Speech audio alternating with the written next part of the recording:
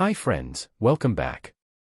You know that feeling when you finish a great novel and just wish someone could read the next part to you? That's exactly why we're here. We already have over 100 novels ready as audiobooks, and if you want your favorite fanfic, or even the next part of a story we've uploaded, I can make it for you. All you need to do is join my Patreon membership. The link is waiting for you in the description. Chapter 51, A New Element, A New Era. As her body grew hotter and weaker, Pepper bit the tip of her tongue and suddenly pushed Etheris away. Without looking back, she flung open the office door and rushed out. Etheris watched her graceful silhouette disappear down the hall, a faint, bitter smile tugging at the corner of his lips. Pepper had a strong will. She wasn't one of those women who threw themselves at him at the slightest gesture. Winning her heart would take time, but he liked that challenge. That was too close. I nearly lost control, Pepper muttered as she rinsed her flushed, burning cheeks with cold water. She felt like someone could fry an egg on her face. So embarrassing. She whispered to her reflection, recalling the steamy moment that had nearly spiraled out of control. Then, she opened her purse, pulled out a clean pair of underwear, and stepped into the private bathroom connected to her office. When she emerged, she felt much more at ease. That uncomfortable dampness from earlier was finally gone. Boss, Hans Industries has sent over an invitation. They're unveiling their new mech lineup. Most major political figures, military officials, and leading defense companies in the US will be attending. You.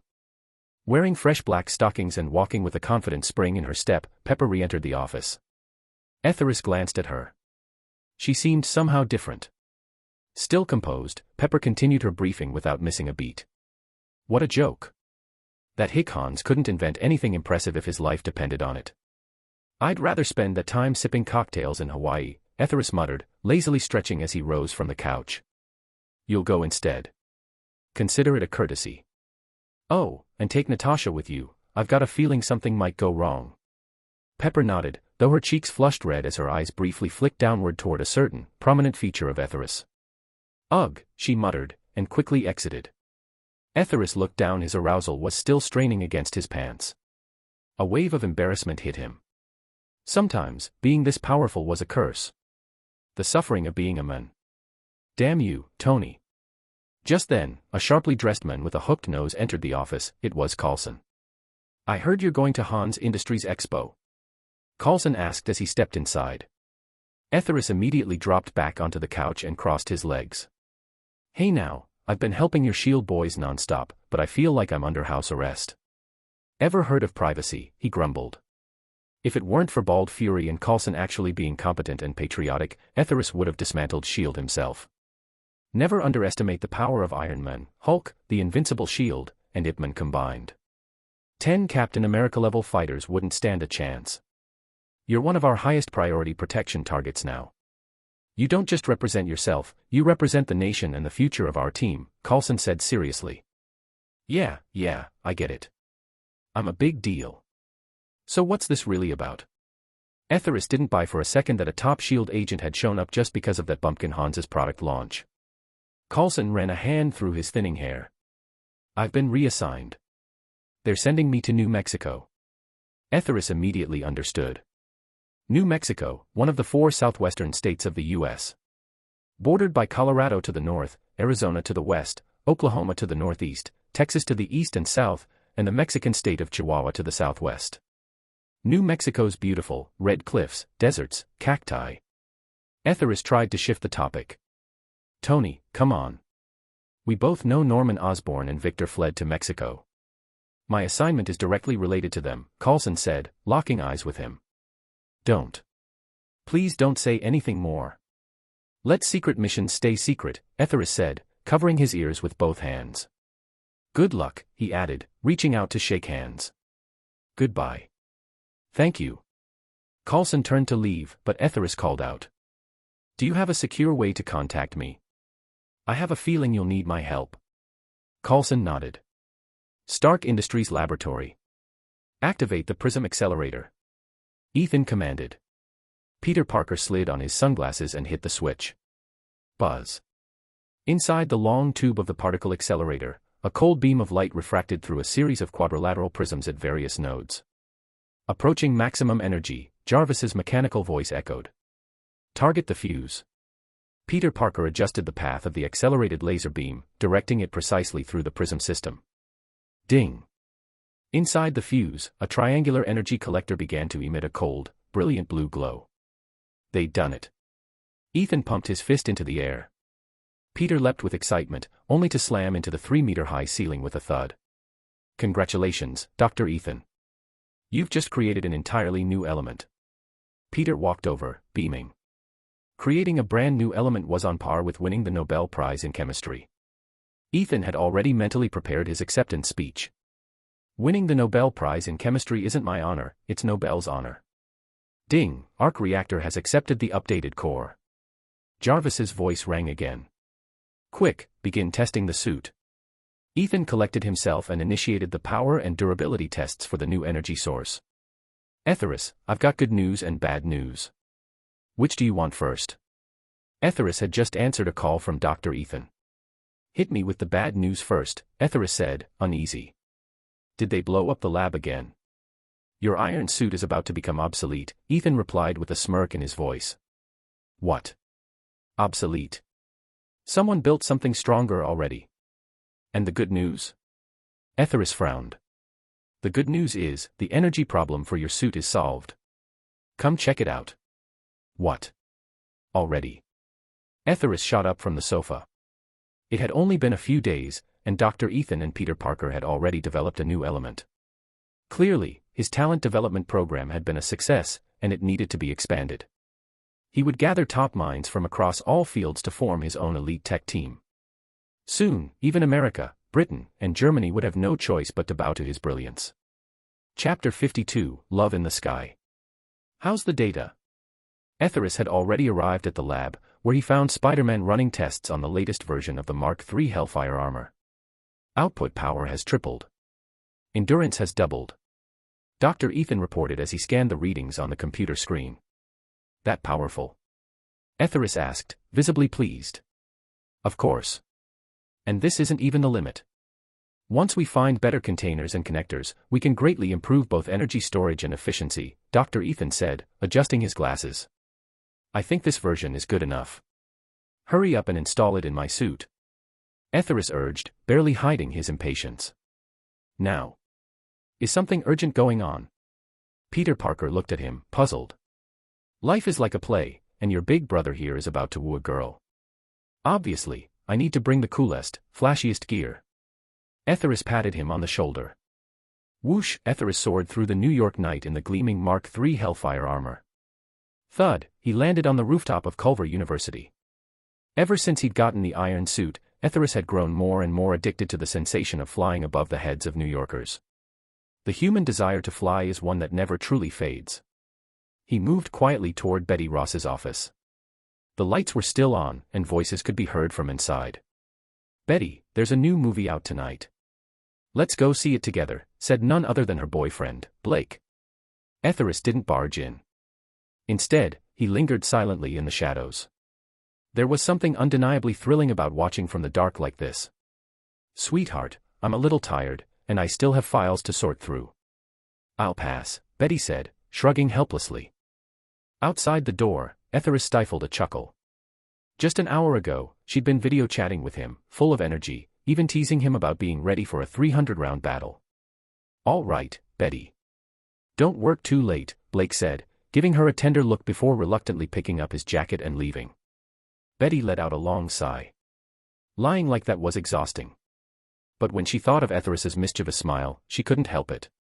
Could she really be a bad woman? But didn't Avril once say, sure, I smoke, drink, party, club hop, get tattoos, have abortions, and cheat, but I know I'm a good girl. Compared to her, Betty figured she was practically the model of modern virtue. Sweetheart, where are you? She texted Etheris the moment Blake's footsteps had faded. Take a guess. Get it right, and you'll earn a reward, he replied from just outside the door. The office. Wrong. You owe me a kiss. At home. Wrong again. That's two. A nightclub. Wrong. And how dare you guess that penalty doubled? Before she could respond, everything went black. A pair of hands gently covered her eyes from behind. In the stillness of the night, Betty panicked for a second, thinking she was being attacked. She was just about to scream, when a familiar voice whispered softly in her ear, "Baby, it's me. Etheris." She immediately relaxed. Her tension melted away as she grabbed his hands and pressed them against her heart. Turning around, she saw Etheris's handsome, charming face smiling back at her. "You're awful. You scared me on purpose," she pouted, lips adorably pursed. He reached out, gently holding her small, delicate hands, so soft and warm. Her bright eyes and pearly smile were right there in front of him, lighting up her face like a flower in bloom. Etheris buried his face in the curve of her neck. The scent of jasmine perfume and her own natural fragrance filled his senses, intoxicating and sweet. "My bad. I accept whatever punishment you give me," he said, wrapping his arms around her waist. With a gentle lift, he pulled her onto his lap. "Your punishment is that you're not allowed to touch me," Betty said with a teasing grin. "Injustice. I didn't touch you, you're the one pressing against me, you little minx." Etheris lifted his hands in mock protest. "Humph, silver tongue," she huffed, rolling her eyes. "You still don't know how smooth my tongue is," Etheris said, his eyes trailing down to her soft, tempting lips. "Your place or mine? What is going on in that head of yours? That's the first thing you say to me." "Can't we just talk for a while?" she scolded, pretending to be annoyed. "I meant I have a home theater. I wanted to invite a beautiful lady to watch a romantic movie with me. Is that such a crime?" he said, eyes wide with faux innocence. "Humph. You're always teasing me." At this moment, Betty Ross no longer resembled the composed university professor. She was lost in love, giggling like a schoolgirl. "Betty, looks like the wind's picking up outside. Put on your coat," Etheris said, grabbing the jacket she had draped over her chair and helping her into it. "Huh? Aren't we taking a car?" "Why the coat?" she asked, puzzled. Etheris led her to the rooftop of the university building and pointed toward a sleek suitcase placed near the edge. "I didn't bring a car. I brought this. The iron suit." Betty gasped, rushing over to stroke the sleek casing with awe and affection, like it was her favorite toy. "Wanna fly over New York City?" Etheris asked, locking eyes with her. "Woo-ah." With a squeal of joy, she was swept into the air in Etheris's arms as they soared through the night sky. "Paul, activate the shield." Instantly, an invisible barrier formed around them. Though the wind roared all around, Betty, tucked in Etheris's embrace, felt not even a breeze. This was a custom feature Etheris had asked Dr. Ethan to install. The suit could fly at speeds up to Mach 6 and would only get faster. Without protection, a person flying at that speed would suffer burst eardrums and frostbite within seconds. "So this is what flying feels like," Betty whispered, eyes wide with wonder. The glittering lights of New York stretched beneath them. The towers and skyscrapers shrank into twinkling specks. A surge of awe welled up in her chest. As fleeting as a mayfly in the vast world. As small as a single drop in the ocean. She held Etheris tightly and whispered softly. "Tony, I really like you." Mid-flight, suspended in the air above New York, Etheris froze for a second. He hadn't expected her first confession to happen here, high above the world, surrounded by stars and silence. End of chapter. Chapter 53, The Stray Dog Bares Its Fangs. "Oh. Didn't you say you were exhausted tonight and needed to sleep early? Why are you out running now? Where are you heading? Want me to pick you up?" Blake asked, puzzled. His girlfriend was acting oddly tonight. No, I'm almost done, Betty, Don't talk to me, I'm hanging up, Etheris poured a bottle of vintage red wine, aged over 20 years and brimming with rich aroma, all over Betty Ross. At that same moment, Betty dropped her phone, and no matter how many times Blake called out to her, she didn't respond. Sweat from her run had smeared across the phone screen.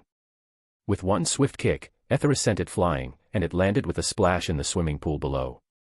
Betty Ross, breathless from the sprint, had no strength left to fight back. She could only let Etheris do as he pleased.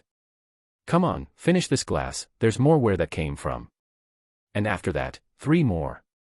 Meanwhile, deep within the hidden Hans Industries base, Hans stormed toward Ivan's lab, 2 burly bodyguards flanking him. Ding. Despite the aggressive entrance, Ivan didn't even look up. "There you are, you bastard," Hans spat, voice trembling with rage. Earlier that day, Hans had been golfing with a high-ranking military official and had wanted Ivan to demonstrate the autonomous iron armor. Ivan, however, refused. He claimed he only designed weapons for killing, not for show. That refusal humiliated Hans. Not only had he been embarrassed in front of the military, but his pride had been thoroughly stomped on. A scruffy, ragged Russian who knew a little physics and chemistry suddenly believed he was a god, completely disregarding a business magnate like him. Unforgivable. You've grown attached to that bird, haven't you? Hans stood over Ivan, thinking he'd already shown enough humility. Surely, this backwater genius should show some gratitude. But instead, Ivan treated him like thin air. Hans snatched the white feathered parrot. You love this thing, don't you? Ivan's lips twitched slightly. He couldn't guess what this smug man in glasses was up to. Take the bird away. Hans had initially wanted to wring its neck himself, but decided it wasn't worth dirtying his hands. Cock, the white parrot screeched as one of the bodyguards seized it and stuffed it into a sack. Take his pillows too. And his shoes, take everything. Hans barked. How does it feel having your stuff taken away? Feels terrible, doesn't it? Good, because that's how I've been feeling too. Hans practically roared the last line. Ivan's repeated defiance had drained what little patience he had left. We had a deal. I saved your life, gave you food and shelter, even let you play with your bird.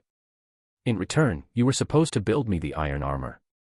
That was the agreement, and you haven't delivered. A man without integrity has no place in the world. That's a truth we hold sacred. Hans paced the lab like a fool trying to regain his dignity. I don't know if you're a genius or just a con artist. I don't even know what you are. Ivan leaned back against the wall, his face expressionless. He looked like a dead man unbothered by boiling water. It's not time yet. Screw you. I don't speak Russian, you damn commie. Not that it mattered anymore. The energy problem had been solved. Hans no longer needed to tolerate this bony freak. The top engineers at Hans Industries had deciphered the arc reactor design Obadiah had left behind. They had succeeded in replicating the miniature energy core used by Iron Man. Hans Industries was on the verge of surpassing even the UK and the US, poised to become the world's top arms manufacturer, leaving Stark Industries choking in their dust. Everyone who had ever looked down on him would soon bow before him. Tonight, he would return in triumph as a king. I'm heading to the expo. Might even pick up a hot girl while I'm at it, Hans sneered, pointing at Ivan. You too, watch him closely. Once the expo's over, I'll deal with him myself. I'll make him wish he were dead. With that, Hans kicked open the door and strutted out, high on his own delusions of glory. No more begging, no more humiliation. It felt good. Toothpick Boy eyed the two guards on either side of him like they were piles of trash and sneered inwardly. Did Hans actually believe these two slabs of meat could contain him, Ivan? His lip curled in contempt. He shook his head. Hey, old man, what are you smirking at? One of the guards snapped. Both were ex-Marines, trained to take on 5 opponents at once. This white-haired guy who looked over 40. One finger would be enough to flatten him. Young men, don't get cocky. Arrogance won't get you far. Stop speaking nonsense, the guard snapped again. Ah. Chapter 54, Twin Dragons Playing with a Pearl. Twin Dragons Playing with a Pearl. Toothpickman thrust his index and middle fingers forward with sudden force. With a soft pop, the burly bodyguard's eyeballs burst. Don't get cocky, kid. It's meaningless, Toothpickman muttered as he let go of the men. The guard collapsed to the floor, clutching his face in agony. Their screams rang through the room. Annoyed by the noise, Toothpickman grabbed a chair and smashed it down on each of their heads. The room went silent. He grabbed a plastic cord, looped it around both their necks, and yanked it with brutal strength. Crack! The bones in their throats snapped. The two men twitched a few times before going limp, their bodies dangling like sausages drying in the wind. Toothpickman spat out his toothpick, picked up a chunky cell phone, and dialed Tony's number. Hey, Tony. Guess who? Perfect timing. Old Wolf's treating us to chicken. So what if you're calling and I didn't pick up? Beating me won't change a thing. Tony, drenched in sweat, lay sprawled on the bed. Meanwhile, Betty Ross had stepped into the fully transparent shower to wash off. He's on the Oracle network. Tracking. U.S. East Coast. Tri-state area, Manhattan and nearby districts. Tony stalled for time. Ah, very eloquent. My deepest apologies. Now wash your ass and wait for me to wreck you, beep beep beep. Ivan hung up. Trace failed. Tony slammed his fist into the wall. A visible crack snaked across the surface. Damn it. A dark sense of dread crept into his chest. Pepper and Natasha were attending Hans Industries' new product launch tonight. Paul, prep my iron hellfire armor. Whoosh. A burst of flame rocketed into the night sky. Pepper and Natasha climbed the steps in sleek, form-fitting black dresses. Their curves were perfectly accentuated by the snug fabric, and every step exuded elegance. Their long, slender legs and graceful movements caught every man's eye. One bald tycoon nearly stumbled forward, hypnotized by their swaying hips. Wow. As soon as they took their seats, a massive screen bearing the Hans Industries logo lit up. Thunderous applause erupted, the product launch had officially begun. Blues music blared as Hans made his grand entrance, clad in a crisp suit, tapping his feet to a choreographed rhythm. Pepper and Natasha exchanged glances, bewildered by whatever act Hans thought he was pulling. Thanks for coming. Hans spun dramatically, threw in an Elvis-style shuffle, and ended with a classic Michael Jackson fingergun pose. Are you okay? Hans shouted to the audience. Silence. It was the kind of silence that falls when leaves scatter on an empty street. But Hans didn't flinch. As long as he wasn't embarrassed, no one could make him feel it. Ladies and gentlemen, for decades, our nation's soldiers have put their lives on the line. Then Iron Man arrived, and we believed the era of casualties was over.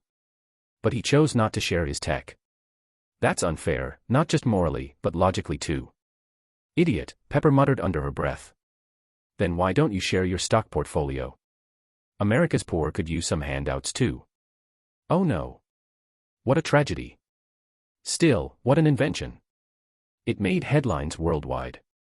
But today, those same headlines aren't enough. They'll need gold leaf to print tomorrow's story. Friends. I now unveil the future of American warfare, Hans Iron Soldiers, he roared, as patriotic marching music thundered through the auditorium. Hundreds of iron soldiers began to rise from the stage. Dun dun dun dun. Behold the army Iron Soldiers. Look at that energy. Dressed head to toe in camo, standing steady like mountains. Hans was high on the rush, basking in the spotlight. For a moment, he felt like a god. Next, the Navy Iron Soldiers. Dragons from the deep, graceful and fierce. And finally, the Air Force and Marine Iron Soldiers, here to defend the skies and shores. Bravo. Bravo. All the applause came from extras hired by Hans Industries, $40 and a boxed lunch for the day. The camera zoomed in on a man in the crowd crying. Oscar-worthy. Hans made a mental note to tip him $100. I'm proud to introduce the fully integrated threat response combat armor, our latest innovation. With these Iron Soldiers, battles can be won with just a push of a button. Ah, what's that? Hans squinted into the distance. A black silhouette was streaking across the sky, blazing like a meteor. End of chapter. Chapter 55, Iron Man Reign. It's Iron Man. All at once, hundreds of Iron Legion suits stationed around the venue activated, their weapons locking onto Etheris as he landed on stage. This is bad, Etheris muttered, scanning the tidal wave of metal closing in. That guy Ivan, teaming up with that clown Hans, had really kicked the hornet's nest. Sure, Etheris still remembered major villains like Thanos, Dormammu, and the Chitauri, but the minor characters from Earth. Those details had long since faded from memory. After all, he'd watched those movies years ago. Who could possibly recall every detail? Take Betty Ross, for instance, gorgeous, no doubt, but when he watched The Incredible Hulk, she barely left a mark. It's like watching Ultraman. You remember Daigo and Gaia, but can you name anyone from the Victory team? Let's be honest, probably not. Originally, Colonel Rhodes was supposed to be here, but without access to the War Machine armor, he was nowhere to be seen. That left Etheris standing alone in front of a hostile army. Iron Man. The reporters, already thrilled by the rows of armored suits, went wild.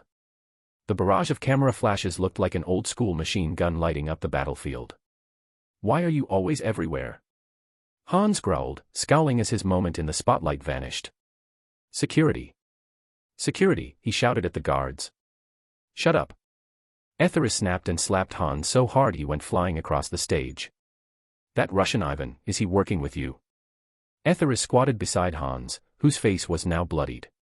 Humph. You think you're the only one with powerful tech? Hans sneered. Technology belongs to the world. You don't get to monopolize it.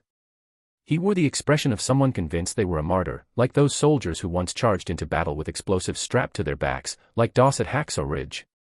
I'm asking you one last time. Where is Ivan? Etheris raised his palm, where an energy beam was already crackling and building. He's in New York. Hans gave up Ivan's location without hesitation. Clack clack clack. A mechanical rhythm echoed through the air. The suits on display whirred to life, their formidable presence now fully unleashed. Hans froze. How the hell are these suits so advanced? They're even activating auto-defense mode just because I got hit. This is bad. Etheris spotted a small missile streaking straight at him. Warning, warning. You have been weapon-locked. Evacuate immediately. Paul's voice rang in his ear as alarms flashed across his visor. Etheris didn't wait. He snatched Hans with one hand and dodged the missile just in time. The explosion left a massive crater in the stage. Hans trembled uncontrollably. He wanted to run, but Etheris still held him aloft. With nothing to push against, he dangled helplessly while the Iron Legion began firing a full barrage at him. Meanwhile, Slim sat in the control room of Hans Industries, fingers flying across the keyboard as he executed commands to the Iron Soldiers. Tony, there are too many civilians. Can you draw them away? Natasha yelled, standing atop a chair for a better view. From that elevated position, Etheris could see her eyes flashing like twin headlights in the dark. Got it, he replied. The energy thrusters under his feet flared, lifting him into the sky. Bullets chased after him, shattering the convention center's glass ceiling. Shards of glass rained down like a storm. A heavy-set man who failed to dodge was impaled by a jagged shard, literally turning into a glassman. Pepper screamed in panic. She had no idea where to run. The crowd was in chaos, and thanks to Hans's obsession with dramatic lighting, every spotlight was focused on the stage, leaving the rest of the audience in darkness. It felt like being inside a movie theater after the film starts, but before the house lights go down, pure confusion. In the shadows, people ran like headless chickens. Stampedes erupted in waves. This so-called elite audience, government officials, military brass, financiers, and socialites, ditched their high status in an instant. What emerged instead was raw, desperate survival instinct. A well-dressed man next to Pepper shoved her to the floor in an attempt to escape. Using her as a springboard, he tried to trample her on his way out. Crack! A sickening snap echoed through the air. The man howled and collapsed, clutching his leg. Natasha had kicked him square in the shin with her heel, shattering his tibia. Her mission was to protect Pepper. Everyone else. Not her concern. Stay put. The firefight shouldn't reach the seating area, she said after a quick assessment. All the firepower was concentrated on Tony, in his Mark III Hellfire armor, so she felt a little more at ease. Suddenly, she spotted Hans. He was crawling away backstage, trying to escape unnoticed. There's our guy. Let's move. She grabbed Pepper's hand and took off after him. Back in the control room, Slim finished inputting his code and hit enter. Deploy. Over 100 Iron Soldiers rose from the ground like arrows released from a bow, thrusters igniting as they surged toward Etheris. With full thrust engaged, Etheris shot between the towering buildings around Hans Industries. Behind him, over 100 Iron Soldiers gave chase. The storm of artillery fire came thick and fast, ammunition was no object. But Etheris dodged them all with precise, elegant maneuvers. Rat-a-tat-tat. Bullets tore through the buildings, causing explosions and showers of sparks. Shattered glass flew in every direction. Inside, curious New Yorkers who had crowded near the windows now scrambled for their lives. One executive, mid-sip of his Caymandino while admiring the aerial fireworks, was torn in half by a 7.62 mm round. Back at the convention center, the land-based and amphibious Iron Soldiers, those unable to fly, stormed out on foot. These steel behemoths didn't care about rank, medals, or net worth. To them, there was only one target, Iron Man. Ah, my leg, a military rep screamed as he was caught in the stampede. One Iron Soldier crushed his left leg under its 3-ton weight, reducing it to splinters. His cries were short-lived. More Iron Soldiers stormed past, trampling his chest, arms, and skull. In moments, all that remained was a grotesque smear of blood and bone. What the hell is going on? Hans burst into the backstage control room, shouting at the operators. The software's been altered. End of chapter. Chapter 56, Iron Rain, No Turning Back. What do you mean, modified? I don't care how, just shut those damn iron soldiers down. Hans was covered in dust, his face streaked with blood, soaking the front of his shirt. It's him. He's the one controlling the iron soldiers, the operator suddenly blurted out, as if struck by a memory. A sinister grin, the kind that belonged to Slim, flashed in his mind. Impossible. That's absolutely impossible. Hans snapped. Call security. The operator scrambled to the phone, but all he got was a busy signal. The lines are down. Then call their cell phones. Not working either. We're locked out of the mainframe. Who did this? Hans was now losing it. Don't just stand there like statues, I'm paying you people a fortune. Let us handle it, said Natasha and Pepper as they stepped forward. Under normal circumstances, Hans might have asked for their numbers without shame. But this was no ordinary moment. His business was on the verge of collapse, he had no energy to flirt. Waving them off impatiently, he snapped, "Don't bother me. Just leave. I'll handle this myself." Oh really? Pepper raised an eyebrow, eyeing the chaos-stricken staff around him. Of course. This is my company. None of this would have happened if Iron Man hadn't shown up. Do me a favor, take your assistant and get out. Hans shouted. Then to the operator, he barked, "Get these two women out of here." Natasha's eyes narrowed. In a flash, she lunged forward and slammed Hans against the control panel, twisting his arm with crushing force. Hans screamed, his arm felt like it might break. One staff member rushed over to help, but crumpled to the ground in pain, groaning as he clutched himself. Black Widow's infamous low blow had landed true, without even turning, she struck with chilling precision. The remaining men instinctively backed away. Natasha leaned in close to Hans, her voice low and dangerous. "Tell me, who's behind this?" "Ivan. Ivan." Hans gasped, pale and trembling. His bones felt like they were splintering. "Where is he?" Natasha tightened her grip. "He's at my company." Natasha let go instantly, and Hans collapsed against the console. Pepper pulled out her phone. "Get me NYPD headquarters, command center." Before she could finish, Hans's eyes went wide with panic. He lunged forward. "No, no, no. Don't call the police. If the authorities got involved, everything would fall apart for him." He hesitated, just the thought of crossing Iron Man was enough to freeze his blood. "Step aside. Tell me everything," Pepper demanded. Okay. It's my fault," Hans admitted, throwing up his hands. "I trusted that damn Russian. Thought his tech would make me rich. I didn't know he'd reprogram the robots. I want to skin him alive myself." Outside the expo center, chaos reigned. The rogue iron soldiers were firing missiles into the night sky like celebratory fireworks, except these explosions were all too real. The watching crowds were frozen in horrified awe. Having gotten the answers they needed, Natasha and Pepper hurried outside, where Happy was pacing anxiously. He'd seen Etheris descend on the convention center and knew something was wrong, but the building had gone into lockdown. Then came the explosions, and people poured out in waves of panic. With his solid frame, Happy had no hope of pushing through. "Drive me to Hans Industries," Natasha ordered sharply. "I'm not leaving Pepper. I'm staying to protect her," Happy protested. "So you want me to drive?" she asked coldly. "Ugh, fine. I'll drive." Happy sighed, shaking his head. On her first day, this woman had already beaten him black and blue. He hadn't lasted a single round. Meanwhile, Etheris circled above the chaos with dozens of iron soldiers in pursuit. His original plan was to drain their energy using his upgraded power core, but they showed no signs of weakening. Ivan had actually improved the arc reactor. Impressive. It still couldn't compete with Etheris's new element, but it was a massive step up from previous designs. "I need a new strategy. Paul, get away from the convention center now." With a sharp dive, Etheris soared toward the outskirts of the city. In the back seat, Natasha began changing clothes.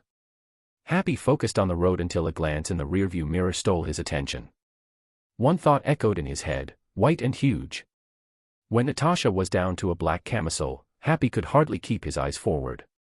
Just then, a dump truck veered into their lane, its headlights blinding. Happy snapped out of his trance and swerved hard, barely avoiding disaster. Eyes on the road. Natasha scolded, clearly irritated. She then unclasped her camisole, freeing her chest completely. From a small bag, she pulled out a nearly transparent bodysuit. Delicate as spider silk, it clung to her as she slipped it on. Her slender fingers moved smoothly down her legs, over firm thighs, across her abdomen, and with one fluid motion, she packed her explosive figure neatly into the form-fitting suit. Wearing this without anything underneath always feels wrong, she muttered. Despite her many combat missions, she still found the SHIELD-issued suit slightly unsettling. That bald pervert, who designed something like this? A cosplay addict. Thanks to Happy's quick driving, they soon reached Hans Industries. Hey! You need an access pass, a guard barked. Before he could finish, Natasha silenced him with a flying kick. Another guard charged but was met head-on by Happy. Humph. You're mine. With that, Happy delivered a punch to the man's jaw. The two of them grappled like brawlers in a street fight, neither willing to let the other go. End of chapter. Chapter 57, System Breach. Natasha took down a burly guard head-on with a clean slide tackle, then charged straight for the upper floors of the Hans group without looking back. A police baton came swinging for her neck. She rolled forward to dodge, then flipped up and delivered a perfectly timed scorpion kick to the attacker's groin. His eyes bulged, and a strangled grunt escaped him before he collapsed in agony. She'd already dropped 3 men and was just catching her breath when 5 more goons rounded the corner, armed with electric batons. Without hesitation, Natasha snatched up the baton from the men she'd just knocked out and swung it at the face of the first thug charging toward her. Smack! A loud crack rang out. The man's nose broke under the blow, and he stumbled backward several meters, completely incapacitated. The others froze for a split second, stunned by the ruthlessness of this woman in a skin-tight combat suit. Then, shouting fiercely, they lunged toward her. Natasha met them head-on. Her baton slammed into one attacker's wrist. Crack! The wrist snapped. Natasha yanked the electric baton from his hand, flipped it around, and jammed it hard into the center of his lower back. With a savage kick, she drove the 30-centimeter baton deeper into his body. The men convulsed violently, letting out a blood-curdling scream before crashing to the floor with a sickening thud. The 3 remaining men hesitated, their steps faltering. The brutality was simply beyond belief. Her style was vicious, far beyond anything they'd encountered. But these weren't ordinary security guards. They were ex-special forces, forged in battle. Despite the fear tightening their guts, they pressed forward. Natasha showed no mercy. She rammed the baton into one of their throats. Crack! His windpipe shattered. He dropped, clutching at his neck and gasping. Only 2 left. Natasha planted her foot, then launched herself into the air. Her knee slammed into one man's jaw, sending blood spraying. His jawbone shattered, and he passed out instantly. Still want to keep going? She asked coldly, twirling the baton in her hand as she stared at the last man. No. No. Stay away from me, the man shrieked. Eyes darting from Natasha to the baton in his own hand, he flipped the switch, then jabbed it into his own neck. Bzzzzzt. Electricity crackled violently. He convulsed, foaming at the mouth, before dropping like a puppet with cut strings. A smart decision, Natasha muttered, stepping over him. The intense combat had loosened the zipper of her suit slightly at the chest, but the high-grade material still hugged her form with precision. Meanwhile, Happy had just finished wrestling down a guard of his own. Using his size advantage and a last-ditch ear bite, he secured a narrow victory though blood now trickled from his nose. Thinking he looked like a total badass, Happy turned around eagerly, hoping for a look of admiration from Natasha. Instead, he found a hallway full of groaning guards and no sign of her. Panic surged through him. He sprinted after her, terrified that the knockout woman might have taken even the slightest hit. In the control room, Slim sat watching the monitors, dumbfounded. A curvy, wavy-haired woman in a combat suit had just decimated 5 men like it was nothing. Against someone like that, he wouldn't last 10 seconds. But this was no time for awe. This was the moment to eliminate Iron Man. Miss it now, and there might never be another chance. Slim dropped his half-raised rear back into the seat. His filthy hands clacked furiously across the keyboard. As the computer executed his command, 20 more Iron Soldiers launched into the sky, joining the assault on Iron Man. Bang! Natasha kicked open the control room door, only to find it empty. The only figures inside were the 2 bodyguards assigned to Ivan, now hanging from the ceiling, bound in electrical wires. "He's gone," she said sharply. She rushed to the computer and began typing at lightning speed. Her slender fingers danced across the mechanical keyboard, their speed dazzling even Happy. "What are you doing?" Eyes locked on the screen, her fingers didn't stop. "I'm rebooting the Iron Soldiers." Ding ding ding. One by one, the red warning icons on the monitor flicked back to normal. Natasha exhaled. Reboot complete. At that moment, Etherius was darting left and right in midair. With the agility of the Mark III Hellfire armor, he'd already taken down over 10 Iron Soldiers. But more kept pouring in, burying him in relentless attacks. Even a tiger can be worn down by a pack of wolves. "Sir, incoming call from Miss Potts," Paul's mechanical voice chimed. "Answer it." "Tony, I've located the Iron Soldier control system, but I'm locked out by a firewall."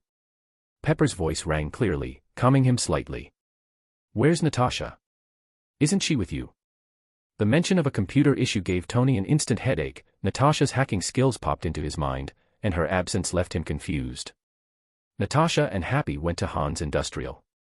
"I'm here with Mr. Hans." Pepper glanced at Hans, who stood frozen, looking like a man whose world had collapsed. Suddenly, Hans seemed to have a revelation. "Try Russian." "Use Russian." The operator typed in a string of Russian commands. Yada. It worked.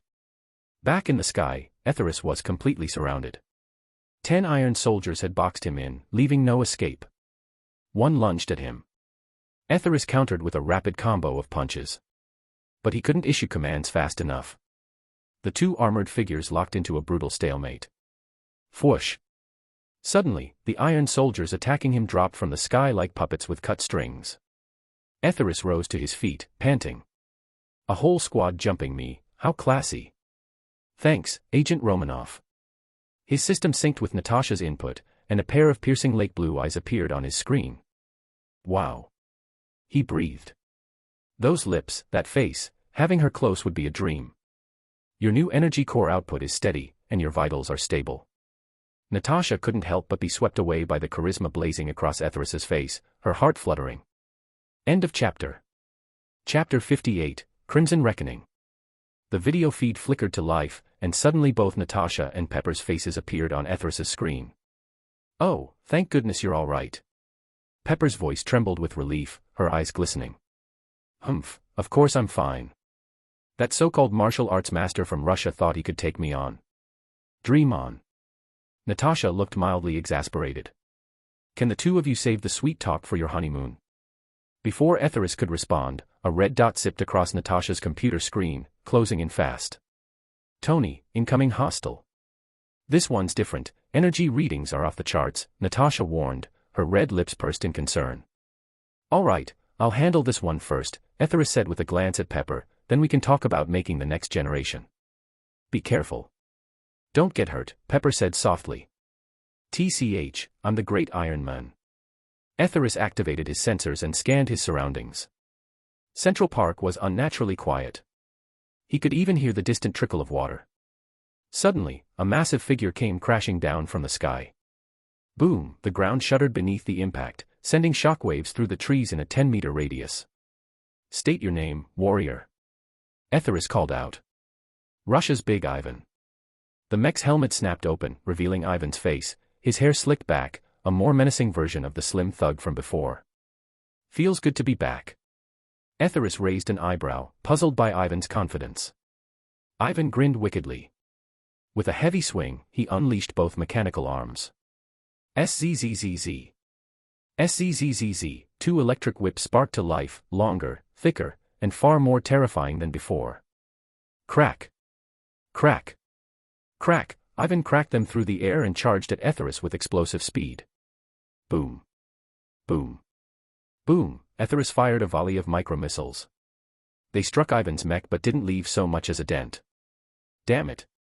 Etherius cursed, launching himself into the air to gain distance. But Ivan's whip shot out, wrapping tightly around Etheris's leg and slamming him into the ground. "You've really pissed me off now." Etheris grunted, struggling to his feet. "Heh. So what if you're angry?" Ivan sneered. "You think it's okay for the powerful to wreak havoc, but not for the rest of us to resist. You've crushed so many, Tony. Today, I crush you." With a guttural roar, Ivan raised both whips and charged. "Tony. Your life is mine." Etheris's expression hardened. He exhaled slowly. "Goodbye, Big Ivan." In the next instant, his armor unleashed a barrage of crimson laser beams. Ka-ka-ka, a storm of red light shredded Ivan's mech, splitting it into pieces. Ivan himself was cleaved cleanly into thirds. Blood sprayed as Ivan collapsed, eyes locked on the sky, filled with unwillingness. In that final moment, he thought of home, Russia's vast, cold landscapes. Etheris felt a flicker of pity. But for enemies bent on killing him, he had one rule. Kill. "Sir, you're under arrest." Several New York police officers stormed onto the scene. "What? Me? I was helping." Hans exclaimed in shock, staring at Pepper. "I thought we were allies." "You're just trying to wipe out your rivals." "Move it," an officer barked, slapping handcuffs on him and shoving him along. Hans turned back and muttered to Pepper, "Think this is over? You've only just made things worse. Believe me, we'll meet again soon." Pepper watched him disappear, a growing sense of unease curling in her chest. His words felt all too real. Just then, Etheris's voice came through. "Pepper. What is it, Tony?" Her voice trembled slightly. "It's nothing. Just a range," he trailed off, staring at the red blinking lights now flashing on the chests of the iron soldiers. "Get away from them now." Natasha's voice rang out, urgent. "What's going on?" he demanded. "They're rigged to self-destruct. There's a kill switch embedded." Etheris's eyes widened. He launched himself into the air, flying toward Pepper at full speed. Meanwhile, outside the convention center, Pepper remained on the phone, unaware. At her feet, one of the iron soldiers lay motionless, its chest blinking red. "Faster. Go even faster." Etheris barked, adrenaline spiking. "Sir, we are already at maximum velocity," Paul responded coldly. "Divert all available energy to the thrusters. Warning, overload may cause thruster failure or explosion. Just do it." He didn't care about the risk. He wasn't the same Tony Stark anymore. Even a missile wouldn't stop him now. The red light pulsed faster. Then, he saw her. Pepper. Without hesitation, Etheris dove, scooping her up in his arms.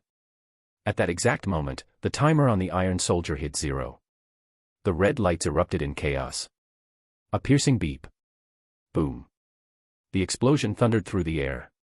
The heatwave sent Etheris and Pepper hurtling backward. It felt like being strapped to the wildest roller coaster on Earth. Etheris flipped and twisted so violently, he nearly vomited. But through it all, he held Pepper close. She screamed uncontrollably. 5 seconds later, Etheris steadied his flight and landed shakily atop a small hill. Thud. He hit the soft ground, armor cracking and sparking. The Hellfire suit sputtered, spent. With effort, he crawled out of it. Pepper sat frozen, dazed. Her body trembled from the violent flight. As she slowly came to her senses, she noticed a strange warmth soaking through her stockings. Looking down, her heart dropped. She had wet herself during the panic. "It's okay now. Everything's fine," Etheris whispered, wrapping his arms around her. The cold mountain wind howled as it swept over them. Pepper buried her face in his chest, unable to meet his eyes. It was utterly humiliating. She had lost control in front of the men she loved most. End of chapter. Chapter 59, A Gentle Night and a Burgeoning Storm. Pepper's hair had been delicately pinned up, secured at the back of her head with a platinum hairpin. Perhaps it was the shockwave from the explosion that had just occurred which disrupted her elegant hairstyle. Etheris reached out and gently removed the pin, letting her golden hair cascade naturally over her shoulders. The breeze whispered past, lifting a few strands and carrying with it a faint, pleasant fragrance. In the distance, the city glowed with a brilliant sea of lights, but here on this quiet hill in the suburbs, everything was utterly still. Etheris plucked a camellia from a nearby bush. "Miss Potts, I sincerely apologize for scaring you." That simple gesture made Pepper chuckle, despite the lingering fear in her heart. Her nerves began to settle. She extended her fair, snow-pale arms to accept the flower, lifted it to her nose, and inhaled gently. The soft floral scent immediately enveloped her senses.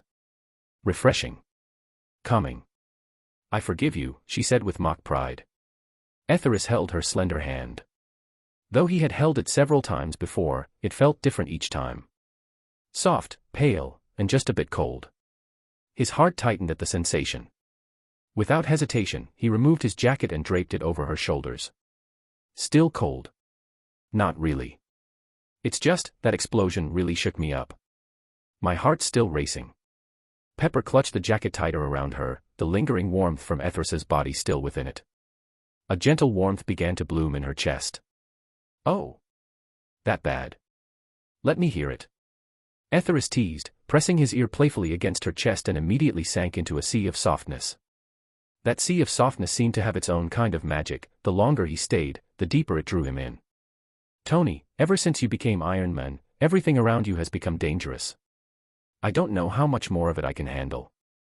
Pepper didn't resist him. She gently cupped his head, allowing his cheek to rest against her. Etheris straightened up, gazing into her reddened eyes. Guilt surged within him. He pulled her into a firm embrace and whispered. I'm sorry. I truly am. Can't you stop doing these dangerous things? There are police, emergency units, why must you put yourself at risk? Do you know how I feel every time you put on that suit? Others may cheer, but for me, it's terrifying. I'm scared you won't come back. Pepper buried herself deeper in his arms, her grip around his back tightening. Sometimes, you don't chase danger. It chases you, Etheris murmured, stepping back slightly to meet her clear blue eyes. His tone was gentle but resolute. Pepper, I love you. I want to protect you. Always. He lowered his head, kissing the delicate curve of her neck, then her cheek, and finally, his lips met hers, soft and tender. When I wear the armor, I face danger. When I take it off, I can't protect you. Later, they returned to the villa in the Mercedes, driven by Happy. Etheris didn't push things further. He didn't want their first time to happen on such a chaotic, emotionally charged night. The woman he loved deserved better. Didn't she? Because her underwear and stockings were soaked, Pepper rushed straight to the bathroom to change the moment they got home. Wearing wet clothes was miserable under any circumstance. Peter. Etheris dialed Spider-Man's number. What's up, Mr. Stark? Peter asked. At that moment, he was standing in front of a convenience store robber, a burly man gripping a double-barreled Remington shotgun, while behind him, the elderly, white-haired cashier trembled in fear. Step aside now, and maybe I'll let you live. Otherwise, I'll send you straight to hell tonight. The burly black man grinned, flashing a set of gleaming white teeth. Truthfully, he didn't want to shoot if he didn't have to. Hang on a sec, I gotta take this call. Spider-Man fumbled through his skin-tight suit and pulled out his phone. Seeing it was from Tony Big Turd, he answered quickly. Hey. Are you even listening to me? Seeing the masked figure in front of him completely ignore his shotgun, the robber grew furious. And when a furious man starts shouting with a gun, things usually don't end well. I can't stand people like you. No skill. Just robbery, Spider-Man muttered and casually fired a web onto the man's face, sealing off his breathing and blinding him. With the phone still in one hand, he shot another web that bound the robber's gun arm, preventing him from pulling the trigger. A few more shots of webbing, and the man was securely tied to the store shelves. He thrashed wildly, but the strong webs held fast, he couldn't move at all. Spider-Man turned to the elderly cashier and said, Call 911. And I'm taking this Coke. He's paying for it. He grabbed a bottle of Coke from the counter and pointed at the bound man. The old woman nodded. But when she turned back, the masked stranger had already vanished. So, what's so urgent this late, Mr. Stark? Spider-Man now sat atop the Empire State Building, enjoying the vast nightscape of New York City. It was his favorite pastime, a feeling like he owned the whole world. Peter, I've got a job for you. I need you to sneak into Hans Industries and retrieve the robot controller Ivan left behind. I need an untouched sample. Etheris stood before his floor-to-ceiling windows, a martini in hand, gazing out at the sea. I'm pretty sure that's illegal, Spider-Man muttered, scratching his head. Peter, do you know what happened tonight at the Hans Tech Expo? I heard some coworkers mention it, but I had stuff to do tonight, so I didn't go. Etheris filled him in on everything that had transpired earlier. What? That actually happened? And no one told me. Peter groaned with regret. He'd missed a high-tech mech showdown, all for a petty robbery. Like picking up a sesame seed and dropping a watermelon. Mr. Stark, take me along next time, okay?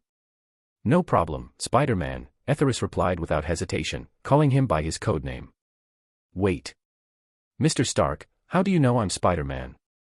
Peter was baffled. As far as he knew, he had never given himself away. Don't worry about how I know. Would I ever hurt you? Etheris gave a slight smile. It was time to start collecting the returns on his earlier investments. After all, he had saved Peter's Uncle Ben, gifted Aunt May a diamond necklace worth tens of thousands of dollars, and even gotten Peter a job with a 5-figure monthly salary. End of chapter. Chapter 60, Interrupted Desires. This debt of gratitude, Peter Parker felt he might never repay it in this lifetime. But it was aimed at the bad guys, after all. Time for Spider-Man to take the stage. Wahoo! Peter Parker let out an exhilarated yell, shot a strand of web, and disappeared into the steel jungle of New York. Back in the apartment, the sound of running water finally died down. Tony, can you bring me some clothes from the bedroom? Came Pepper's soft, teasing voice through the bathroom door. It would be my pleasure. Etheris realized he had never actually stepped inside her room before. He gently pushed the door open. The room wasn't large, but it was impeccably tidy. A faint, pleasant scent lingered in the air, distinctly pepper. Not too strong, just right.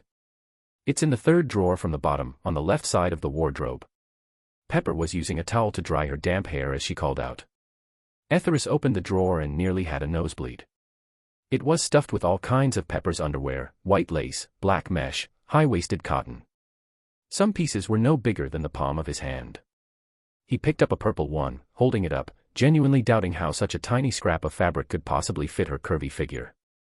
Of course, the drawer also held plain, practical undergarments, which baffled him just as much. What fabric do you prefer, Pepper? He was about to ask, but then a mischievous idea crossed his mind. He chose the most revealing pair, complete with dangling pearl ornaments at the front. The bathroom door opened just a crack. Etheris leaned in, curious, but was instantly met with a sharp glare. Pepper caught sight of what he was holding and blushed furiously. That Tony, so shameless. Of all the choices, he picks the most embarrassing one. Wrapped in a towel, she stepped out, cheeks flushed a bright red. Like a lotus blooming from a clear pond, pure and untouched by artifice. Fresh from the shower, Pepper looked radiant. Etheris couldn't look away. I'm going to bed. You should rest soon too. Noticing his intense gaze, Pepper quickly retreated to her room as if in flight. Once the door closed, her heart was still racing. She sat down on her soft bed, feeling utterly drained. All she wanted now was sleep. Click. The door lock turned. Startled, Pepper pulled her robe tighter and turned toward the door, on edge. I warmed up some milk for you. It'll help you relax, Etheris said as he stepped inside, holding a cup. Thanks. She reached for it, and he caught a glimpse of the towel slipping slightly, revealing a long stretch of creamy skin. She looked slender, but she was delightfully curvy. Are you not leaving? She asked, avoiding his eyes. His gaze was just too intense. She tried to walk him to the door, but Etheris blocked her and pulled her into his arms. Tony, let me go. I wanted to talk to you about the Goldbach conjecture, he said, relishing the softness of the moment. That can wait until tomorrow. That's not ideal. Science demands sacrifice and commitment. This isn't just a small step for us, it's a giant leap for mankind. At this point, Etheris had no intention of backing off. Pepper steadied herself. Perhaps it was time to take the initiative. He eased her down onto the bed in the center of the room. Her robe fluttered. The air grew thick with intimacy. Now that they were alone, undisturbed, and their feelings mutual, it was only natural for her to waver. But Etheris didn't lunge like a wild animal. He simply sat on the edge of the bed, gently stroking her waist. Pepper had been incredibly nervous, but his tender approach calmed her. I think we're moving too fast. I want to save my first time for the day we exchange wedding rings. She blushed but didn't pull away. Instead, trembling slightly, she curled up in his arms. Too fast. One of my classmates' sons is already old enough to buy groceries, Etheris joked. Aren't you going to shower? Pepper asked softly. Maybe she'd already accepted this was going to happen, and if so, she wanted it to be on her own terms. Etheris cheered, stripped down to his underwear, and dashed toward the bathroom. Pepper pulled the blanket over herself and watched the bathroom dreamily as he sang inside. La la la, scrub up and scrub down, rub left and rub right, shake hands again if there's time. Tony's been acting so weird lately, always saying strange things, Pepper murmured, dazed by the cheerful sight of him dancing in the shower. Suddenly, Etheris's phone rang. Musical note: lucky day today, old wolf's buying chicken, didn't call me, call him, what's the point of calling him anyway? Musical note. The quirky ringtone jolted Pepper back to reality. She got up, grabbed his pants, and pulled out his phone. Incoming call, green light, Betty Ross. Who's that? Curious, she answered. Darling, how could you leave me all alone? I just saw the news that I was so worried about you. My heart aches for you, sweetheart, came a sweet, flirtatious voice on the other end. Pepper frowned. She'd never heard this voice before. This scumbag. Just how many women is he hiding from me? Suppressing her rage, she replied in a calm, syrupy tone, sorry, I'm Tony's secretary. May I ask what this is regarding? But inside, her fury was boiling. Tonight was supposed to be her night, and now this woman had to come crashing in and ruin it all. Oh. I'm so sorry. Could you pass the phone to Tony Stark? Betty Ross, lazily lounging under a blanket, suddenly sat up in a panic. The blanket slipped, revealing a figure that could make any man's heart stop. That was the final straw. Pepper stormed to the bathroom and banged on the door. Etheris, confused but cheerful, opened the door with a grin. Couldn't wait for me, huh? Come on, let's bathe like a pair of lovebirds. Mandarin ducks fly in pairs, butterflies flutter by springtime all around, drunk on beauty, quietly. Before he could finish the tune, Pepper shoved the phone into his hand and walked away without a word. What just happened? Premature menopause. Etheris muttered, glancing at the caller ID. Betty Ross. His smile vanished. Damn it, everything had fallen apart at the worst possible time. This night was supposed to win her over. And just when things were perfect, one of his old flames had to crash the party. End of chapter. Chapter 61, an offer he could refuse.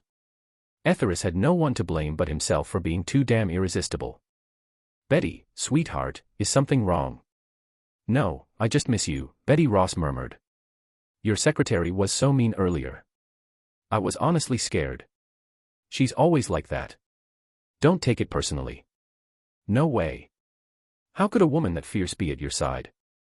Unlike me. I only feel sorry for my gay guy. Etheris gave a dry chuckle. Both women were his. Picking sides wouldn't end well. Yes, you're right. I'm in the shower now, so I'll hang up. Before the ever-clingy Betty could respond, he quickly ended the call. Playtime aside, there was a stunning woman waiting just outside for him. Who had time to talk about feelings? After a quick rinse, Etheris hurried out of the bathroom, only to find the room completely empty. What? He muttered. I already took off my pants and this is what I get. Pepper, he called, stepping out into the living room. But it too was deserted. Strange. Just a moment ago, everything had been fine. Where had she gone? The roar of a sports car echoed from below. He rushed to the window just in time to see a red blur disappearing down the street. Nick Fury stood nearby, bewildered by Etheris's sudden reaction. He motioned to Black Widow. He hadn't meant for things to spiral like this, just to knock Etheris down a peg, not drive him away. Natasha got the signal and ran after him. Tony! Tony, she shouted, grabbing him by the arm. Damn it.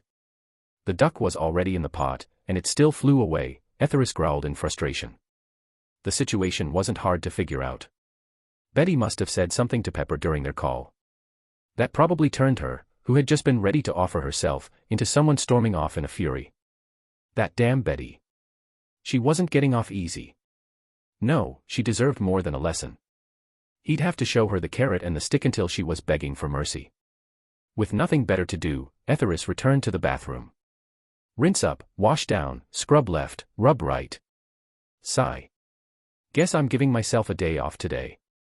The next morning, Etheris was jolted awake by a call from Nick Fury. Come on, it's Sunday. Can't a man get some rest? This is about the survival of the human race. Don't you think that deserves a conversation? Fury replied flatly. All I know is that last night, I failed to contribute to the continuation of mankind. That may be the greatest tragedy in evolutionary history, Etheris muttered, staring at the empty spot beside him on the bed, still not used to it. Ever since he'd arrived in this world as Tony Stark, he hadn't spent a single night alone. All right, enough nonsense. The meeting's set. The location is. After hanging up, Etheris made himself a fried egg and a bowl of lean pork and century egg congee. What could he do? Even billionaires didn't wake up to caviar and bluefin tuna every day. Feeling the quiet, aimless solitude of the super-rich, Etheris figured it was time to get himself a housekeeper, someone who wouldn't throw tantrums, take his sports car, and vanish. Preferably someone from the East. With that in mind, he dialed an old friend, Vincent. Now, about Vincent, anyone in Hong Kong, one of Asia's 4 little dragons, knew his name. Half the city's industries were under his control. People called him Vincent half the city. Hey, Vincent, it's me. Got any good candidates you can recommend? I'm not asking for much, just someone fair-skinned and pretty. Age-wise, under 35 is best. Education isn't important. Most of all, she has to be obedient. All right, send me some photos and I'll pick one. He ended the call. Vincent was efficient. He promised to sort it out and email options by the next day. After breakfast, Etheris selected a low-key sports car, an Audi Pikes Peak. Why not use the Hellfire armor? Sigh. The whims of the rich. Just because you own a car doesn't mean you have to drive it. Sometimes you just feel like taking it easy. Damn it. That bald guy told me to be here at 10. It's nearly noon, where is he? Etheris snapped at Natasha, seated across from him. I deal in hundreds of thousands every minute, and he expects me to wait. Call him now and tell him if he doesn't show soon, I'm out. He crossed his legs, visibly irritated. Natasha might be stunning, but beauty without substance didn't impress him anymore. If you could only look but not touch, it was no better than smearing feces on top of ice cream. Calm down. The director's still dealing with the mess you caused last night, Natasha said, pouting slightly, her voice filled with unspoken blame. If you hadn't stirred up all that trouble, would S.H.I.E.L.D. be stuck cleaning up after you? What's this? Etheris took the folder she handed him. Avengers Initiative Preliminary Report. His pulse quickened. The real game was about to begin. So this is why they dragged me out so early. Trying to rope me into this. Just then, a bald man in a black trench coat entered the room. It was Nick Fury. To be honest, I didn't want you to see that report. I'm not even sure it applies to you, Fury said, sitting down. It's Agent Romanoff's assessment of you. Read it and judge for yourself. Etheris opened it to the first page. Personality analysis. Stark frequently acts impulsively and exhibits self-destructive tendencies. He shrugged. That was the old me, not the current version. And really, isn't that just human nature? Diagnosis, classic narcissist. He nodded. The original Tony Stark from the source material. Sure, narcissistic. But that wasn't him. Avengers recruitment evaluation, Tony Stark, not recommended. Heh. You don't approve of me. Well, I don't approve of you either. All right then. I guess there's nothing more to say. Etheris tossed the report onto the table. So I'll be going now. Nick Fury hadn't expected Etheris to fold so quickly. Just a little pushback and the guy was already walking. Even though you're not on our recruitment list, you could still serve as a consultant, Fury said, trying to salvage the moment. Etheris stood up and extended his right hand. Thinking he'd changed his mind, Fury reached out to shake it. But Etheris smirked and said, good luck with that. I'm out. Then he turned and walked out without hesitation. What now? Can't convince me with words, so you'll use force, he muttered as Natasha's soft hand tried to stop him. End of chapter. Chapter 62, Secrets Beneath the Surface. From the feel of her hands, Etheris could immediately tell, Natasha's palms and the base of her thumbs were hardened with calluses. They weren't from weightlifting or sports. No, these were marks left by long-term firearms training. Come on now, why so serious? The director was just teasing you, Natasha said, flashing a grin and giving him a playful shake. The Avengers wouldn't be the same without you. All right, all right. One more shake and my shoulder's going to pop out. Letting out a sigh, Etheris turned back around, feigning reluctance, and sank into the chair. Okay, let's hear it. What do you want from me? But I'll tell you now, murder, arson, robbery, and hitting on women are off limits. Nick Fury rolled his one good eye, clearly unimpressed. As if you haven't done worse. I suspect there's a mole in S.H.I.E.L.D. That's why I plan to use its resources to build a new kind of organization. And why are you telling me something so classified? Etheris didn't seem surprised in the slightest. A mole. In S.H.I.E.L.D. Except for a few trusted individuals, almost everyone else was either compromised or a Hydra agent. I'm telling you, S.H.I.E.L.D. doesn't even fit you guys anymore. You might as well rename yourselves the Snake Division. Snake Division? Natasha blinked, clearly confused by the term. Fury, however, looked like he'd been struck. He'd only begun to uncover the depth of Hydra's infiltration. For Etheris to know this much meant he was far ahead. Don't look so shocked. S.H.I.E.L.D.'s problems didn't start yesterday. Don't forget, my late old man, Howard Stark, was one of the original founders. Is it really that surprising I know some of its dirty laundry? Go on, Fury said, gesturing with his hands. Back in the day, there was a man known as Red Skull. Red Skull. Natasha cut in before he could finish. The name was taboo within S.H.I.E.L.D., known only to a select few. Hey, are you even listening? If not, I'm walking, Etheris grumbled, annoyed. No respect. Looks like this Black Widow needed a little stick-and-carrot training. Sorry. Go ahead, Natasha said sheepishly, sticking out her tongue. So anyway, Red Skull was 8 feet tall, had the head of a leopard, eyes like fire, the chin of a swallow, and a tiger's beard. His voice roared like thunder, and his momentum was like a wild stallion. Fury stared at him, completely lost. Ahem. Wrong script. Etheris cleared his throat. Red Skull was one of the early leaders of Hydra. Their motto. Cut off one head, 2 more shall take its place. It was inspired by the mythical Hydra beast. And they weren't kidding. The organization had a never-ending supply of pawns. In modern times, what people refer to as Hydra is actually the Nazi Hydra, Red Skull's version. It broke off from the Nazis during World War II. But remember, it's not the original Hydra, it's a twisted offshoot. Can S.H.I.E.L.D. really not afford a glass of water?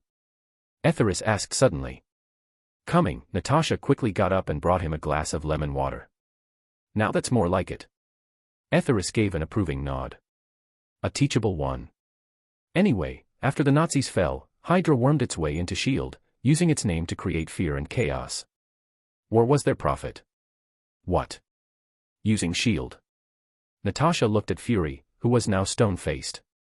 Clearly, Etheris wasn't bluffing. That matches the intel I've got, Fury admitted. And I've also traced your father's death back to Hydra. It's all connected. I know. My old man was taken out by a brainwashed assassin, the Winter Soldier, working for Hydra, Etheris said. His voice trembled slightly, but his eyes remained steady. Winter Soldier? What's that? Natasha asked, eyes lighting up with curiosity. Today's meeting had already shattered her worldview. And judging by Fury's silence, it was all real. If I really explained everything, we'd be here for days. But if we're talking Hydra, we've got to talk about our good old friend, Captain America. Steve Rogers, Etheris said, sipping his lemon water. Fury shifted in his seat. That name was one of S.H.I.E.L.D.'s deepest secrets, known only to directors. Want to hear another secret? Etheris leaned forward and motioned them closer. Fury and Natasha exchanged a look, then leaned in. Captain America isn't dead. What? Fury leapt to his feet, knocking over his chair. You serious? Where is he? The ocean, Etheris said after thinking a moment. Frozen somewhere in the icy depths. Where he originally crashed. Fury rubbed his bald head, already itching to go investigate. Now that I've said this much, I should stop here, Etheris said, zipping his lips. Any more, and the timeline could spiral out of control. Tony, from today onward, I'm seeing you in a whole new light. Please, Etheris laughed. I've always been brilliant. You were just too blind to see it. So about that offer to join S.H.I.E.L.D. I'm in. But we'll hash out the details later. Let's wait until you find the captain. He stood, ready to leave. Then he paused. Oh, one last thing. For that rescue yesterday, I'm getting a medal in Washington. Do me a favor, make sure that pompous congressman who tried to show me up is the one who hands it over. Fury, who had been listening intently, stared at him blankly. This guy, Tony Stark, really knew how to hold a grudge. Natasha. The Black Widow blinked in confusion. She was still trying to digest everything about Hydra and Captain America. Got plans tonight? How about dinner? Etheris asked, shooting a glance at her that was anything but innocent. End of chapter. Chapter 63, A Watch Worth More Than Words. Thanks. But no time. The 70-something Black Widow glanced at Etheris and instantly saw through his thoughts, shutting him down on the spot, no hesitation, no mercy. Ah, well, all right then. I hope you find the captain soon. It was Etheris's first ever failed attempt at flirting. Embarrassed, he scratched his ear and made a swift retreat. After leaving S.H.I.E.L.D's secret base, he suddenly found himself with nothing to do. The company was in Pepper's capable hands. Betty Ross was busy with her classes, and Nova. She was now working full-time as Pepper's personal secretary. Who knew what kind of magic Pepper had pulled? Those two had become so close they could have shared a closet. They weren't giving him even half a chance. Where do I even go now? In that moment, Etheris was plagued by the classic problem of the filthy rich. He had money, time, and absolutely no one to spend them with. Suddenly, a light bulb went off. The nanny, he'd requested one this morning, hadn't he? Time to check on that. Pulling over into a quiet roadside grove, he opened his phone and checked his email. There it was, a document and photo from Vincent, half the city. He tapped open the file. Name, Wei. To his surprise, the nanny was already 31. That hit him with immediate disappointment. Everyone knew the stereotype, after 30, it's all downhill. Especially for women in rural areas, where years of sun and manual labor often left the skin coarse and leathery. But that wasn't even the worst part. Women raised in crowded, multi-generational households back east were often forced to evolve into verbal warriors. Even the sweetest girl, after years of domestic strife, could end up with a tongue sharper than steel. Some could argue circles around you like Winston Churchill delivering a verbal beatdown. Feeling resigned, Etheris tapped open the attached photo. Ah! He hadn't expected much, but the moment the image loaded, his eyes widened, and his hand actually trembled. It was just a basic bridal studio photo. Cookie-cutter setup. Bad lighting. And yet, even with no makeup, wearing a plain top, the woman in the photo was breathtaking. Her oval-shaped face was perfectly proportioned, her skin flawless, smooth and dewy like porcelain. Her hair wasn't styled, just naturally flowing over her shoulders, revealing a clean, graceful forehead. Her ink-dark brows were softly arched, and those almond-shaped eyes shimmered with so much life that he could practically feel their magnetism through the screen. She was the kind of woman whose beauty could dismantle an empire. And then, those lips. Full, soft, and seductive, the kind that reminded him of Scarlett Johansson. Vincent really outdid himself this time. But seriously, how could someone this stunning be working as a nanny? What kind of man would let a woman like her go off and work for someone else? What if she ran into someone worse than him? Just as he was about to spiral, his phone rang. Vincent, half the city. Mr. Stark, I've sent over the documents. Please check your email. Vincent, where did you find her? You didn't strong-arm her into this, did you? If there's even a whiff of coercion, I'm out. Say what you will about Etheris, he was a playboy, sure, but he had a bottom line. He wasn't about to tear apart someone's family or exploit a woman in trouble. Not his style. Forget Thanos, he'd get destroyed online before the snap even happened. Relax. Her husband racked up a mountain of gambling debt. When the collectors showed up, the guy tried to offer her as payment. My men aren't saints, but they're not scumbags either. They saw how beautiful she was, and they weren't going to let those dirtbags touch her. So they paid off the debt, double, but only on the condition that he divorce her. The men chose the money. She was left completely alone. No family, no support, no way to pay off the debt on her own. Honestly, she'd probably say yes to working for a beggar if it meant food on the table. Vincent, you really are a genius. Etheris couldn't help but admire him. This was the elite way. Why lift a finger when loyal men would bring the best offerings to your door? Damn. If only his own hangers-on were this competent. This was the kind of pedigree that money couldn't buy. So, Vincent said, satisfied with this one. If not, I'll keep looking. No need.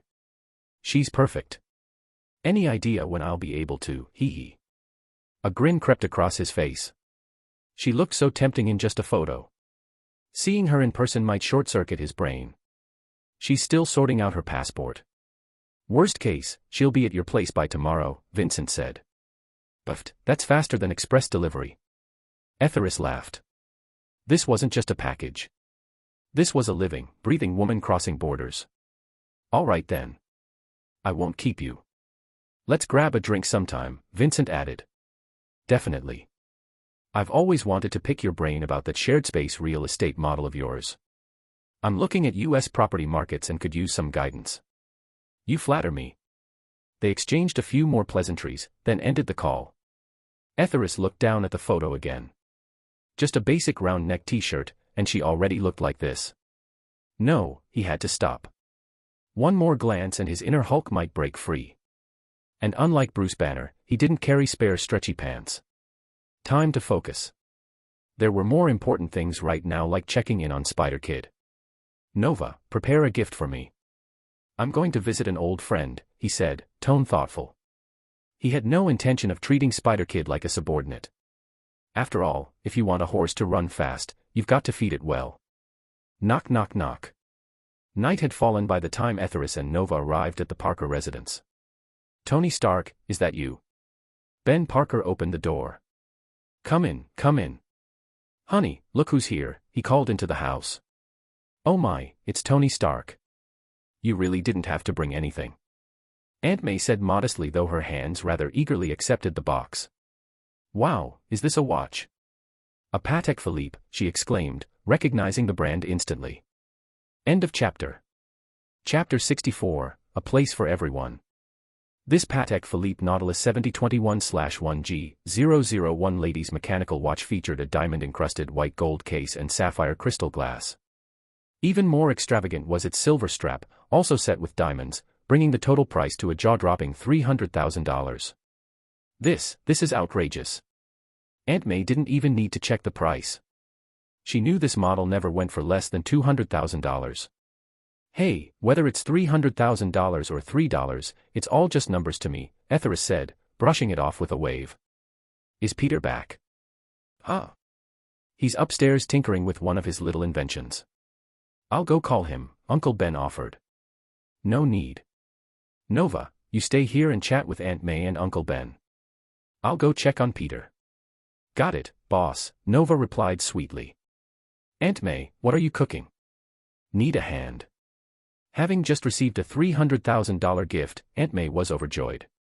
Oh no, dear, you're our guest. How could I let you help an old lady like me? It's fine.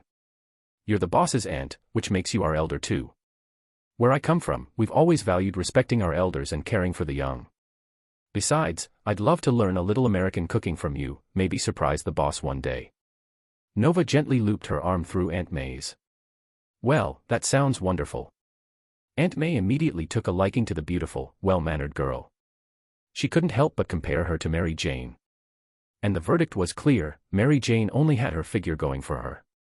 In every other way, personality, education, career, looks, this girl was in a league of her own.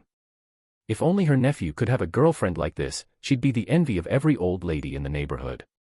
But from the way she interacted with Tony, no, Etheris, it was probably wishful thinking. Peter. You in there? Etheris knocked on the door of Spider-Man's bedroom. No answer. No doubt, he was probably out wall crawling and chasing criminals again. Etheris pulled out his phone and dialed. Hello. Mr. Stark, Etheris. Peter's voice sounded flustered, as if he were right in the middle of something intense. Peter, your Aunt May's calling you home for dinner. Dinner was roast turkey, a traditional American comfort meal. Etheris didn't mind. With his current physique, it didn't matter what he ate anymore. And now that Peter was earning a good income, he could help cover some of Aunt May's household expenses. Uncle Ben, what kind of work are you doing these days? Etheris asked casually. Oh Tony, you'll laugh. I've been unemployed for a while now.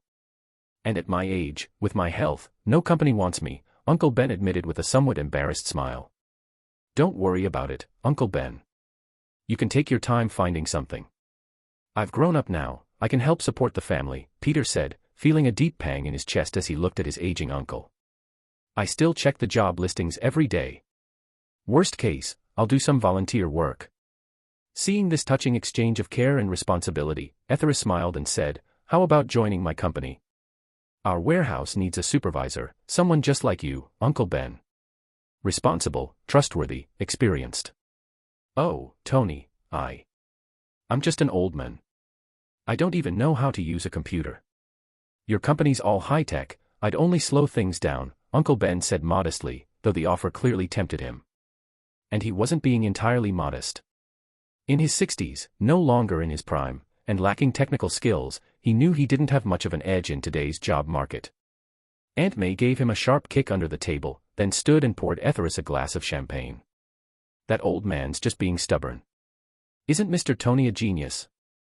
He said he needs someone reliable, and what's your motto again? With great power comes great responsibility.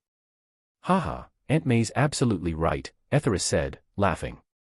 Young people might be tech-savvy these days, but when it comes to work ethic and loyalty, veterans like you still shine. How about this, just come by the company tomorrow, get a feel for the job.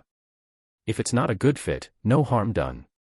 Tony, you've not only saved my life but also given both Peter and me such amazing opportunities. I'm just an ordinary man, no special talents, but from now on, whatever you ask, I swear I'll walk through fire for you. This one's for you. Uncle Ben raised his glass, filled it to the brim, and downed it in a single gulp. Etheris smiled faintly. It had only taken a simple offer to earn Uncle Ben's heartfelt loyalty. The power of money, it really was one of the world's greatest superpowers. Peter, what are you doing just standing there? Go pour Mr. Tony another drink. After draining that full glass of champagne, Uncle Ben's eyes were red and his words slightly slurred. Peter scrambled up to refill the glass. Etheris didn't stop him, he had earned it. Dinner ended on a warm, fulfilling note. Declining Aunt May and Uncle Ben's offer to stay longer, Etheris stepped outside with Peter. Since he had been drinking, Etheris handed the car keys to Nova. He and Peter stood under a street lamp near the apartment building, casually chatting. Peter, did you spend the afternoon playing friendly neighborhood hero in Brooklyn? Mr. Tony. Peter began, but Etheris held up a hand. I know far more than you think. Ever heard of S.H.I.E.L.D.? S.H.I.E.L.D.? Nope. Doesn't ring a bell, Peter replied earnestly. That's because you haven't made enough noise yet. But I'd bet they're already watching you. Etheris pulled out a pack of cigarettes and lit one. Want one? No thanks. I can't stand the smell, Peter said, quickly waving his hand. Click. Etheris took a deep drag. Some things are better learned early. S.H.I.E.L.D. Strategic Homeland Intervention, Enforcement, and Logistics Division is an ancient organization. Its roots trace back to Egypt, when a hero led humanity to repel an alien invasion from the Zerg. His shield became the symbol of a secret group devoted to defending Earth from major threats. Over the centuries, its members have included brilliant minds like Da Vinci, Galileo, and Newton. In the 20th century, my father, Howard, and Mr. Fantastic's father, Nathaniel Richards, were also among them. What? Da Vinci, Galileo, Newton, Howard Stark. Peter's jaw dropped in disbelief. End of chapter. Chapter 65, Assembling the Dream. They were all legendary figures, and Peter Parker was instantly intrigued by this mysterious organization he'd never heard of before. That's right, Tony Stark said. This organization is a special unit created to handle extraordinary events. It's an independent force not under the command of any government or individual. And you? Peter looked at Tony with admiration in his eyes. They approached me. Due to some internal issues within S.H.I.E.L.D., Director Nick Fury wants me to form a team, the Avengers. Tony exhaled a puff of smoke, his gaze drifting off, as if he were imagining a future battle against a certain purple-skinned titan. What about me? Peter asked, eyes still fixed on him. An idol was an idol. If even someone like Tony Stark had been asked to lead such a group, that meant he was even more formidable than Peter had imagined. That's why I came to find you, Tony said, flicking the ash from his cigarette. I want you to be the first member of this alliance. So, are you? I'm in. Peter jumped up before Tony could even finish his sentence. But this organization has certain requirements. You need more than just special abilities, Tony said, smiling slightly. I've got this, Peter declared, immediately springing into action. He fired webs and swung across the room like a trained acrobat. And this. He lifted a massive stone weighing more than 100 pounds with ease. And this. He leapt straight up, reaching the height of a 3-story building. And this. He clung to the wall effortlessly like a gecko. Watching Peter show off non-stop, Tony nearly burst into laughter. Ah, youth, always eager to prove themselves. No wonder he liked the kid. All right, Peter, this team isn't a circus, Tony said, growing serious. Having powers isn't enough. Every member must meet 3 critical criteria. What are they? Peter asked eagerly. First, follow orders. No questions. And the second? Strictly obey the first. Ah. What about the third? If you ever have a problem with your superior's instructions, refer to the second rule, Tony replied coolly. Can you do that? No problem, sir. Peter responded with a firm salute. Then here's your first mission, Tony said with mock seriousness. Always ready. Within 1 week, win over Mary Jane, Tony said with a mischievous grin. Ah, well. Peter's face crumbled. Mission will be accomplished, he declared, standing tall. The next day in Washington, D.C., at the awards ceremony. Drums thundered, fireworks cracked overhead, the stars and stripes flapped in the wind, and the venue was packed to the brim. Tony Stark was nearly squeezed under the table by the crowd. Such was the price of fame. Especially when you were both wealthy and wildly famous. Wearing a sharp suit, Tony stood at the front of the crowd, staring up at the rotund senator on stage, the very one who had once insulted him during a Senate hearing. Today, I am honored to present this award to Mr. Tony Stark, the senator announced. His face looked as if he'd swallowed something foul, but he was forced to go on reading the speech. Without a doubt, Mr. Stark made outstanding contributions during the sudden incident at Stark Industries. He safeguarded American lives and property. His actions prove that only Stark Industries truly understands how to master iron armor technology. The speech went on, but Tony found it surprisingly entertaining. It was probably the first time in his life he had stayed awake through a speech. Back in school, or at corporate events overseas, he'd be dozing off within minutes. All those so-called leaders, nothing but self-important nonsense. They strutted around on stage acting noble. But behind the scenes, who knew how many shady deals were taking place? Now, for the second one on today's agenda. Let's welcome Senator Lewis to present an award to New York's outstanding citizen, the chairman of Stark Industries, the people's guardian, the superhero Iron Man, Mr. Tony Stark. Wow. Didn't realize I was this beloved, Tony thought. He stepped confidently onto the stage, facing military officials, government leaders, and representatives from top enterprises in both New York and Washington. Naturally, journalists from the Daily Planet and Global Daily were present as well. Thank you, Mr. Stark. Your exceptional actions have earned this recognition, the senator said, pinning the medal to Tony's chest in front of the cameras. Haha, the honor's mine, Tony said with a broad grin. Moments like this, when the people who couldn't stand you still had to smile and clap, were deeply satisfying. Mr. Stark, say a few words, a reporter called out. Tony leaned forward to get a look at who'd spoken. Oh. Wasn't that the stunning woman he'd once spent the night with? Their eyes met. She licked her lips and gave him a flirtatious wink. Ah, physical investment. Always a solid strategy. We're not done, sweetheart. Yeah, let Mr. Stark speak. Reporters loved stirring the pot. They thrived on drama. Political scandals, celebrity disasters, anything that sold papers and boosted ratings. The host looked awkwardly at the press officer. After a silent nod, the host finally spoke up. Please welcome one of America's most celebrated entrepreneurs, Mr. Tony Stark, to deliver his acceptance speech. Dun dun dun dun. The music played as Tony walked to the podium. Thunderous applause followed. Now that was popularity. That was prestige. That was the voice of the people. Tony raised both hands, motioning for silence. Today, the sun is shining.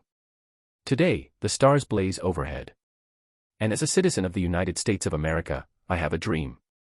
I dream that one day, this nation will rise up and live out the true meaning of its creed. We hold these truths to be self-evident that all men are created equal. I dream that one day, in Queens, New York, the sons of former black men and the sons of former white men will sit at the same table as brothers. I dream that one day, even America, the world's self-appointed police force will learn to mind its own business. I dream that one day, there will be peace. I dream that one day, our corporations will move beyond internal sabotage and toward mutual trust and cooperation. I dream that one day, the valleys will rise, the mountains will fall, the crooked roads will be made straight, and the light of hope will shine across the entire world. Tony spoke with fervor and fire. But the crowd remained completely silent. End of chapter. Chapter 66, The Price of Fame and a Glimpse of Her. What was going on? Why was this infamous playboy, a walking tabloid headline, suddenly channeling Martin Luther King Jr.? World peace. Seriously? You're the world's largest arms dealer, and now you want to lecture the public about peace. And what was that part about local entrepreneurs joining forces? Give me a break. You just brought down two of the industry's heavyweights, Osborne Industries and Hans Industries. How's anyone else supposed to survive now? If Hans and Norman Osborne were still around, they'd tear this shameless, self-serving narcissist apart. Ah, Mr. Stark, a blonde reporter, clearly someone he had history with, leaned forward and raised her mic. We've heard that your chief assistant, Miss Pepper, was also at the scene and even stopped Chairman Hans of Hans Industries from breaking the law. Is that true? Wow. Talk about insider information. Looks like the American Police Department has more leaks than a broken faucet. Tony Stark pulled out a pair of glasses from his pocket and put them on. My assistant is someone who always puts others first. She works tirelessly behind the scenes. All she wants is to make a difference quietly, so please respect her privacy. But the blonde reporter wasn't letting up. She still hadn't forgotten how Pepper had humiliated her that morning. Then can you tell us the exact nature of your relationship with Miss Virginia Pepper? According to eyewitnesses, you flew her away in your Hellfire armor. Ah, that sounds like a private matter. Not something I can publicly comment on. Stark cleared his throat and tried to steer the conversation. Doesn't anyone have any questions actually relevant to today's topic? Like the robot incident at Hans Industries. Hi, I'm with the Globe Daily. Will Miss Pepper be attending this year's Super Bowl halftime show? Tony blinked, momentarily lost. What bowl? She won't be attending. When in doubt, deny everything. I'm a reporter from BBB. Does Miss Pepper have any plans to enter Hollywood? What? She's a top-level executive. Why would she suddenly become an actress? Are you out of your mind? Stark forced a polite smile. She's not going anywhere. She'll continue working at the company she loves. I'm from Playboy Daily. Will she remain in her executive role at Stark Industries? What kind of question is that? She'll continue fulfilling her responsibilities, just as she always has. Will she marry you? Asked a cameraman lugging a massive rig. Of course. Gossip really is universal. No comment. Tony's smile was starting to crack. We heard she was recently hospitalized. Can you tell us which hospital she stayed at? An intern reporter asked. Tony's expression froze. That was ancient history. Where do they even dig this stuff up? She's not coughing anymore. With a dramatic wave of his hand, Tony ended the press conference.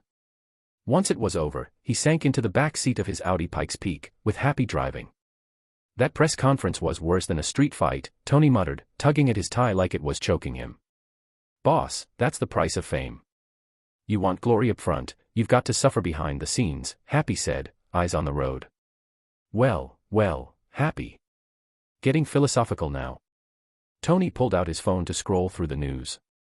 It's just the company I keep. Spending every day with someone as classy and sharp as you, how could I not pick up a few things? Happy, I've noticed you've become quite the smooth talker lately. You must want something from me, don't you? Tony had once been at rock bottom. He could smell an ulterior motive a mile away. Ah, boss, it's nothing serious. I was just wondering, why hasn't that new girl from legal been coming in lately? Happy tried to sound casual, but his fingers kept tapping the steering wheel. Girl from legal. Tony was momentarily confused. As chairman of a major company, he he didn't exactly keep tabs on department-level staffing. Besides, the company was huge. The legal department alone had nearly 30 employees.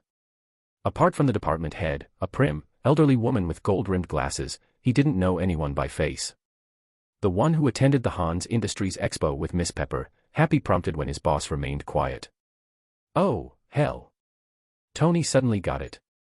Was this pudgy guy talking about Black Widow? You mean Natasha Romanoff?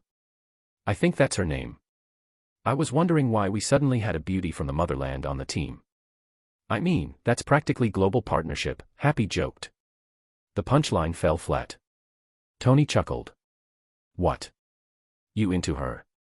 Ahem, well, I wouldn't say I'm head over heels. Let's just say, there's mutual chemistry. Happy looked embarrassed. No man likes losing face, even in front of his boss. TCH. Tony couldn't help but silently scoff. Black Widow. She was a master manipulator with lifetimes of experience. Mutual attraction. Please. Get real. Even someone as devilishly handsome and charming as me, a wealthy, silver spoon playboy, didn't stand a chance with her. And you? You're just my driver. You really think a toad can catch a swan? Bro, it's not that I don't want to help you. It's that your expectations are sky high. There's just nothing I can do. She didn't quite adjust to the company culture and decided to resign voluntarily. Makes sense. Natasha had been planted by Nick Fury, that one-eyed devil, to keep tabs on him. Now that her mission was done, she'd been reassigned, obviously. Oh, I see. Did she leave any contact info or anything? Happy asked, sounding deflated. Tony thought to himself, Happy, she's out of your league. If you keep chasing someone like that, you're only going to end up heartbroken. Better to find someone grounded and live a peaceful life. With nothing more to talk about, the rest of the drive passed quickly, and they arrived in New York by the afternoon. As soon as they pulled up, Tony instructed Happy to go pick up his full-time housekeeper. Before the sun had even set, Happy reported back. She'd been picked up and was now waiting for him in the villa's main hall. Tony sprang off his bed. He had been waiting for this moment for far too long. Each day had felt like a year. The only comparable moment in his life was when he'd ordered a laptop online and had to wait for it to arrive. A woman stood quietly in the living room of the villa. Even from behind, Tony felt his heart race and blood surge as if he were ready to start a revolution. She was even more breathtaking than her photos. Her long, jet-black hair was tied up, revealing the graceful curve of her slender, porcelain neck. She wore a fitted black sweater that perfectly outlined her figure, so vivid, it was almost unreal. End of chapter. Chapter 67, A Delicate Flame in a Cold Mansion. She had a graceful figure and delicate features, but there was a trace of sorrow between her brows as if silently weighed down by uncertainty about her future. Hearing footsteps behind her, she quickly turned around. Her full curves instantly caught the eye. The snug black knit sweater clung tightly to her chest, the fabric stretched taut. You must be Mr. Tony. I'm Scarlett, it's a pleasure to meet you. Please take care of me. She gave a graceful bow, her tone gentle and refined. The moment she saw Andrew, a sense of relief washed over her. Her new boss was actually quite handsome, thankfully not some greasy old man nearing retirement. If he had been like Vincent, she might have chosen death over this arrangement. Haha, we'll get familiar with each other soon enough. By the way, did old Vincent explain everything to you? Though desire stirred within Andrew, he kept his expression calm. A dish this fine had to be cooked slowly, then would it taste just right. Where's your luggage? He asked, noting that she was empty-handed. Vincent told me that my past no longer matters. Honestly, I don't want to remember any of it either. So I threw everything away. I came with only the clothes on my back. Despite her soft-spoken demeanor, Scarlett had a strong will of her own. You don't sound like someone without an education, Andrew probed. I graduated from a top university in the East. After falling in love with my ex-husband, I followed him to the southeastern coast. Life was good at first, but then he got hooked on gambling. It started in secret and only got worse. He maxed out our credit cards, borrowed money, and eventually even. Tears rolled silently down her cheeks. It's for the best. I don't owe him anything now. From here on out, we'll go our separate ways and never meet again. She smiled through her tears. Sorry, boss. I've been rambling about my past and embarrassed myself. Andrew passed her a box of tissues. From now on, this is your home. If you have questions, just ask. Everything here is automated, you just need to cook, clean, and keep the place in order. As he stepped closer, a faint scent drifted over, floral, light, was it natural? Princess fragrance. Scarlett replied sweetly, I'll work hard to repay your kindness. No, don't think of it that way, Andrew chuckled. I may be a capitalist from the US, but I've never been stingy with my own people. And stop talking about repaying favors. I'm just offering a helping hand. Do your job well, that's more than enough. She nodded quietly. For someone like you, maybe this is nothing. But for me, it's like being given a second chance at life. Why don't you go make dinner? Let's see what you've got. Andrew smiled. Mr. Tony, just call me Scarlett. My full name's a bit much. Then how about Scar, he offered. All right, she nodded. I've already prepared a few outfits for you. Go ahead and change into one. A subtle smirk played on Andrew's lips as he recalled the uniforms he had ordered online. His heart started to race. Where's my room? She asked, avoiding his gaze. You'll be in the room next to mine, he said, pointing. Everything you need is already in there. Scarlett gave a small bow and walked inside. The way her jeans hugged her hips, the subtle sway of her steps, it was captivating. What a treasure I've found this time. When she saw the selection of uniforms laid out on the bed, her face flushed with embarrassment. Her new boss clearly had a bold sense of taste. Schoolgirl outfit. Maid costume. A skin-tight bodysuit. There were over a dozen in total. The fabric was soft and expensive. How am I supposed to wear something this ridiculous? But Vincent's warning echoed in her mind. If you do well, everyone's happy. Upset the boss, and even your ancestors won't rest in peace. I didn't volunteer for this. I was forced into it. Scarlett sighed and chose the most normal outfit she could find, a standard office lady suit. The white blouse had been modified into a sleeveless top with a deep V-neck that plunged to her navel. The skirt barely covered her hips. It took considerable effort to squeeze her figure into it. At that moment, she almost regretted being so well endowed. She stood at 1.68 meters and weighed just under 50 kilos, but it felt like all her curves had gathered in the most troublesome places. It took her a full 20 minutes to wriggle into the simple outfit. When she finally stepped out, Andrew looked up and was momentarily stunned. Scarlett's cheeks were a deep shade of pink. Without a word, she hurried into the kitchen. Dinner was delightful. 3 dishes and a soup, authentic Eastern cuisine. After eating steak and desserts day after day, Andrew welcomed the change. Afterward, Scarlett cleared the table and prepared a hot bath for him. She also collected all his clothes and did the laundry. Some delicate items, she even washed by hand, saying the machine wouldn't clean them thoroughly. As Andrew enjoyed her attentive, thorough service, the cold, high-tech mansion began to feel more like a home. Scarlett seemed like the perfect wife, gentle, tolerant, and capable of handling his quirks. They hadn't crossed any physical lines yet, but Andrew knew when he wanted to, it would happen. Still, that night, he didn't make any move. She had just arrived. He wasn't a monster. He preferred to warm her slowly like a frog in warm water. As for Pepper not returning all night, she must have hit maximum tsundere mode. But he wasn't about to beg. Some women like to be coaxed but go too far, and you're just a lapdog. He wasn't like Dean Walker, sending cringeworthy midnight texts like, I miss you tonight. No, he was a billionaire heir, with pride, dignity, and backbone. Beautiful women were like clothes. Worst case scenario.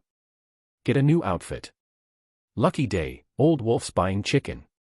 You call me and I don't pick up, so you call him instead. What's the point of that? While enjoying the breakfast Scarlett made, Andrew glanced at his phone on the table. Caller ID, Pepper. Chapter 68, Hearts, Circuits, and Distractions. Tony Stark quickly set down his glass of milk, motioned for Scarlett to stay quiet, and answered the phone. Pepper, where did you go? I was starting to get worried. What? You and Nova went shopping in Los Angeles. You spent over $1 million. That's fine. If you've got money and don't spend it, what's the point? Go ahead, buy whatever you want. Don't worry about me. When are you coming back? Next week. No, don't, I already miss you. Right then, Tony switched into full-on romantic mode, sounding like Dean Walker's American cousin, gushing with no hesitation. Scarlett's bright eyes sparkled with surprise. She couldn't imagine what kind of woman had the power to make this usually composed and confident man throw away all his pride. After 20 straight minutes of sweet talk, Tony finally, though reluctantly, ended the call. Women, after all, need to be coaxed. And saying a few sweet nothings doesn't cost you anything. Noticing Scarlett's curious and amused gaze, Tony felt a little flustered. Ahem. Scarlett, just so you know there's another lady in this house. When she returns, watch your words. Speak only when necessary and never mention anything that shouldn't be said. No problem, boss. I'll follow your lead, she replied confidently, patting her chest in a show of loyalty. Good. You're quick to learn. But as his gaze dropped briefly, the bounce of her chest nearly undid him. He forced himself to look away and silently recited. With a heart as clear as ice, I remain unshaken by collapsing skies. Later, at the company's lab, Dr. Carter was tinkering with a robot controller retrieved from the Hans Industry Expo alongside Peter Parker. This device allows remote control of the Hellfire armor using visual commands.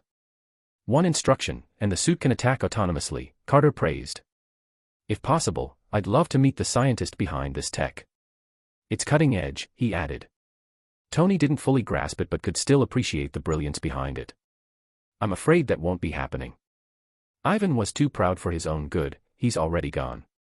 That's a real shame, Carter sighed. Can we reproduce this tech? Tony asked. This controller is only one part of the puzzle. The real core lies in the control system and operating software like your AI assistant, Jarvis, Carter explained, shaking his head. Then, could we integrate it with Jarvis? Not right now. Jarvis isn't combat ready. It's more of a household assistant and still needs human input, Carter said with a sigh. He was, after all, an expert in mechanical engineering, not artificial intelligence. Tony nodded thoughtfully. An AI that could operate independently in combat. Wasn't that what Ultron became? The very force that caused the Second Avengers Civil War, eventually resulting in Vision's creation. No, he decided. AI was too unstable. If not kept under strict control, it could spiral into disaster. If AI's off the table, then even simple remote control would do, he thought. That way, no one would have to risk their life. Even untrained scientists could contribute to the fight. In time, he could command an army of iron soldiers. Even if they weren't as advanced as the Hellfire armors, they'd still be useful on the battlefield if only as distractions or crowd control units. As Tony came out of his thoughts and turned to leave, his gaze landed on Peter Parker, who'd been standing silently nearby. Huh. Peter looked off today. His attention drifted. He let out a few weird, absent-minded giggles. Hey, Peter. You okay? Tony waved his hand in front of Peter's face. Carter just shrugged. He's been like this for days. I think he's caught the love bug. Love might be the enemy of scientific research even more than laziness. Ah. Mr. Stark, what was that? Peter blinked, still in a daze from kissing Mary Jane. I said, what are you daydreaming about? You didn't hear a word Dr. Carter just said. Tony smirked. Young love clearly had Peter by the throat. I'm sorry. I was just thinking. It won't happen again, Mr. Stark. Peter stammered, flustered. Damn it, spacing out during work hours in front of both his mentor and the big boss. Unforgivable. It's fine. Just stay focused next time, Tony said, giving Peter a meaningful glance.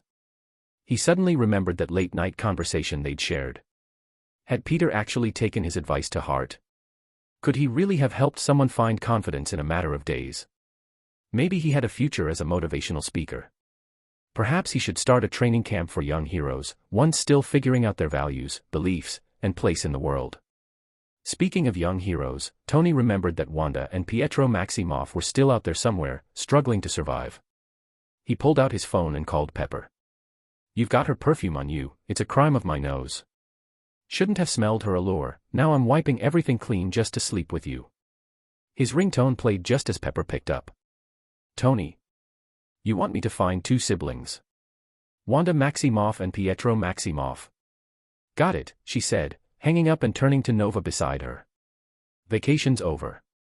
Tony just gave me a new job, track down a pair of kids. Oh. Then I'll go with you, Nova said, eager to leave LA behind. She hadn't seen Tony in days, and her body felt oddly empty, maybe even itchy. Let's head back to New York. Time to start building a team, Pepper said, striding out of the store. Miss. Are you still buying the diamond? A sales clerk called after them, having spent all morning pitching it. Forget it. You can have it if you want, Pepper waved it off. After a few days of retail therapy, most of her anger had cooled. But that man, Tony, still hadn't called to apologize. And now, according to Happy, some woman had moved into the villa. And she was pretty, too. As the rightful queen of that house, she had to return fast. Otherwise, those bold little temptresses might start acting like they belonged. Happy. Get the private jet ready. I'm flying home tonight. That evening, Tony returned to the villa early. He used to stay out late, partying at clubs. But tonight, he felt a little anxious. Pepper would be back soon. Should he take this chance to settle things with Scarlett? He'd been nurturing her for days, wasn't it time to see the results? The biometric system let him in effortlessly. He strolled around the living room. No one. End of chapter. Chapter 69, A Call from Black Widow. As he walked up to the second floor, the sounds of sizzling and chopping drifted from the kitchen. Rushing over, he found Scarlett in a maid outfit, carefully slicing ham. Seeing Andrew enter, she quickly said, "Boss, it's smoky in here. Go watch some TV, I'll be done soon." Andrew looked at her simple, homely charm, making it hard to look away. He stepped closer and said playfully, "Scarlett, look over there." Just as she turned her head in the direction he pointed, her lips brushed against his cheek, leaving behind a faint lip print. "Scarlett, are you serious right now?" Andrew said, pretending to be shocked. "Oh, boss, you're such a tease." Scarlett lowered her head bashfully. Though she had lived a little and wasn't naive, she had liked Andrew for quite some time. But since he never made a move, she couldn't be too forward. There were limits to what a woman could do without losing face. Clap, clap, clap. Suddenly, the sound of slow clapping snapped them out of the moment. Andrew turned and saw Pepper standing at the entrance, her expression a blend of amusement and sarcasm. His heart instantly sank. Scarlett's heart did too. A stunning blonde had just walked in, radiating chilliness. No need to ask, judging by the look on the boss's face, it was clear his official girlfriend had returned. And Scarlett. She wasn't even a proper mistress. How could she not feel like a bug about to be squashed? Would she be dumped into the Hudson River by midnight? Would she mysteriously vanish without a trace? Would she be handed a debit card with the password 111111 and told to leave forever? In just a few seconds, Scarlett envisioned over 14 million possible endings, and nearly all of them were tragic. Only one was passable. Andrew leaned close and whispered, "Just keep cooking." Then, without another word, he grabbed Pepper's hand and led her away. Scarlett had completely lost the mood to cook. She pressed her ear to the wall, trying to hear what was happening outside, but the villa's soundproofing was too good. No matter how hard she strained, not a word came through. Inside Pepper's room, her face remained unreadable. She'd flown back intending to surprise her scoundrel of a boyfriend, only to be surprised herself. Life really knew how to twist the knife sometimes. Ahem, there's nothing going on between me and Scarlett. What just happened was totally accidental. Andrew tried to defend himself. Oh. Accidental. Pepper eyed the lip print on his cheek and raised an eyebrow. For real? If you don't believe me, I'll call her over to explain. We're completely innocent. My. Already calling her Scarlett, so sweet and familiar. I swear, there's nothing between us. Andrew looked like the most wronged man on earth. He hadn't even held her hand before. Today, on a whim, he'd thought of teasing her a bit, and now he was caught red-handed. Maybe he needed to see a fortune-teller, his luck had been awful lately. Pepper, no matter how it looked, there's really nothing going on. Scarlett and I stay in separate rooms, we barely see each other. That's totally, hey, if you want to talk, talk. Don't pinch. He was trying desperately to salvage his image. He couldn't let his reputation take a nosedive like this. But then, the usually composed Pepper's expression changed. She reached out and started pressing her fingernails into his waist. She wasn't holding back. Even with a physique rivaling Captain America's, Andrew winced from the sharp sting. Ow, hey, easy. Pepper didn't blink, her gaze locked on him. Her lips pressed tight.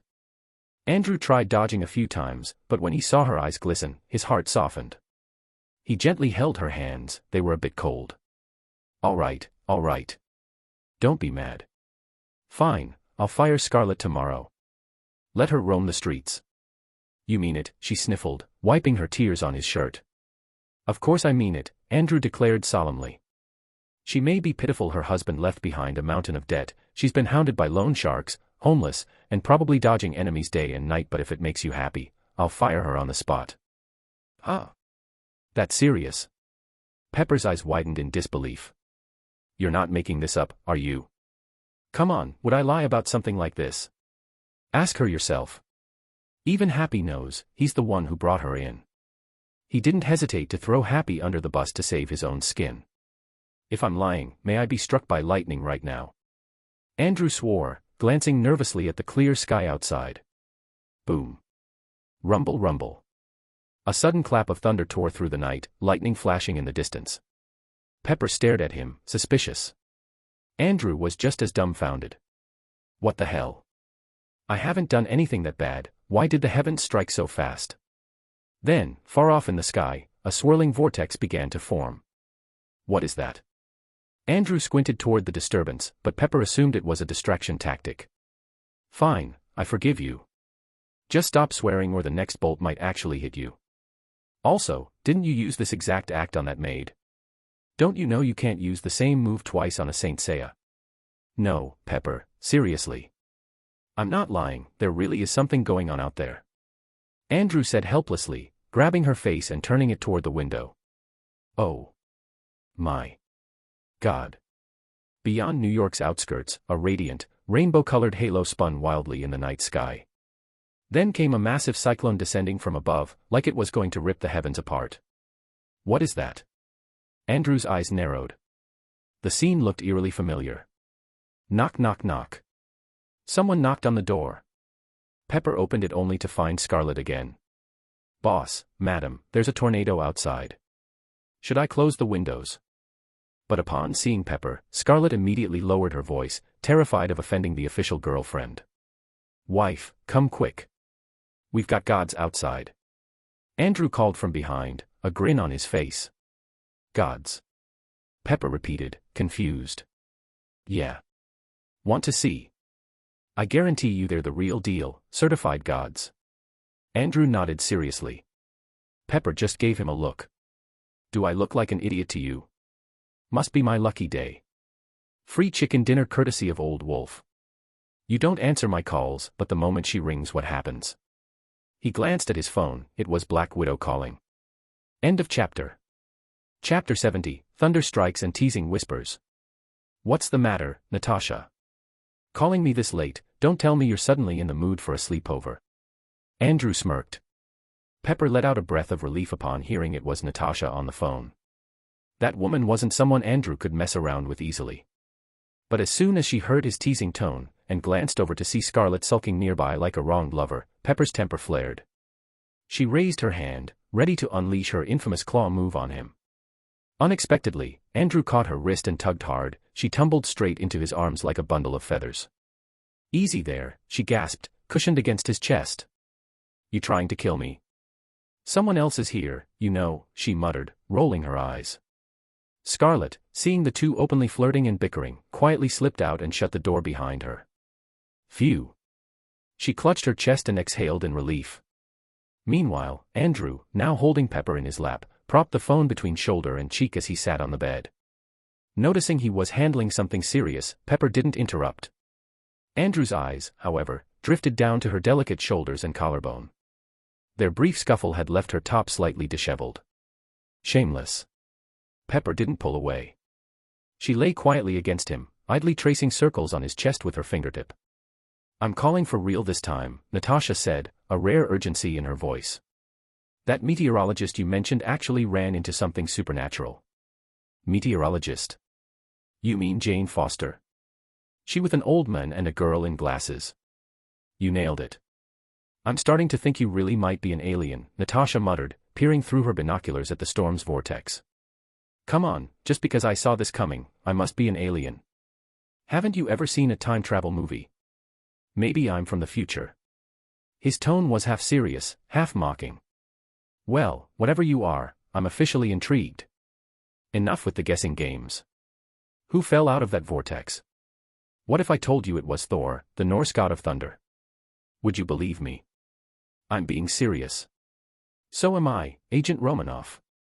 The world's not as simple as you think. Sometimes, the edge of science is where mysticism begins. Pepper, still curled beside him, smiled when she heard him mention Thor. Mythological tales had fascinated her since childhood. Thor, son of Odin, the mighty Allfather. God of thunder and strength. Protector of Asgard and defender against the giants. That doesn't mean it's actually your Thor, Natasha retorted. I remember reading that whenever Thor rode into a storm, he'd be in a chariot pulled by goats, and the thunder came from their hooves and his hammer strikes. And right now, I don't see any goats. Okay. Believe it or don't. But just so you know, this is Thor at his weakest. You could teach him a lesson if you wanted. Just, don't overdo it, Andrew added with emphasis. Back when Nick Fury had first brought up assembling the Avengers, Andrew had already tipped them off to keep an eye on a few key people. One of them was Thor's girlfriend, Jane Foster. Why didn't he go himself? Please. Andrew was no longer the down-and-out loser from his past life. He wasn't interested in chasing every pretty face anymore. Sure, young Natalie Portman had her charm. Bit flat, sure, but still pretty. But her character in Thor? Yeah, that killed any interest. Besides, he had to leave something for his future comrades. He couldn't have all the good things. If he was enjoying steak, at least let the others have some soup. Suddenly, a cheeky thought struck him. Hey Natasha, remember my driver, Happy? Natasha was watching as Jane's SUV skidded to a halt, followed by a burst of shocked voices. The group inside scrambled out in a panic, clearly startled by something. Hearing Andrew's question, Natasha recalled the time Happy had accidentally peeked at her while she was changing in the car. Her reply was dry. Of course. That pudgy guy. What about him? He's not just any pudgy guy. He's a strategic pudgy guy, Andrew muttered to himself. Anyway, he was asking if you had some free time. Wants to take you out for a few drinks. Not interested, she said, hanging up mid-sentence. Andrew blinked, speechless. He'd always been the one to hang up first. This was a first. Pepper, watching him deflate, reached out to gently stroke his cheek. Ah, what's wrong? I heard you two chatting about Thor, since when is S.H.I.E.L.D. into Norse mythology? Andrew leaned in and kissed her forehead. It's not mythology. Thor's real. That giant vortex you saw earlier. That was him arriving. Buffed. Pepper rolled her eyes. He could lie so casually, without even blinking. You really should stop tempting fate. With all the thunder and lightning, I half expected a bolt to come down and zap you. Andrew just shook his head. These days, the surest way to be doubted was to speak the truth. Boss, Miss Pepper, dinner's ready. Scarlett's voice called from outside the door, just as Andrew's lips had wandered down to a pair of soft, fair thighs, ready to venture further.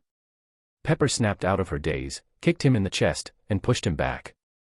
Andrew bared his teeth in mock frustration and pounced again, but she rolled away, laughing, and bolted for the door. Scarlett blinked in confusion as the blonde beauty darted into the bathroom. Then she tiptoed toward the bedroom to peek inside. Only to yelp as Andrew delivered a swift smack to her soft rear, the impact causing a visible jiggle. Ow. Chapter 71, A Tension Beneath the Surface. How dare you ruin my moment? You're in for it. Andrew shot a fierce glare at the young maid, scaring Scarlett into fleeing the room. The way she twisted as she ran made him wonder if that delicate waist of hers might snap in two. Dinner began under a strange, tense atmosphere. Andrew sat at the head of the table, with the two women seated on either side. Originally, Scarlett had planned to eat alone in the kitchen, but Pepper insisted she join them at the table. After all, she wasn't some outdated Southern aristocrat exploiting household staff. That dynamic didn't sit right with her. Having heard about Scarlett's tragic past, Pepper felt even more compassion for this gentle, soft-spoken woman from the East. Your English is quite good, Pepper said, taking a bite of shredded pork in garlic sauce. She found the flavor surprisingly appealing. Miss, I passed my university's English proficiency test. So basic communication is no problem, Scarlett replied, keeping her head lowered and quietly focusing on her bowl of rice. Eat more of the dishes. No need to be so tense. I'm not a monster, Pepper said, gently placing a piece of braised beef into Scarlett's bowl. Hearing this, Andrew thought to himself. You may not be a monster, but you're scarier than one. Someone like Scarlett wouldn't even know she's being devoured and would probably still thank you for it. That's right. Pepper's my girlfriend, what she says goes. She's the one in charge here, Andrew added with a smile. At the same time, his foot slid beneath the table, brushing against Scarlett's bare calf. She flinched, startled, then quickly nodded in response to his words. And stop calling me Miss, it makes me feel old. Just call me Pepper, she said, clearly pleased with the young woman's docile demeanor. Exactly. Besides, you're even older than she is, Andrew added, his gaze casually sweeping across the women's chests. Pepper raised her wine glass and gently swirled the crimson liquid. Welcome to the Stark family, she said with a soft smile. After dinner, Scarlett rose to clear the dishes while Andrew lounged lazily on the living room sofa. The TV was playing Black Swan starring Natalie Portman, but his eyes weren't on the screen. They were locked on the graceful figure moving around the kitchen. In his mind, Andrew was already imagining the positions he'd try when the time came. Just then, Pepper walked in from the gym, clad in a fitted yoga outfit.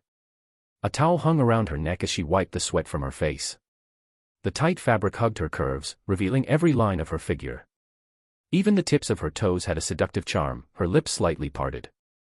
Her golden hair was damp at the temples, her eyebrows delicately arched like crescent moons. Her slender waist swayed lightly as she sat down beside him. Your body's already amazing. Why do you keep pushing yourself so hard? Andrew handed her a sports drink. Pepper took a sip. A trickle slid from the corner of her mouth and disappeared into the neckline of her outfit, out of sight, but very much in Andrew's thoughts. Humph, you men claim to like fit women, then turn around and say you prefer someone with a little more softness. But if I actually weighed 200 pounds, you'd probably be too annoyed to even look at me, she said, dabbing at her neck. That's not true. No matter how you change, I'll still like you. Andrew grinned and slipped his arms around her waist from behind. Her post-workout body radiated warmth, like a furnace burning just beneath the surface. Ugh, stop it. I'm all sweaty and sticky, it's uncomfortable, Pepper protested, twisting her waist to escape his playful grip. I don't mind, he whispered, breathing in the blend of perfume and sweat that clung to her skin. Humph, I'm going to take a shower. Unable to tolerate her disheveled state, she darted off to the bathroom. Once he heard the water running, Andrew stood and walked into the kitchen. The elegant silhouette in front of him stirred something in him again. Scarlett pretended not to notice and kept cleaning the dishes. Suddenly, she felt warmth at her back. Andrew had stepped in close. Startled, she turned and gently tried to push him away. Sir, Miss Pepper is still home. Please, have some respect. If she sees us, I'll be thrown out. It's fine. She's in the shower. She won't be done for at least an hour. Besides, I make the rules here. When did this place ever become hers? Scarlett, bring me a towel. Sorry, sir. She's calling for me. Andrew cursed himself internally. He was acting like a beast. This wasn't the right time or place. He'd been too impulsive with someone so refined. It's okay. I got carried away. Don't let it bother you. It's all right, sir. I was happy about it, she replied softly. Then came a phone call. Hello. Betty, where are you? Andrew asked. A man shouldn't mistreat his friends, he thought, but he also shouldn't bottle up everything. Still, random hookups just aren't my thing. I'm having dinner at my boyfriend's place. What's up? Betty's voice was low, as if she didn't want someone nearby to hear. Ah, never mind. Just hang up, Andrew said, guilt suddenly washing over him. After all, she had a real boyfriend. And he was just the other man. End of chapter. Chapter 72, Shadows of Brooklyn. Frustrated, Andrew hung up on Betty and began debating whether he should head to a nightclub for a one-night stand. Originally, he had planned to get lucky with the maid, Scarlett, tonight. But out of the blue, Pepper returned home and threw a wrench in his plans. With no romantic prospects left, he figured he might as well take a stroll through New York. Jarvis, prep the Mark III Hellfire armor. Clank, clank, clank. Fully suited up, Andrew flew out of the villa as Scarlett watched in utter shock. She had always known her employer was obscenely rich, but this was next level. He wasn't just some wealthy businessman. He was straight out of a sci-fi movie. Iron Man had been a huge sensation in the US, but Scarlett had never really followed anything military or tech-related. Seeing it up close was another story altogether. Equal parts terrified and curious, she pulled out her phone and tried searching his name. What was it again? Her mind blanked. After a long pause, her trembling fingers finally typed. Tony Stark. Ding. In an instant, her screen flooded with images and articles. It was a revelation: countless photos, endless headlines, all pointing to her ordinary boss. She used to believe Richard Lee was the most powerful, most prestigious man she'd ever known. Turns out, there's always someone higher on the mountain. And her current boss wasn't just powerful, he was practically royalty. Now it made sense why Richard Lee had warned her to serve this new employer with utmost care. She'd assumed she was working for a top-tier entrepreneur, only to discover it was someone at the level of the president. Andrew's image in her mind skyrocketed. Even his fairly average face now seemed to radiate an irresistible glow. She couldn't believe she had shared that kind of closeness with a real-life superhero. They hadn't gone all the way, but her heart had already surrendered. "Paul, give me something light and easy," Andrew said as he soared through the New York night. "No problem. Here's New York, just for you. The tears I shed weren't just from last night's wine. What I couldn't bear to leave behind was just your tenderness. How much farther must we go?" As you held tightly to my hand, what made it hard to choose as the struggle for freedom. Partings always come in September. Memories are the sorrow of longing. The pale green willows of late autumn kissed me on the forehead. In that rainy little city I never forgot you. The one thing New York can't take away is you. Let's stroll down the streets of New York until all the lights go out, but we don't stop. You'll hold onto my sleeve, I'll stuff my hands in my pockets. We'll walk to the end of Brooklyn Road and sit outside that little tavern. Walk with me on the streets of New York until all the lights go out, and we keep going. Humming the tune softly, Andrew landed in a narrow alley just off Brooklyn Street.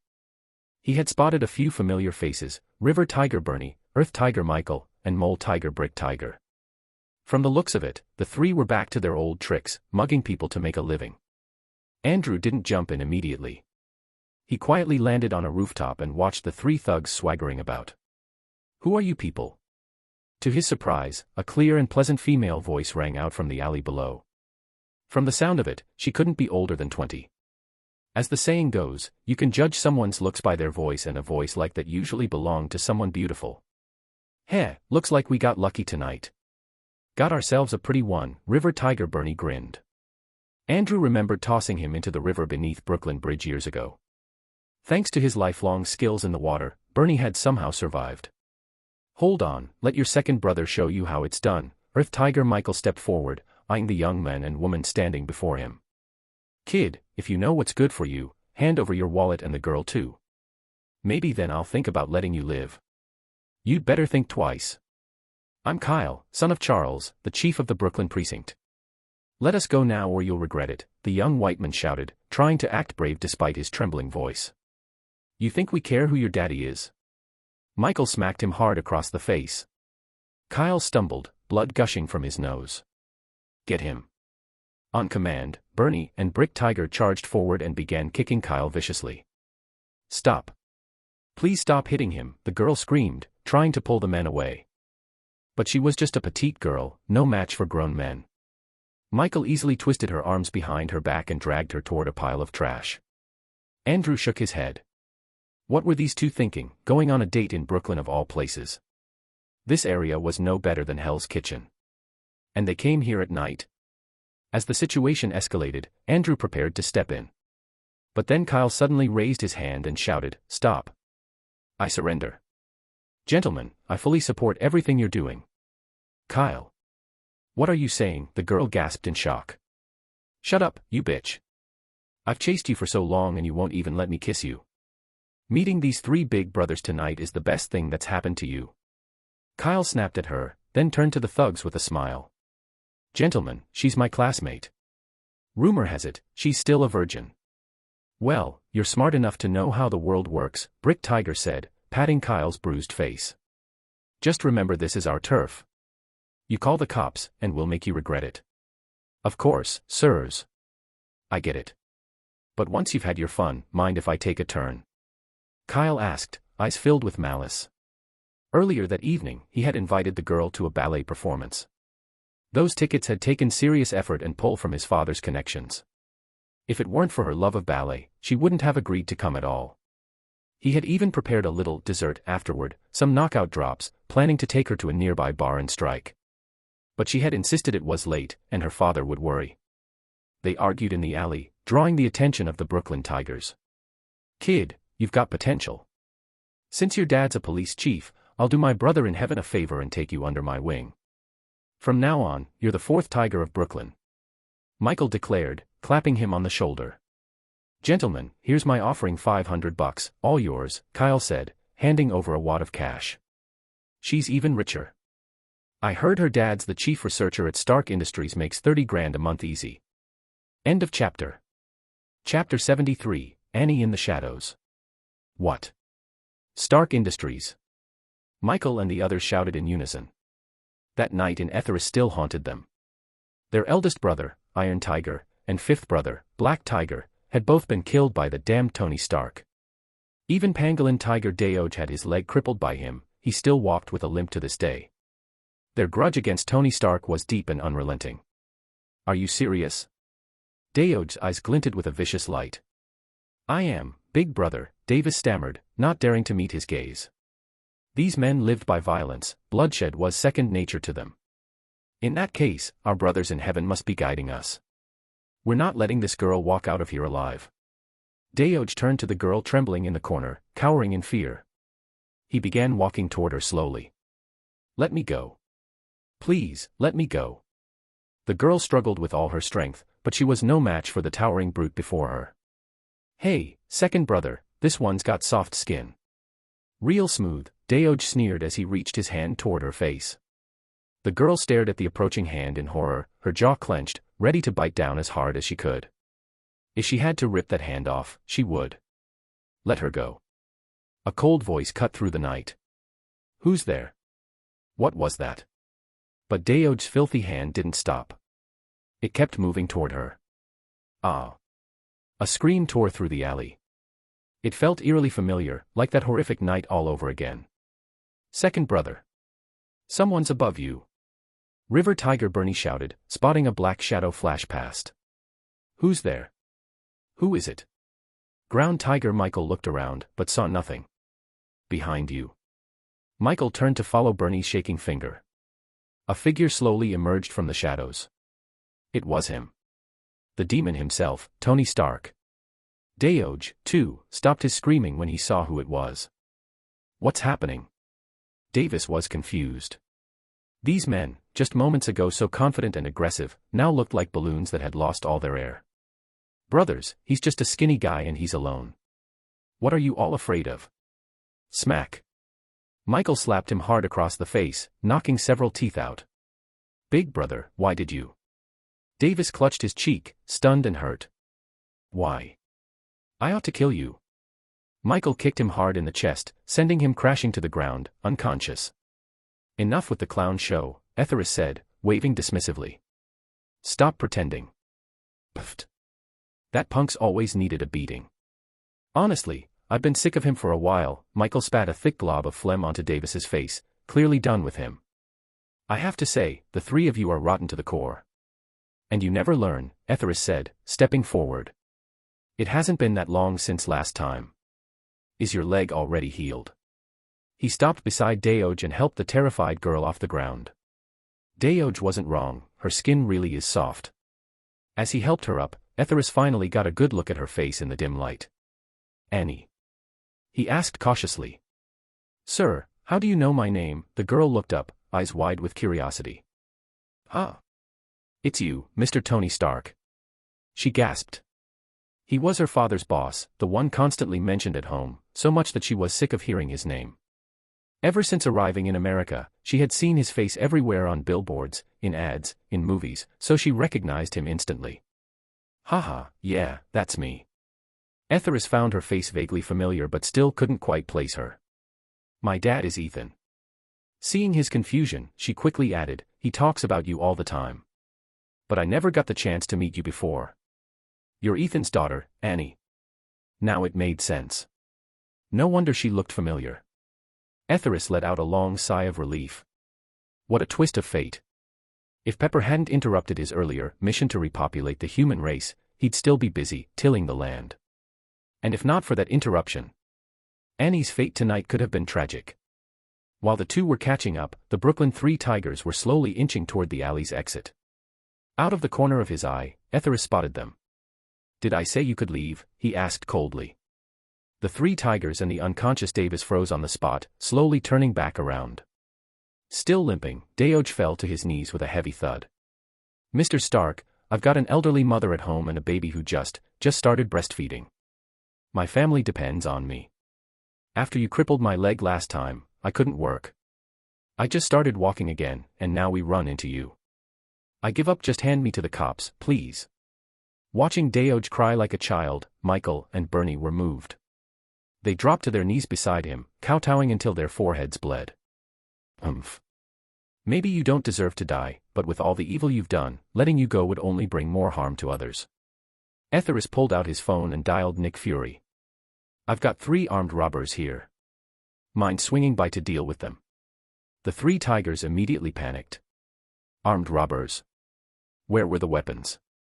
All they had were their own meat weapons. Nick Fury, who had just gotten home from a long day, nearly popped a blood vessel. Luckily, his dark skin hid the rising flush of frustration. "You could have just called 911, you know. But the victim's the daughter of my good friend Ethan. If I hadn't shown up, who knows what would have happened. If she'd been hurt, I wouldn't hesitate to tear New York's entire underworld apart." Etheris glanced down at Annie clinging to his arm, still trembling. A surge of righteous anger swelled inside him. Annie, hearing that her idol would overturn the city for her sake, felt warmth flood her chest. "Fine. I'll send Clint Barton over. He'll handle it thoroughly," Fury said, rubbing his temples as a migraine began to build. End of chapter. Chapter 74, The Arrival of Hawkeye. Now that's more like it. "By the way, how's that matter with Thor going?" Etheris asked. Hearing that Hawkeye was being sent personally, he understood Nick Fury was giving him a great deal of respect. "We're still watching him covertly. Honestly, he doesn't resemble the God of Thunder in the slightest. At most, he's just a particularly strong guy," Fury replied, recalling Natasha's report. "He hasn't become the God of Thunder yet because he hasn't met the person with the 3 moles, Etheris said with a sly grin. 3 moles? Nick Fury scratched his bald head. "I didn't exactly major in mythology, don't try to fool me. Relax. Thor coming to Earth is just a test set up by Odin. Think of it like a golden opportunity, what you might call a temporary assignment to gain some worldly experience. You know what I mean, right?" "More or less," Fury replied. He was an old hand at politics and understood exactly what temporary assignment implied. "That's why we need to be good hosts to this crown prince. Let him feel the sting of powerlessness, but also the warmth and kindness Earth can offer. Leave a good impression. Someday, if Earth's in danger, he might lend us a hand." Etheris glanced at the 3 thugs still kneeling on the ground. "I won't bother giving you the details. You handle it later." He hung up and turned to comfort the young beauty beside him. "My dear niece, is school tiring? How are things with your classmates? Are you adjusting to life here in America?" Annie blushed furiously. Her playful uncle was still holding her hand and fussing over her in front of so many people. How was she supposed to respond? "My sweet girl, when choosing a boyfriend, you really need to keep your eyes open. How could you end up with someone like that?" Etheris shot a glance at Davis, who was still sprawled out like a dead dog. "No way. He's not my boyfriend. We're just classmates," Annie said quickly. "He got 2 ballet theater tickets, so I agreed to come along. I didn't know he was like this." Truth be told, Davis wasn't bad looking and came from a relatively wealthy family. Both his parents were government employees, and at school, he was fairly popular. For a guy like that to pursue a girl newly arrived from a war-torn country usually didn't require much effort. Unfortunately for him, tonight he'd run into the 3 Tigers of Brooklyn. Whoop whoop whoop. The sudden sound of rotor blades thundered overhead. Etheris looked up and spotted a sleek figure descending from a helicopter, swift and agile like a jungle cat. Thud. The men landed directly in front of Etheris with quiet precision. Hawkeye, Clint Barton. Mr. Tony, Director Fury assigned me to retrieve a few individuals, Barton said, his voice expressionless, his square face cold and resolute. Those 3 kneeling over there. I don't want to see them in New York again. If it had been a beautiful woman, Etheris might have flirted a bit. But faced with the stern and no-nonsense Hawkeye, he felt zero interest. Understood, Mr. Tony. I'll report back to Director Fury. Barton signaled to his team. Regroup. From arrival to departure, Hawkeye had been on scene for less than 10 minutes. Etheris had only one word for him: efficient. If only he could trade happy for someone like it would be perfect. Uncle, could we not tell Dad about what happened tonight? Annie tugged lightly at the hem of Etheris's shirt, her voice soft and pleading. The two of them strolled through the quiet Brooklyn streets. Though it was just 9 p.m., the roads were nearly deserted. So much for the so-called wild and free spirit of America. They flagged down a taxi and squeezed into the back seat together. Annie was radiant and youthful, while Etheris exuded a calm, composed maturity. The driver was a black man. Hey, are you two father and daughter? It's not all that safe to be out this late around here, the driver remarked casually. Etheris's face darkened. What kind of eyes does this guy have? The night gave you black eyes to seek the light, not to be blind with them. Do I really look that old? Father and daughter. Annie couldn't help but burst into laughter. She gently patted Etheris on the thigh to comfort him. Sitting this close to her, Etheris could feel her youthful vitality up close. Her ponytail was tied high, revealing her smooth forehead and slender neck. Her elegant lines extended down to her collarbone, forming 2 delicate hollows that looked as if they could hold tiny goldfish. Her foreign features were striking, deep-set eyes like twin sapphire lakes, crystal clear and deeply mesmerizing. Her tall, slender figure made the cramped taxi seat feel even smaller. Her long legs were wrapped tightly in jeans with nowhere to stretch. She wore a crop top that exposed a smooth, toned stomach. Even seated, not the slightest hint of extra flesh could be seen. Etheris couldn't help but marvel. Girls who trained in dance really did have stunning physiques. Every line of their body was honed and elegant. Then a thought crossed his mind. Well, looks like my late-night snack is settled. It's pretty late. Doesn't Ethan worry about you coming home at this hour? Etheris asked, glancing at Annie's profile. Her high nose and defined features carried a distinct exotic beauty. Not really. Dad's always working late. It's usually just my mom and little brother at home, Annie replied. Sitting so close, she breathed in the faint blend of tobacco and clean cologne that clung to him, and strangely, she felt a sense of peace. The classic, hero saves the beauty, scene truly never went out of style. Are things okay at school? Anyone giving you trouble? In his past life, Etheris had often read news about local students bullying newcomers, especially girls. It could get downright vicious. He often wondered, life is hard enough already, why make it harder for each other, especially among women? Annie smiled sweetly. It's fine. There'll always be a few conflicts among classmates, especially in college, where there are all kinds of cliques. As long as you're not completely out of place, no one really bothers you. Besides, I got in thanks to you. My classmates are too busy being envious to even think about messing with me. As she spoke, her lips moved gently, soft and plump like jelly, making Etheris wonder what they'd taste like. Would it be sweet and chewy, like Sufuji or Want? What? Is there something on my face? Annie tilted her head slightly, noticing him staring and assuming something might have gotten stuck on her face after the earlier scuffle. I was just wondering, are all girls who dance this beautiful? End of chapter. Chapter 75, The Weight of Worthiness. After spending the afternoon with the girl, Etheris felt significantly better. No wonder those creeps are so obsessed with little girls, there really is something to it. Uncle, you're such a smooth talker. I bet you've tricked a bunch of girls before, haven't you? Annie blinked her wide eyes at Etheris, curiosity written all over her face. Well, she couldn't be blamed. The whole of America had been abuzz with gossip about this infamous playboy. Before Etheris crossed over, Tony Stark changed girlfriends more often than he changed outfits. Even that famous pair of twins didn't last a full week. Heh, I wouldn't say I tricked them. It's just, I'm too charming. They throw themselves at me. If I didn't graciously accept their love, I'd be doing a disservice to the young women of America. Etheris sighed and shrugged, as if the whole thing was a burden he bore for the greater good. Buffed. Annie burst into laughter, rocking back and forth, completely disarmed by Etheris's shamelessness. What she didn't realize was that he was actually telling the truth. Everyone condemns the playboy, yet deep down, they all want to be him. In the end, the dragon slayer becomes the dragon. The trip from Brooklyn to Annie's house wasn't far, it was one of Etheris's suburban villas, after all. Security there was top-notch. "That'll be $35, the driver, a middle-aged black man, said. Etheris pulled out a crisp $100 bill and handed it to him, then stood quietly by the car. The driver froze, expecting the rich-looking man to say something along the lines of, "Keep the change." But Etheris just stood there, saying nothing. "Well, what are you waiting for? Hurry up and give me my change." In the end, under the driver's resentful glare, Etheris pocketed the full $65 in change, coins and all. "Damn it, I haven't even called you out for calling me old earlier." "Sure, I'm magnanimous, but that depends on who I'm dealing with." "A black uncle?" "Nope." "Sorry." "Mr. Stark, thank you," Annie said sincerely at the villa's entrance. If Etheris hadn't shown up when he did, her night would have ended in disaster. "The pleasure was mine."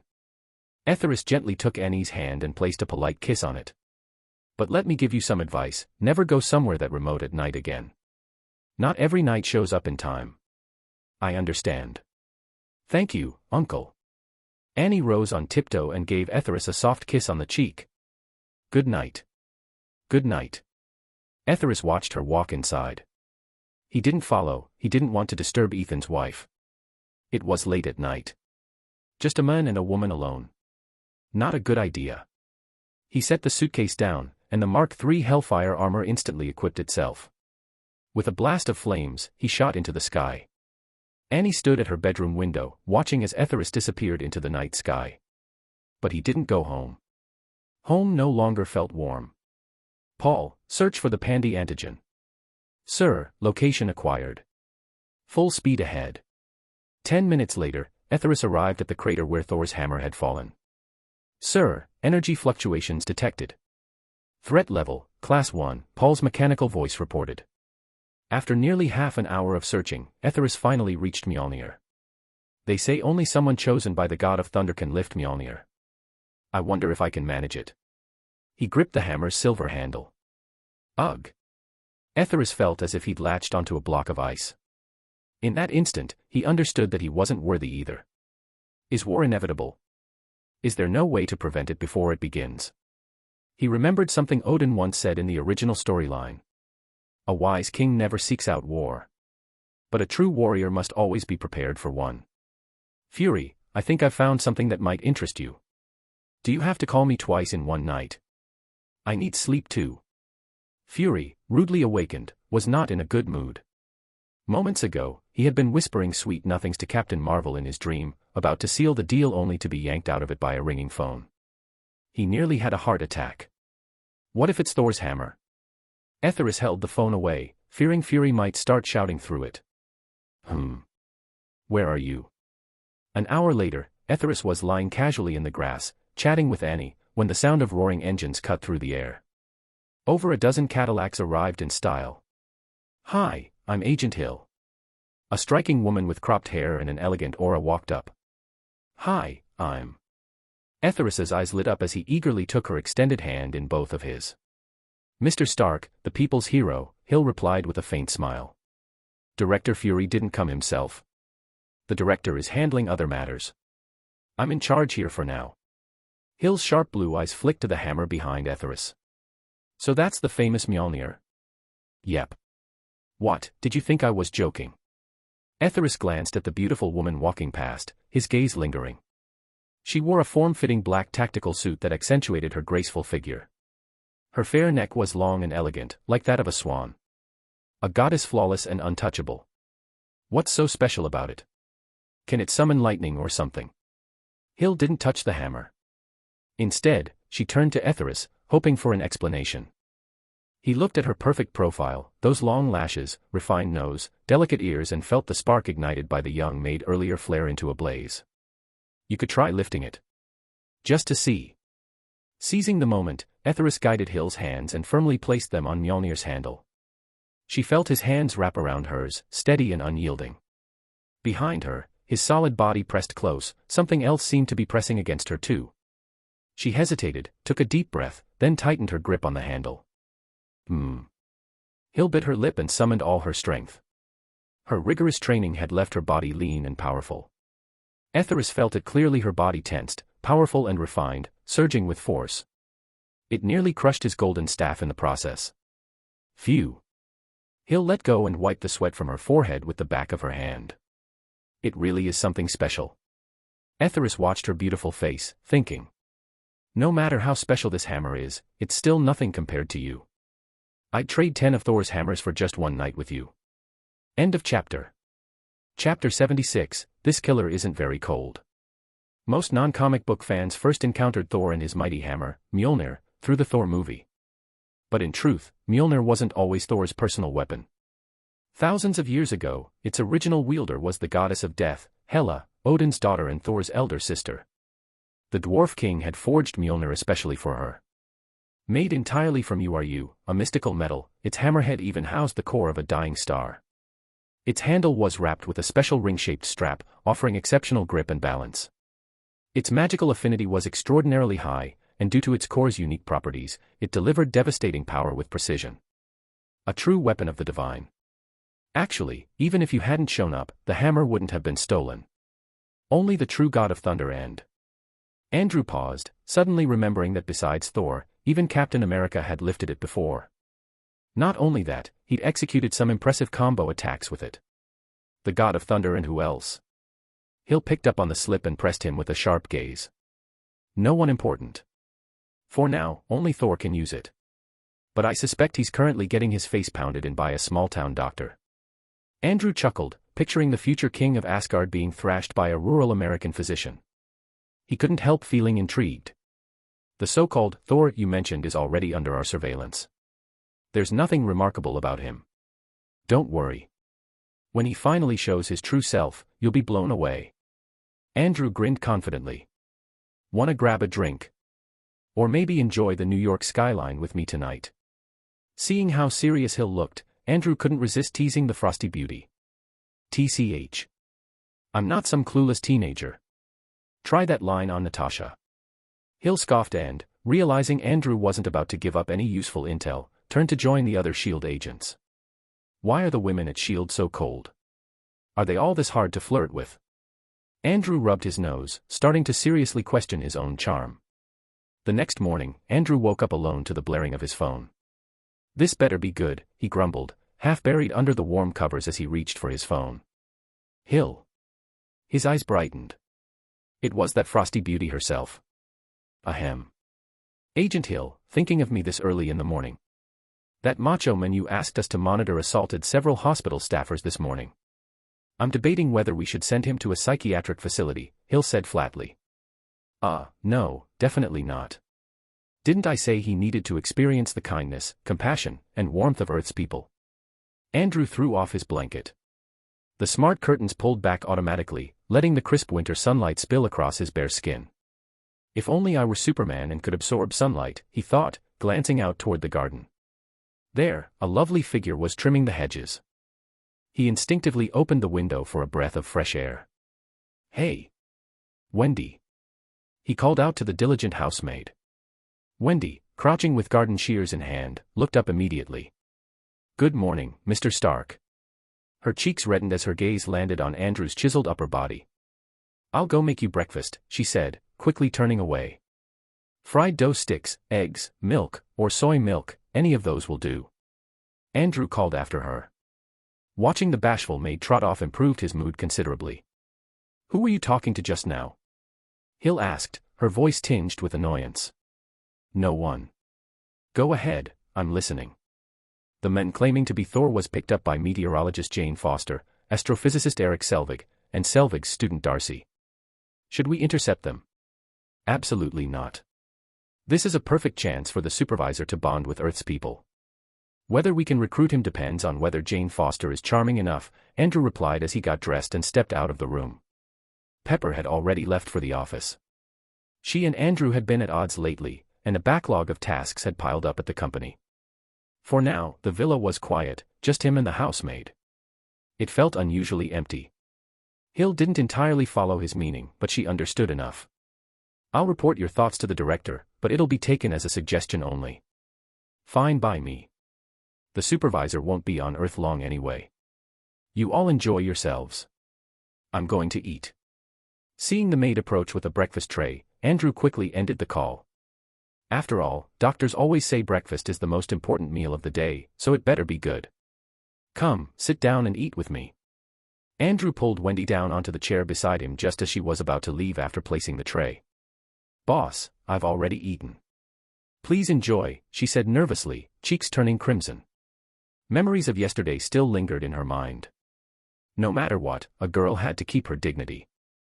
Wendy, there's a saying food tastes better when shared.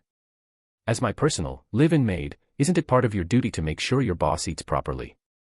Wendy lowered her head, avoiding Andrew's gaze, though she could feel the intensity of it. All right then, boss. How would you like your breakfast? I injured my wrist fighting a criminal last night. I can't hold chopsticks. I'll need someone to feed me, Andrew said while placing his hand on her thigh. She was wearing a short office skirt and black velvet leggings. When she heard he was hurt, her expression instantly shifted to worry. She reached for his wrist to check the injury. It's fine. Just some internal bruising. I'll be back to normal in a few days. Seeing the concern in her eyes, Andrew opened his mouth wide. Ah. The dutiful maid picked up the porcelain bowl of soy milk and began feeding him, spoon by spoon. Suddenly, her hand trembled, and some soy milk spilled onto her leg, soaking into the velvet fabric. Andrew smirked slightly and reached over with his golden right hand, a hand seasoned through over a dozen years of experience in his past life, and casually wiped it off. Next time, wear thinner leggings. These are way too thick, hard to tear. End of chapter. Chapter 77, Future Firepower. Come on, open your mouth, have a bite of this. Andrew held the crispy fried dough stick to Wendy's lips. Wendy's cheeks turned a bright red. She hesitated a second, then parted her lips slightly and took a delicate bite. Her pearly teeth sank into the dough, and after chewing for a moment, she swallowed with a soft gulp. That simple breakfast ended up taking Andrew a full hour to finish. When the young maid, her clothes a little disheveled, finally began clearing the table, Andrew, fully refreshed, hopped into a BMW M6 and drove straight to the Shield base. I heard you and Agent Hill had a nice chat last night. Nick Fury, his one good eye sharp as ever, eyed Andrew, who practically radiated satisfaction. You still don't realize how popular I am with women, do you? You're jealous. Just admit it, Andrew teased as he sprawled across Fury's desk. So, what did you want to talk to me about? We found a German World War II aircraft in Iceland, just north of New York. According to our team's investigation, it's been buried in the ice for nearly 70 years. Fury's tone was serious as he met Andrew's gaze. I don't know how you always seem to know things before they happen. And you never look surprised. Still, I've got one question for you. Andrew nodded. Shoot.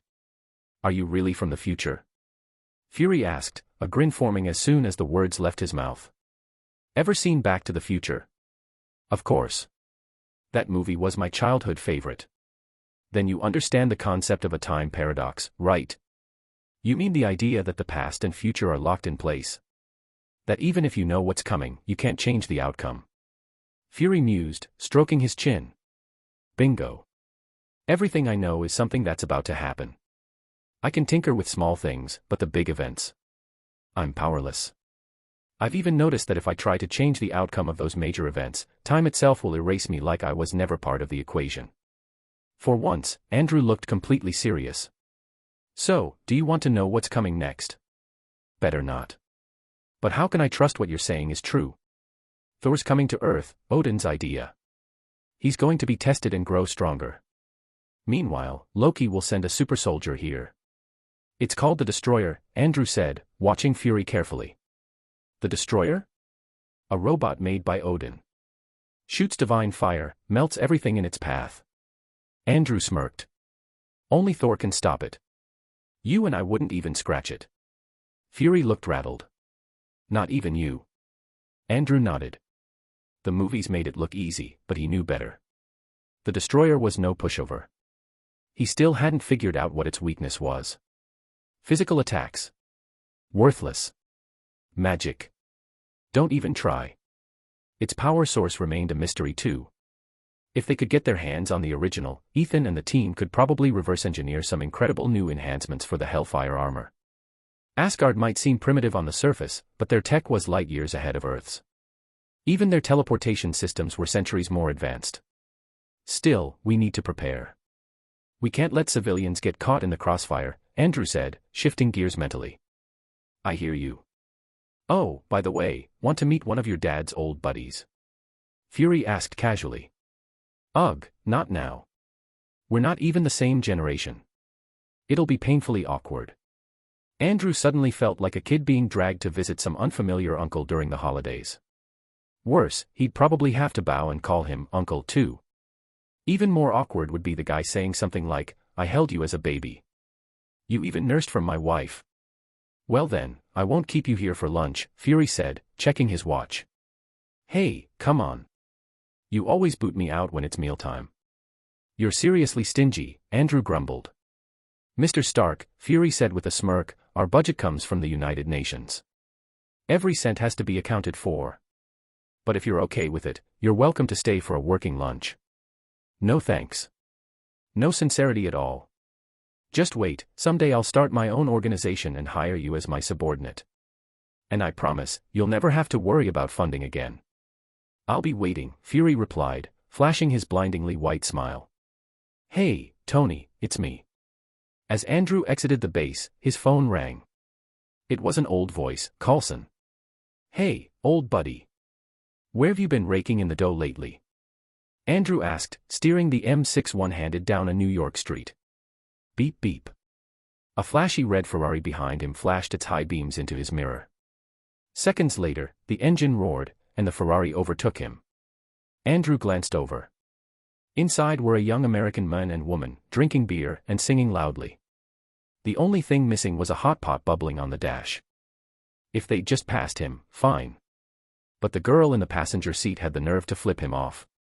The driver howled with laughter. Drunk driving. Andrew shook his head and eased off the accelerator. What's up, Tony?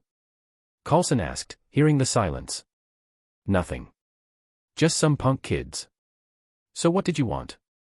Because now, the Ferrari had slowed down, intentionally blocking his lane. I found something about Victor. Hold that thought. Whatever it is, it can wait. Andrew casually tossed the phone onto the seat and floored the gas pedal. Vroom. The M6 surged forward and rammed straight into the rear of the Ferrari. Clang. With more weight up front than back, the Ferrari spun out of control and crashed into the roadside shrubbery. Andrew calmly pulled over and stepped out. As he walked toward the wreck, he buttoned his suit jacket. The young couple had been protected by the airbags. Not a scratch on them. F***ku, the guy roared, climbing out with a metal baseball bat. You wrecked my damn car. I'll kill you. End of chapter. Chapter 78, Power, Privilege, and Poor Choices. The blonde youth swung his baseball bat down toward Andrew's head. Andrew calmly raised one hand and caught the bat mid-swing, then slammed a solid kick into the young man's stomach. To the blonde, it felt like being struck by a speeding motorcycle. He flew backward several meters, didn't even have time to scream, and landed curled up like a boiled shrimp, clutching his gut in agony. Watson. Watson, the delinquent girl who had flipped him off earlier, shook her dazed head from the impact. When she saw the blonde sprawled at the edge of the car, she leapt down in panic to check on him. Which hand did you use to flip me off just now? Andrew asked as he approached, towering over the writhing blonde. You devil. You monster, the girl screamed, clearly someone in desperate need of a serious wake-up call. Or maybe she was just high. Andrew could see the telltale cluster of needle marks lining her arm. I'm a law-abiding citizen of New York. I stay away from drugs and set a good example. He casually sidestepped her clawing hand and planted his foot on her back. Hello, 911. I suspect someone's driving under the influence. Location. You know who I am, the blonde suddenly composed himself the moment he saw Andrew making the call. My big bro's the top boss around here, Tony. Oh really? What a coincidence. I'm Tony too. Just not sure if your brother's a barber or a shampoo guy. Andrew hung up the phone and took off his sunglasses. Wait, you're Tony Stark. The blonde's face twisted in horror, as though he had just seen an alien. This was bad. No matter how tough his brother was, he couldn't possibly go toe-to-toe with Tony Stark, the man who didn't even fear the Department of Defense. Mr. Stark. I didn't recognize you. Please, treat me like a fart and just let me go. Now that he realized who he was up against, the blonde's demeanor changed completely. Watson. Why are you still talking to him? Call your brother already.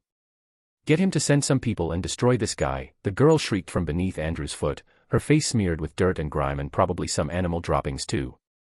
She'd been pampered her whole life and had never suffered such humiliation. Forget Tony Stark, even if it were the president himself, she'd stab him if she got the chance. Wow, impressive.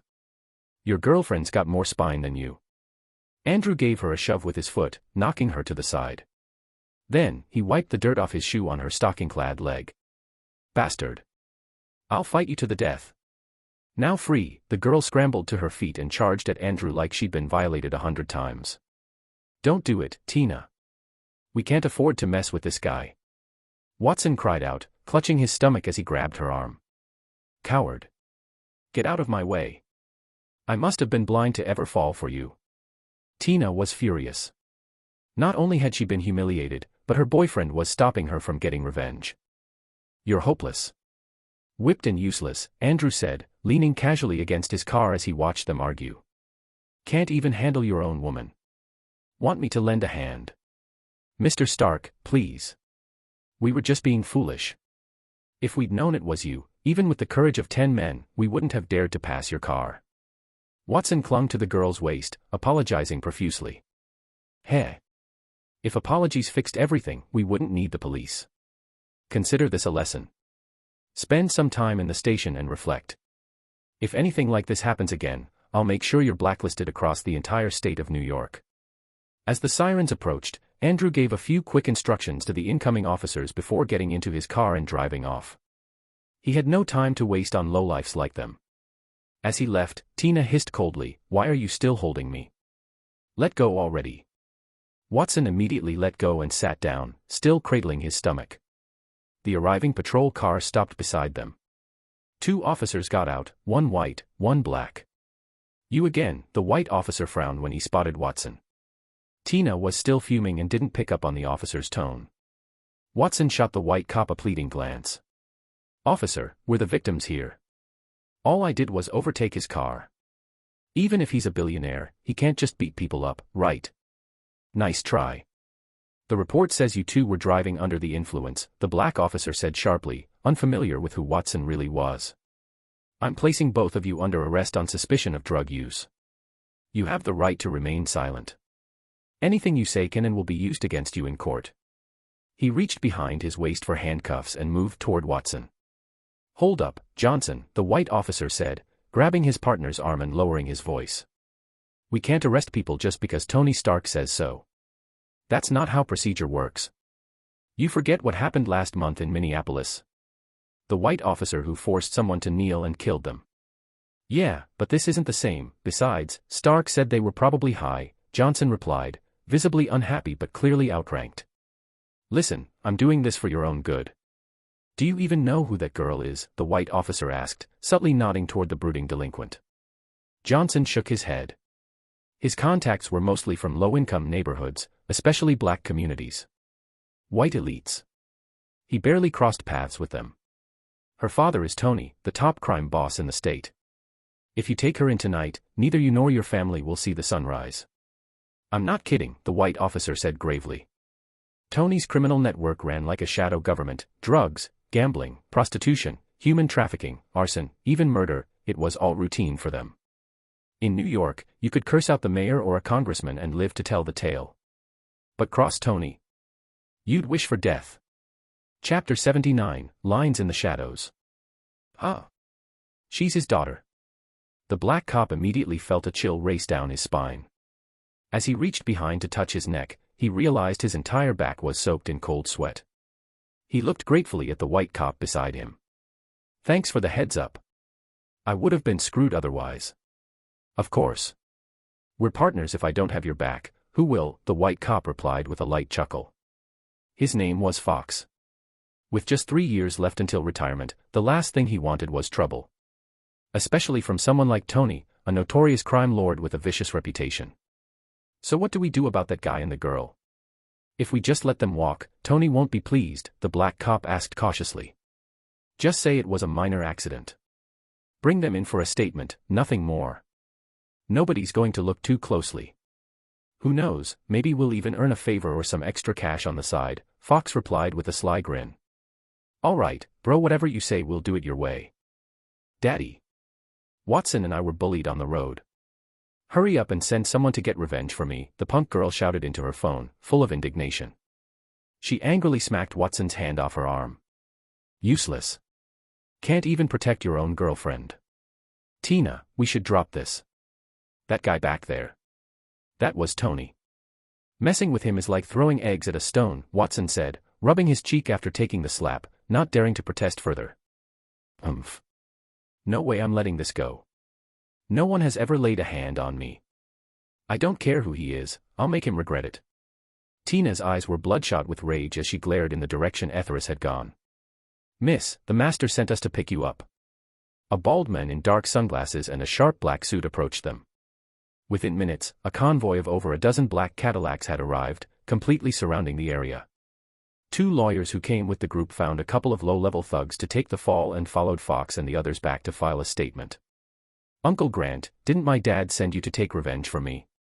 Tina asked, still fuming and refusing to move. Miss, the master said to discuss things after you return. This isn't the end, the bodyguard replied evenly, his tone calm and respectful, neither arrogant nor submissive.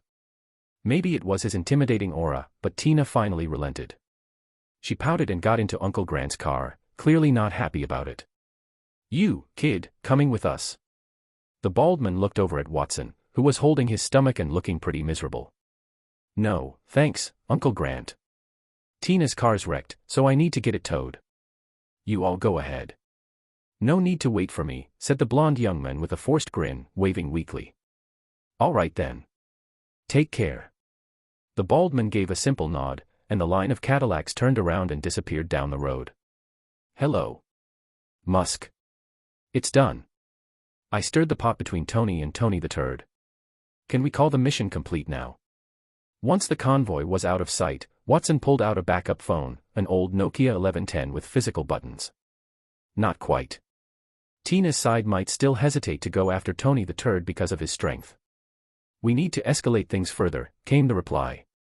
In the New York Police Department, Chief Musk was sitting in his office, holding the exact same model of phone, a battered old Nokia 1110. Come on, do you even know how dangerous this is for me? Tina's a complete psycho. She's into threesomes, foursomes, you name it. Just yesterday, she tried to drag me into doing meth with her. I can't take this anymore. Watson ranted, pacing next to the wrecked Ferrari while tugging at his blonde hair. At first, you told me to get close to her and find out about their drug operations. I did that. Then you asked me to investigate their smuggling routes. I did that too. Now I'm supposed to pit her against Tony the Turd so we can take one of them out. I've done it. Musk, I'm a cop too. I don't want to spend the rest of my life rotting in this sewer. I want to wear the real uniform, to be a real officer with honor. I promise once this is done, you'll be promoted. No more sneaking around. No more sleepless nights, Musk said as he slowly spun his executive chair, exhaling a thick cloud of smoke. Fine. I'll trust you one last time. So, how do we pour gasoline on the fire?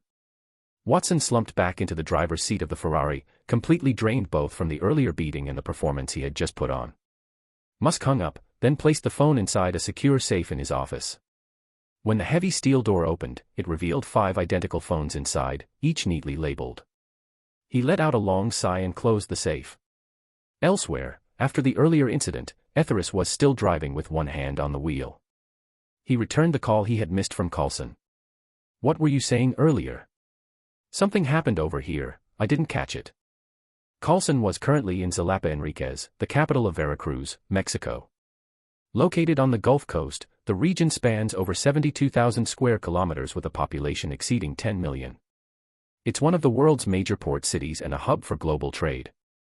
It's also the primary conduit for Mexico's narcotics, flowing to both North and South America and eventually, Europe. I've picked up signs of Victor operating in Xalapa. He's teamed up with a local drug lord and used tech he stole from Stark Industries to develop a batch of extremely powerful weapons, Coulson said in a hushed tone. Zalapa was crawling with gangs, many deeply rooted in the drug trade. That alone made Coulson extra cautious. People died in this city every day and no one even blinked. What do you mean, took? He stole that tech. It was part of my father's legacy. Etheris snapped, fully embracing the persona of a wronged heir, cursing fluently as he drove. So, what are you planning to do? Coulson tugged at his tie, visibly irritated by the oppressive heat. Veracruz had a tropical savanna climate, with an annual average temperature of around 25 degrees Celsius. I'm tempted to just fly over in the Hellfire armor and vaporize that backstabbing rat. Save you from sweating it out. Etheris scratched his head. Truth be told, subtlety and scheming weren't his strong suits. Maybe it was the influence of the Hulk bloodline in his body, but in his previous life, he'd at least made it into a second-tier university, so he didn't think he was completely dim-witted. Absolutely not. You represent the US government. If you take that suit into foreign airspace, it'll be considered an invasion. They'd be well within their rights to retaliate. Chapter 80, Shadows in the South. When Coulson heard Etheris say he was planning to fly over in the Hellfire armor, cold sweat broke out on his forehead. If that actually happened, they might as well roll in the Marine Corps with tanks. Then what do you suggest? We can't just let that old bastard Victor walk free, can we? The weapons and tech he's hoarding are a threat to Stark Industries, the US government, and even innocent lives around the world. Etheris parked the car downstairs at Nova's place but didn't tell her in advance. Today was her birthday, and he wanted to give her a surprise. I'm currently tracking Victor's role in drug trafficking inside the US. Call you later. Coulson cracked the window open slightly, keeping an eye on a white Camry parked nearby. All right. Let me know the moment you find anything. And be careful. Etheris couldn't help but admire how tough these agents had it, constantly going undercover behind enemy lines. They lived under intense pressure and danger. One wrong move and they were exposed, and the enemy didn't show mercy, only cruelty. Someday, when he built his own organization, he swore that every member would be equipped with a nano-iron Hellfire suit. If they couldn't win, they should at least be able to escape. Thanks, Coulson said, then ended the call. Mr. Victor, the weapons you gave us are insane. Last time, when the Veracruz police raided one of my labs, I turned the tables and wiped them out. Sam raised his glass, swirled the blood-red wine inside, and downed it in one gulp. Haha, of course. Mr. Victor is Tony Stark's uncle. He's a true legend, on par with Howard himself. These weapons are nothing. With proper research facilities, even Tony's Hellfire armor would be no big deal. Norman Osborn cackled. Ah, Norman, don't exaggerate. Titles and praise mean nothing, haha, Victor chuckled, clearly in great spirits. Back in the US, after his betrayal was exposed, he'd been hunted like a dog by S.H.I.E.L.D. agents and Tony Stark. He thought it was over for him. But after fleeing to Mexico, he felt like a dragon returned to the sea, completely in his element. There was no real government here, only money and muscle. As long as you had enough firepower, even the authorities bowed their heads. Officials and police alike would become your lapdogs. This is living. Victor lounged in the arms of a curvaceous Mexican beauty, casually eating peeled crystal grapes she fed him. Slurp. After finishing the grapes, he started sucking on her fingers. The woman didn't dare resist, letting him do as he pleased. With these weapons, we can open the route between Mexico and the US. In no time, the entire American drug market will be ours. By then, Stark Industries and all that corporate crap will be ancient history. Sam slapped the thigh of the woman next to him. A bright red handprint bloomed on her pale skin. She winced in pain and let out a soft cry. Sam's face twisted with rage. He hurled his wine glass to the floor. Damn it, you whore. I touch you and you act like it's a favor. Not happy about it. Tiger. Drag her out, let the boys downstairs have a turn. Yes, Brother Sam. A nearly 7-foot-tall tank of a man stepped forward. Without a second thought, he grabbed the woman by the thigh and ignored her pleas as he dragged her away. TCH. That tiger really doesn't know how to appreciate a woman. I said drag her out, and he really did it, Sam scoffed. One of his lackeys handed him a cigar immediately. Doesn't that just show how well you've trained your men? Loyal to the bone. Exactly. For the glory of our great cause, cheers. Victor pushed the woman's arm aside, stood up, and raised his glass. Cheers. Norman Osborn joined in, his voice loud and sharp. Clink. Their glasses collided forcefully. Red wine sloshed, slowly trickling down the sides. Nova. Etheris opened the door and walked in. She had given him a spare key long ago, so coming and going wasn't a problem. But the apartment was empty, Nova wasn't home. That's odd. It's already past working hours. Where'd that little minx go? Don't tell me she's out messing around. He let his imagination spiral as he typed out a message. Ding. Her reply came quickly. Lying on the couch, Etheris picked up his phone. I'm with Pepper.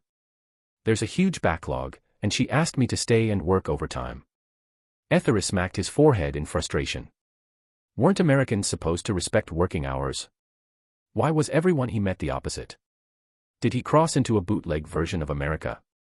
When are you getting off work? I've got something for you.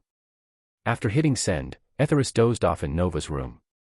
Maybe it was the cozy atmosphere. Maybe it was her lingering scent. Either way, when he woke, the wall clock already pointed to 10 p.m. Outside, New York's nightlife was just getting started. Click. The front door opened. Etheris shut his eyes and pretended to sleep. Nova noticed the pair of men's shoes by the door and instantly knew he was home. Her heart fluttered with joy. Quietly, she stepped out of her heels. Her feet, wrapped in sheer stockings, touched the cool floor as she moved silently. She tiptoed into the bedroom. Etheris was sprawled on the bed, arms and legs spread, a soft snore escaping his lips. Her stocking-clad feet inched closer. Gazing at his peaceful face, she couldn't resist leaning down for a gentle kiss on his forehead. But just as her lips were about to touch him, a sudden pull yanked her into his arms. She gasped in surprise, the sound stuck in her throat. Her muffled protests melted into breathy murmurs. In Etheris's ears, they were like whispers carried by a spring breeze, stirring his senses. He pulled her even closer. The light's too bright, can you turn it off? Her lips were slightly red and swollen.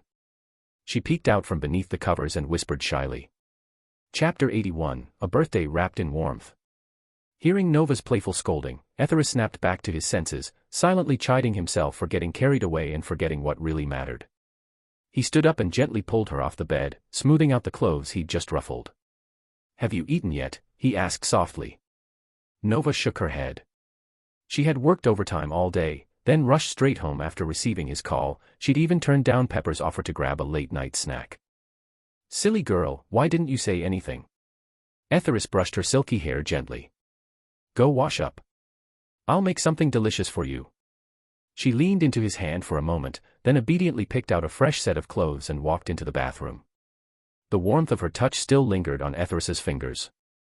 Absent-mindedly, he brought them to his nose and inhaled. The scent was intoxicating, feminine and fresh, like the spring wind over an African savanna. When Nova emerged from the shower, she carried the clean fragrance of body wash and warm skin.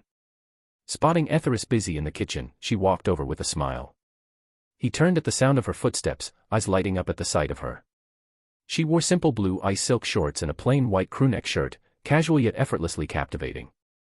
Tony, let me help you, she said, reaching for the kitchen knife in his hand. He swiftly avoided her.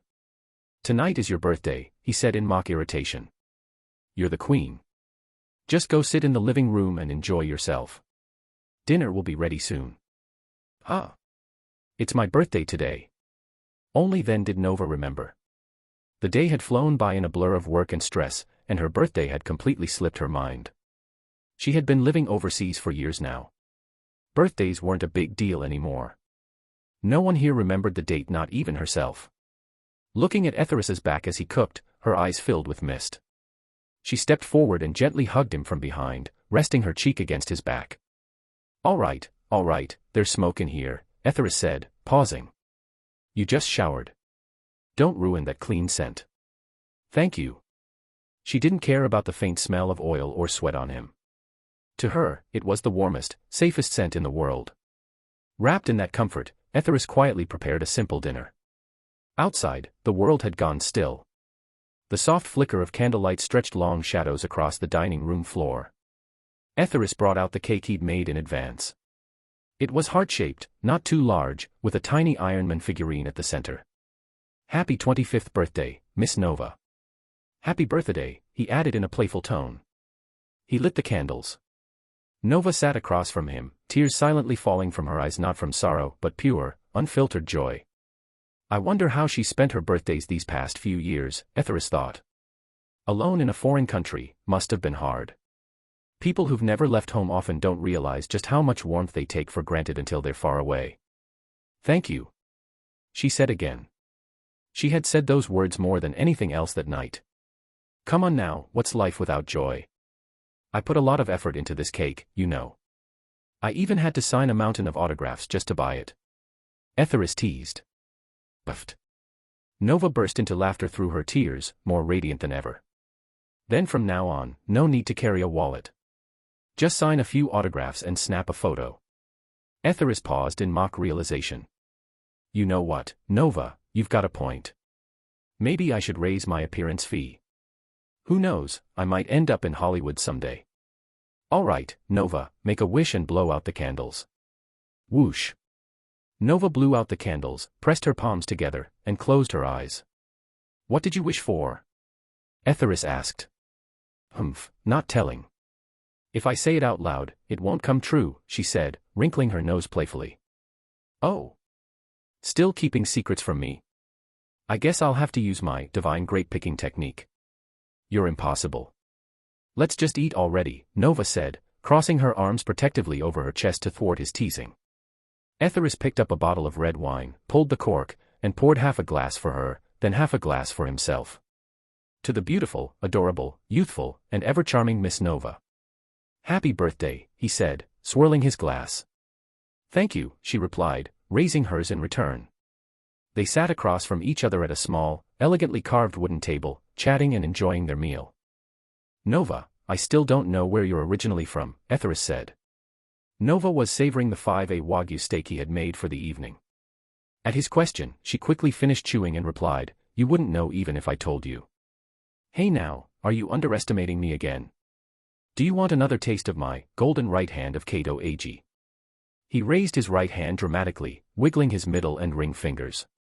Nova immediately flushed, her voice flustered. "I'm from a small county near Ashland City. It's a tiny place, but the scenery is beautiful.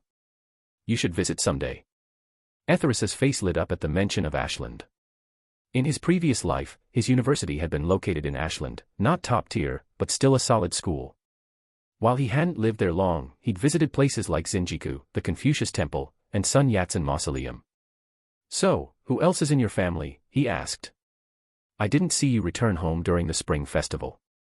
"I have a younger brother back home." The happiness in Nova's eyes dimmed slightly at the mention of family. The real reason she had stayed overseas for so long was because of them. When she only mentioned her younger brother and nothing about her parents, Etheris assumed they had passed away. He immediately apologized. "I'm sorry. I didn't realize your parents were gone." "Huh? Who said they were gone?" "They're both alive and well," Nova said, shooting him a strange look. "But, if things were as simple as that, maybe it'd be better." His guilt quickly turned to frustration. "How could you say that about your own parents? If they're still around, how could you wish otherwise?" Chapter 82, Breaking Free. When Nova saw that Andrew was upset, tears welled up in her eyes again. She stubbornly refused to eat. "Ah, come on. I just said a few things, and you're already upset." Andrew let out a soft laugh, not thinking he had said anything wrong. "I'm not angry at you," Nova murmured. "I'm angry at myself. They tried to force me to drop out of high school and get married. When I refused, they beat me, screamed at me. If it hadn't been for my uncle, I might still be stuck in that dark, miserable house." She buried her face in her arms, her shoulders trembling from the weight of her sobs. What happened?" Andrew's expression changed. He quickly stood up and wrapped her gently in his arms. Nova had grown up in a small mountainside county near Ashland. Though the region was relatively developed, even in the wealthiest places, there are homes filled with hardship. Hers was one of them. Her mother was a typical rural woman, uneducated, deeply traditional, and heavily biased toward sons. Nova had 3 younger brothers, so she was never the favored child. From the moment she was born, her mother had set her heart on having a son. But fate had its own plans. Nova came first, and every pregnancy after that, if it was a girl, was terminated. To raise a son for support in old age, that was the belief. Sons were reliable, daughters were just water spilled on the ground. They'd be married off and gone. That cycle didn't end until her youngest brother, Felix, was finally born. By then, her mother had already undergone at least 8 abortions, if not more. Only her strong constitution had kept her alive. Anyone else wouldn't have made it through. From the moment Felix was born, the household revolved around him. He was spoiled endlessly, given whatever he wanted. If Nova so much as expressed a different opinion, her mother would respond with stinging slaps. And it wasn't like they were well off. Her mother's body had been worn down by years of childbirth and recovery, leaving her too frail for physical labor. The entire family depended on her father, Jacob. And Jacob had one hobby: gambling. He always brushed it off as just a bit of fun. But as the saying goes, 9 out of 10 gamblers lose. While the neighbors were upgrading to brick homes, Nova's family still lived in a crumbling mud brick shack. When storms rolled in, rain poured outside and dripped steadily inside. One of Nova's clearest childhood memories was staying up all night with her parents, using basins to scoop rainwater out of the house. Children from struggling families mature quickly. Ignored and unloved, Nova became deeply sensitive. The poverty, the burden of being unwanted, and her low status in the family forced her to grow up fast. From a young age, she helped her mother sell cheap goods at the market. After school, she would rush to the street stall and help until late into the night. Exhausted, her back aching, legs sore, she would clench her teeth and whisper to herself in the dark, "I must study. I must get into college. I have to change this life." It wasn't just determination, it was talent. Nova never ranked second in school. This streak continued all the way through high school. When she turned 16, her parents suddenly brought home a man she had never met. They told her he was willing to pay a bride price of $15,000 to marry her. That moment shattered what little trust she had in them. She had never imagined her parents would be willing to sell her. The man was nearly 30, a bachelor from the village who had made money traveling the country reselling clothing. By then, Nova had already grown into a graceful young woman, the kind of beauty you'd read about in novels, the top girl in school. The man had seen many women in his travels, but none quite like her. Her refined features, calm demeanor, porcelain skin, and slender figure captivated him. In his eyes, she was factory-sealed, untouched and pure. Combined with her beauty, he thought $15,000 was a bargain. In the end, Nova threatened to end her own life and ran away from home. Thankfully, her uncle took her in and helped her get back on her feet. For the next 3 years of high school, she worked part-time to support herself while studying. She completely severed ties with her family. When it came time for college entrance exams, she applied for a scholarship to Calvary University in New York. Not long after, she crossed the ocean and never looked back. After hearing her story, Andrew pulled her closer, heart aching. "Come here. Let your big brother give you a hug." Buffed. Nova rolled her eyes at him in mock annoyance, but the heavy mood had clearly lifted. "That's more like it. Why dwell on the past during such joyful times? That pain is behind you now. The future's all sunshine from here." Andrew stood up and pulled open the heavy curtains covering the window. The breathtaking New York skyline glittered before them. Nova got to her feet and stepped up beside him. "I never thought I'd stand here, this high up, looking over the world's most beautiful city lights with someone I love.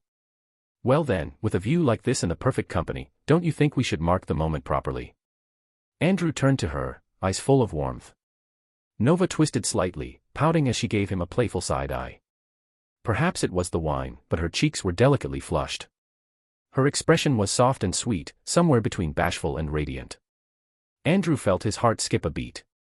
His pulse jumped from 80 to 102. If he'd been wearing a smartwatch, it might have warned him he was about to level up. He gazed deep into her dreamy, mist-filled eyes. "Miss, may I have this dance?" Nova smiled gently, graceful and carefree. She extended her hand. "Of course. But I'm not that good. I might step on your feet." "No problem. We'll just take off our shoes, then it won't hurt." Andrew scooped her up and gently set her on the sofa, kneeling down to help her slip off her shoes. "That tickles." Nova bit her lip softly, squirming as his fingers brushed against the sole of her foot. "Milady, may I?" He gave her a slight bow, one hand behind his back, the other extended toward her. In the center of the living room, on the soft velvet rug, Andrew held her delicate hand while his other arm wrapped around her slender waist. There was no music, but their eyes were locked in that moment. It felt like the entire world had melted away, leaving just the two of them. End of chapter. Chapter 83, Dance of Fire and Fury. Nova brushed her long hair aside with a playful flick and stuck out her tongue. She had just accidentally stepped on Andrew's foot. But with her light, graceful frame, and Andrew's solid build, he barely felt a thing. The only real change was the sudden quickening of his heartbeat. "Nova, I've always wanted to ask you, do you like me?" Hearing his question, Nova's face glowed with a mix of admiration, envy, and quiet resolve. "Of course I like you. Everyone does. Everyone admires you, envies you. How could I be any different?" Andrew didn't respond. Their lively dance began to slow, their steps heavier, their breathing more pronounced. Eventually, Nova stood atop Andrew's feet, rising gently on tiptoe. "Thank you, Tony. Thank you for celebrating my first birthday with me. Thank you for giving me my first job here. Thank you for showing me what real love feels like. Thank you, I'll never forget this day." From the moment Nova leaned into his embrace, Andrew's hands had been quietly exploring. But as soon as he heard her sincere words, his hands froze mid-motion. Still, Nova wasn't one to back down, ready to meet boldness with boldness. "Dad, you have to get revenge for me. I've never been humiliated like this in my life. What exactly happened?" "Watson, talk." Tony squinted at the trembling, blonde-haired Watson standing to the side. "Well, it's not a huge deal. This afternoon, I was taking Tina out to the suburbs for some fun. We ran into this BMW M6 on the road. I overtook it, and maybe this Tony Stark didn't like it, so he forced us off the road. Then he just got out and started beating me up, didn't even say a word. Tina tried to argue with him, and he hit her too." As Watson spoke, he reenacted the scuffle with exaggerated gestures to emphasize just how brutal it had been. "Did you tell him who you were?" Tony asked while patting the head of the beautiful woman kneeling beside him. "Of course. I brought up your name, though maybe I shouldn't have. As soon as I did." Watson sighed as though reliving a nightmare. "What happened when you mentioned me?" Tony asked, his gut tightening. "I told him Tina is your daughter, that you're the underground emperor of New York, and warned him not to push it too far. But the moment he heard your name, he got even bolder. He kicked Tina aside and said," Watson's expression turned pale with fear. "Said what?" Tony's face twisted in fury, ready to explode. "He said if he ever saw you, he'd beat you on sight. Every time. Said he'd wipe out our Riverfield gang, grind it to dust, leave no trace. Is that true?" Tony turned to Tina, seething. Tina had been high and dazed at the time, and only remembered fragments. But one thing stood out: Andrew had completely ignored her, treating her like she didn't even exist. "It's true, Daddy. He said if you couldn't control your daughter, he'd become my godfather, and kill me himself. He even said you're garbage, that you've raped pigs in New York. Fuck. Fuck." Tony suddenly shoved the woman's head down violently, refusing to let her lift it. She struggled wildly, but her limbs were tightly bound, there was no escape. 2 minutes later, she stopped moving. Tony exhaled long and slow, then kicked her body aside. Under the harsh light, Watson took a closer look. Just moments ago, the beautiful white woman had been kneeling with her hips tilted seductively. Now, her eyes were wide open, her face pale blue, and the corner of her mouth still had an undigested milk candy lodged in it. Dead. Suffocated. "Someone toss her in the sea, let the fish have her." A cold voice came from behind Tony. Tony nodded in satisfaction. The one who spoke was a muscular man who had been with him since before he rose to power. His name was Johnson, but in the gang, everyone called him Uncle Grant. End of chapter. Chapter 84, Shadows over Veracruz. "Grant, have you ever met this Tony Stark in person?" "No, boss," Bald Strongson replied. "But he's all over TV and the news. Tech genius, billionaire playboy, CEO of Stark Industries, the guy's got so many titles, I'd run out of breath trying to name them all. Daddy, I don't care about any of that. I was bullied. Even using your name didn't help. You have to get justice for your daughter." Tony Stark didn't just slap me, he slapped you too. He clearly has no respect for you. Big brother, don't. A square-faced man who had been sitting silently until now suddenly stood up. His name was Charles, Tony's second brother. What's the problem? Charles asked. The three of us crossed the border from Mexico together. We've suffered, fought, and clawed our way through every gang in New York. That Tony Stark. He's no different from anyone else. One head, 2 arms, 2 legs. If others can be killed, why not him? The speaker was Tiger, known throughout the gang as Brother Tiger. Tiger's right. Stark's had it too easy for too long. He's never tasted blood, no wonder he acts so high and mighty. Tony let out a cruel grin, flashing his teeth. Have I been out of sight so long that New York's elites have forgotten what we did back in the day? Exactly. Why were we able to build our empire in New York? Because one arrogant billionaire pissed you off, and we wiped out his whole family. Tiger laughed, as if reliving his favorite memory.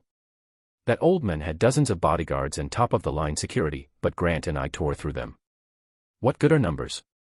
What good are guns? Nothing beats the super serum Hydra gave us. Hold up, third brother, Charles interjected. Tony Stark isn't some run-of-the-mill rich brat. That Iron Man armor he made is insanely advanced. Even the US government is itching to get its hands on it. If we're going to take him on, we need a solid plan. Charles looked rugged on the outside, but he was sharp, undeniably the brains of the trio. In the underworld, his name carried weight, the thousand-faced fox. Charles is right. The criminal world isn't just about fists and blood. It's about networks, leverage, and knowing when to strike. Tony's fury cooled, and his cunning instincts took over. All 3 brothers, including Grant, had been injected with Hydra's super serum, the same variant once used by the Red Skull. It magnified their inherent traits. The eldest brother became completely irrational when angry. The second brother turned cold and calculating. And Tiger. He was a savage, a pure-blooded berserker who lived for violence. Off to the side, Watson clutched his untouched martini, trembling with fear. Daddy, I'm not even asking for much, Tina said, walking over as she saw her father calming down. Just cut off the hand he used to hit me. That's all. She remembered all too well how terrifying his outbursts could be. Even she hadn't always escaped unscathed. Tina had suffered before. Though her father could take her to the heights of pleasure, the taboo nature of their bond made it all the more unbearable. Tony held her soft hand, his eyes narrowing. My daughter is truly the kindest. Don't worry, I'm not just taking his hand. I want his money too. Isn't he supposed to be some filthy rich heir? Great timing, we've just opened a new drug route through Mexico. Expansion means expenses. Second brother, any ideas? Lay it out for everyone. Charles looked calmly at Watson, then back at Tony. Oh, Uncle Charles, Tina cut in quickly, catching the look. Watson's my boyfriend. He's basically family now, don't be so cold. That's right, Tony agreed, still lightheaded from Tina's closeness. Besides us 3, it's just Grant and Watson here, no outsiders. Speak freely. You've heard of Tony Stark, Victor, and Norman Osborn, right? Charles pulled out a cigar. Watson rushed over to light it. Charles slowly rotated the cigar over the flame, letting it warm and catch, before taking a long, thoughtful drag. This kid Watson might be a living clothes hanger, but at least he knew how to flatter the right people. You mean Victor, Tony Stark's former partner and the ex-CEO of Osborn Industries. As the head of New York's biggest criminal syndicate, Tony had a pretty good idea who ran what in the city. But didn't they break ties with Stark and go underground? Yeah, second brother, didn't they even get into a huge fight? Tiger perked up immediately at the word fight. Charles shot his younger brother a look. Sometimes, he truly wondered if Tiger's brain had been replaced entirely by muscle. All the man ever thought about was brawling, never the bigger picture. Well, Tiger's not wrong.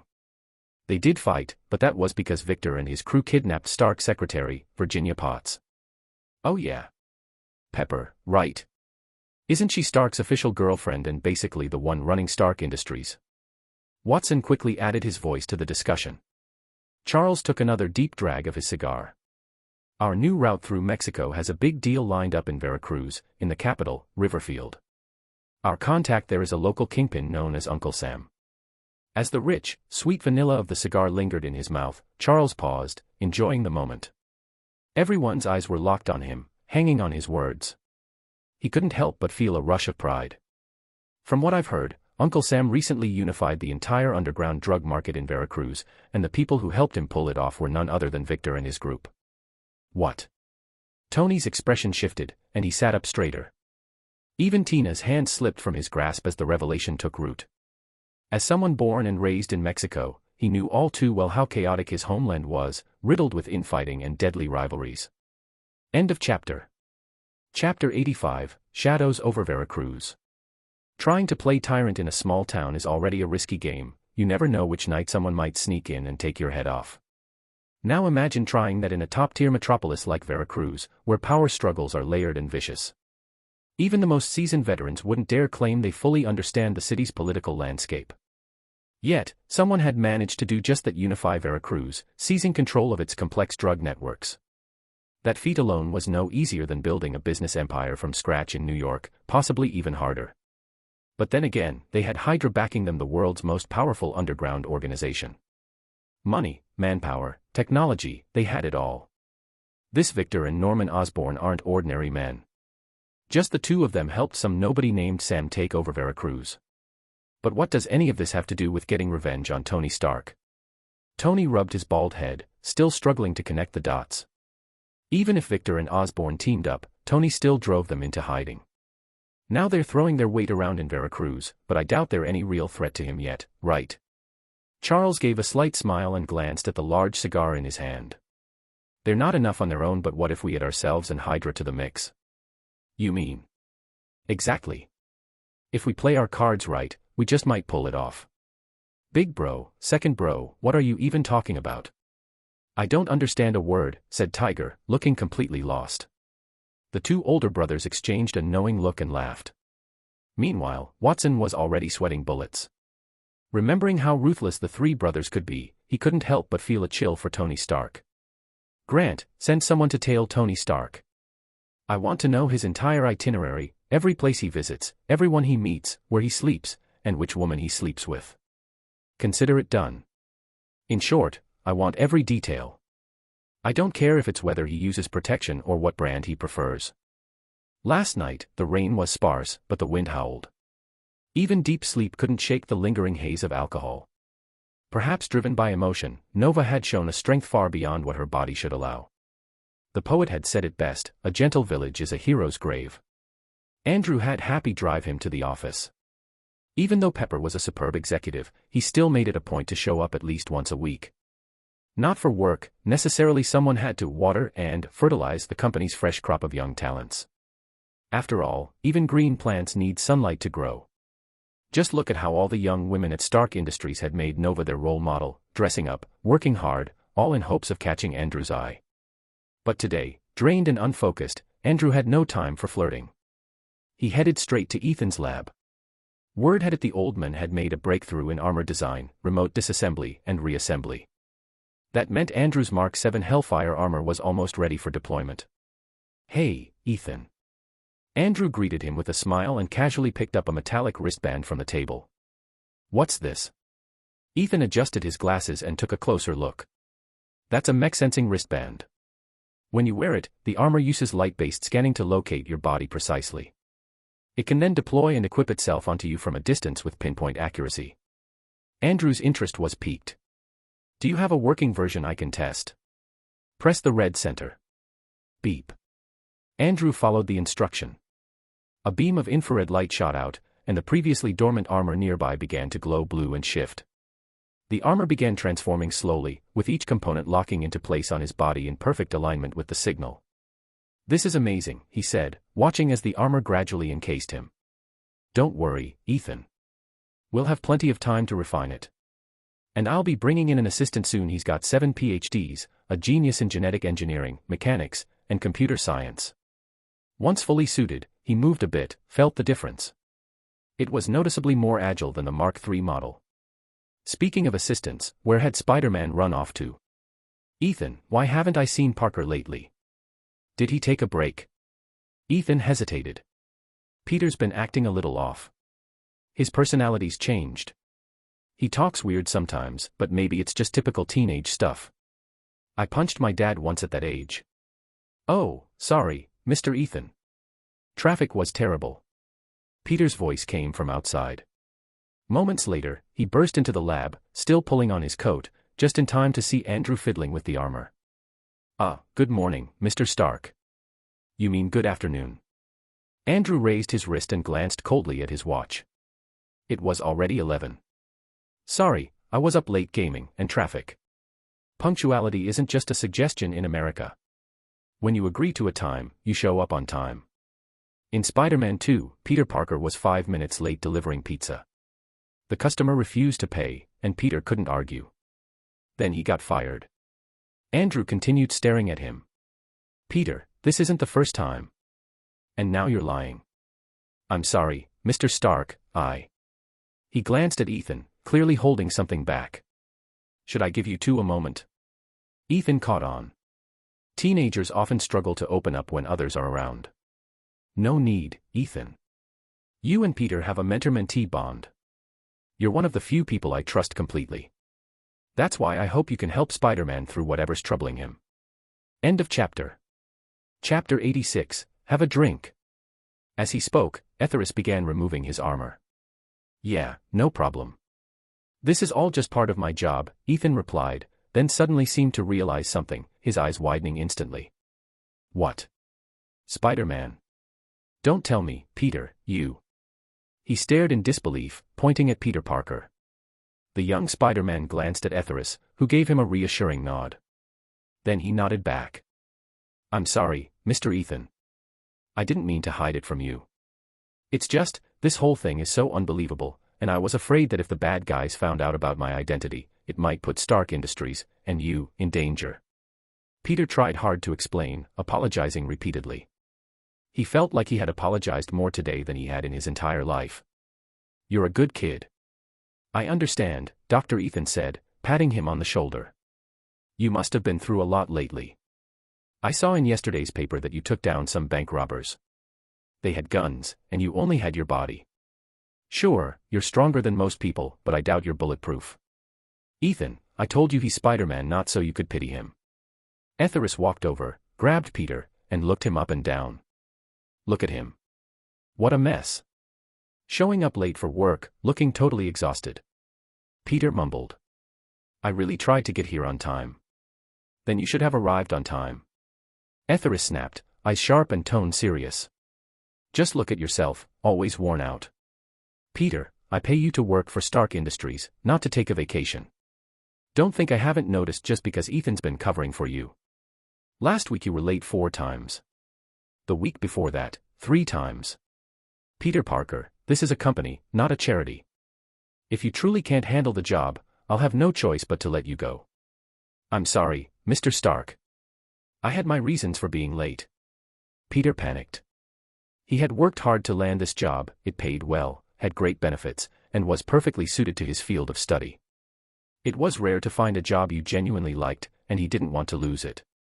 Come on, Tony, Peter has his reasons for being late. It's not like he did it on purpose. I promise I'll keep an eye on him from now on. If he's ever late again, I'll do the righteous thing myself and write his resignation letter. Ethan hurried over to smooth things over when he saw Etheris getting upset. Ethan, don't make excuses for him, and don't give me any promises either. He's 20 years old, an adult. He needs to take responsibility for his own actions. Etheris remained completely unmoved. His salary is halved this month. And he has to write a written reflection. No less than 10,000 words. Yes, Mr. Starky Pants. Peter muttered, head hung low in defeat. Peter, I'm not trying to punish you financially. I want you to understand something. When you take on a job or a responsibility, you must give it your all and be accountable. You can't be half-hearted or let other matters interfere with what you're doing. Etheris walked up to him, speaking earnestly. If you believe something else is more important, then resign and focus on that full-time. Your position here will always be open for you. I understand, Mr. Starky Pants. Hearing Peter Parker's response, Etheris knew he hadn't truly taken the words to heart. His emotions were already in turmoil. On one side was justice, helping those in need. On the other, his job, his life, and even love. It was clear that the fledgling Spider-Man didn't yet know how to balance it all. But growth often comes through these experiences. Without going through them personally, a person will never mature. And growing up means learning to make choices. You can't have everything. You can't do it all. Because in the end, trying to do everything means you'll accomplish nothing, and everything will end in failure. This is experience, but more importantly, it is lived experience. True experience can only be gained personally. What others tell you may serve as a reference, but it will never truly stay in your heart. Ethan looked helplessly at Etheris and Peter Parker. His concern had made him lose perspective. On one side was his closest friend, and on the other, his prized protégé. He genuinely didn't know what to do. "Ethan, how about I stop by your place after work today for a drink?" Without paying attention to the dejected Spider-Man, Etheris planned to cheer up his old friend. "That sounds great. I'll have my wife whip up a couple of dishes. Let's have a drink, just the two of us." Ethan burst into hearty laughter at the suggestion. "It's settled, then. We're not going home until we're drunk." Etheris clapped him on the shoulder as he spoke. The joy of having money is indescribable, it can't even be put into words, not even 1/1000th of it. Take today, for example. Etheris decided to go to Ethan's house for a drink, so he left work early and even gave Ethan the rest of the day off. But poor Spider-Man had to work overtime. Because Peter didn't have money. Being a righteous hero was expensive, especially for someone like him, a working-class hero who never pocketed lost money and helped old ladies cross the street on a daily basis. Take this morning for instance, Peter saved two young black kids who were playing in the street and nearly hit by a large truck. He took the children to their mother, who was cleaning the street. That's when he learned that the woman had a severely ill husband who still gambled constantly, forcing her and her sons to earn money by sweeping the streets. Peter gave her every cent he had. Tragic stories like that were everywhere. People in need never stopped appearing. Even with a monthly salary of $10,000, Peter's kindness burned through his paycheck in under half a month. Now that he had moved out of Uncle Ben's house, he had to pay rent, buy food, clothes, and fund his small inventions. He was, in essence, living paycheck to paycheck. That's why Peter desperately needed this job, so he could help more people. Etheris didn't drive himself today. He was riding in Ethan's Jeep Wrangler. Ethan, originally from a central country, had always loved this vehicle. He couldn't afford it before, but now that he made $20,000 a month and didn't have to worry about housing, he bit the bullet and bought it in installments. It wasn't expensive, just $51,695. His wife, whom he met through Etheris's introduction, now worked as a foreign language teacher at a private high school in the US, teaching Arabic. She made $4,000 a month. Ethan was very satisfied with his life. He had a car, a house, a wife, and a warm family. He was deeply grateful to Etheris. "Ethan," Etheris said as he sat in the passenger seat, listening to country music, "you've been working at Stark for a while now. Are you still in touch with any of those top-tier geniuses from the past?" "Of course. My college classmate Otto Octavius has been in touch with me a lot lately. He wants me to help him find a corporate investor to back his projects." End of chapter. Chapter 87, Ethan's Wife. Ethan kept his eyes firmly on the road, his focus unwavering. It was just one of his quirks. Whenever he committed to something, he did it wholeheartedly, without distractions. That name's a bit of a mouthful. Otto Octavius. Doesn't sound local, does he? Andrew furrowed his brows. The name rang a bell, but he couldn't place which scientist in the Marvel universe it belonged to. He's originally from Austria. He and his wife both graduated from Cambridge, then moved to New York. It's been nearly 10 years, but no one's ever funded his research. Ethan's tone carried a trace of regret. What's his field? Think he's someone we could recruit? Andrew never overlooked real talent. Anyone Ethan respected had to be someone worth knowing. He's in energy research too. I used to think his work overlapped with your arc reactor project, Tony, so I never brought him up. But if you're open to it, supporting him would be incredible. In that case, give him a call tomorrow. Have him come in for an interview, tell him to bring his research materials. I'd like to take a look. Andrew reclined in his seat, making himself comfortable. I've got to tell him right away, he's going to be ecstatic. Ethan pulled out his phone eagerly. Hey, old friend. I've got fantastic news. My boss, Tony Stark, is interested in your work. He wants to meet with you at Stark Industries tomorrow. Yep, get ready. I'm driving right now, I'll talk to you later. Andrew laughed. Is it really that big of a deal? Ethan, visibly moved, replied, you rich folks just don't get it. For a scientist, going years without support is brutal. Research is like farming. You have to keep watering, fertilizing, dealing with pests and disasters, and in the end, the harvest depends on luck. And you can't even begin without buying the land first. Without funding, people like us end up selling everything we own just to keep going. His voice dipped into bitterness, like an old wound reopened. Research isn't cheap. Even Mr. Fantastic, Charles, only got to space because his love rival funded him. That kind of humiliation would break anyone. He glanced sideways at Andrew, who lay there with his hands behind his head, and added enviously, but you, Tony, you were born into wealth, you're a genius, and you've never had to worry about funding. You're the kind of person we all envy. Whoa, how did this suddenly become about me? Sounds like someone's bitter about the rich. Andrew smirked. Back in his old life, he used to wish all the rich folks would just vanish. But ever since he found himself in Tony Stark's body, he had to admit being rich wasn't so bad. Perspective really does change everything. Mrs. Ethan, it's a pleasure to meet you. I didn't bring anything fancy, hope that's all right.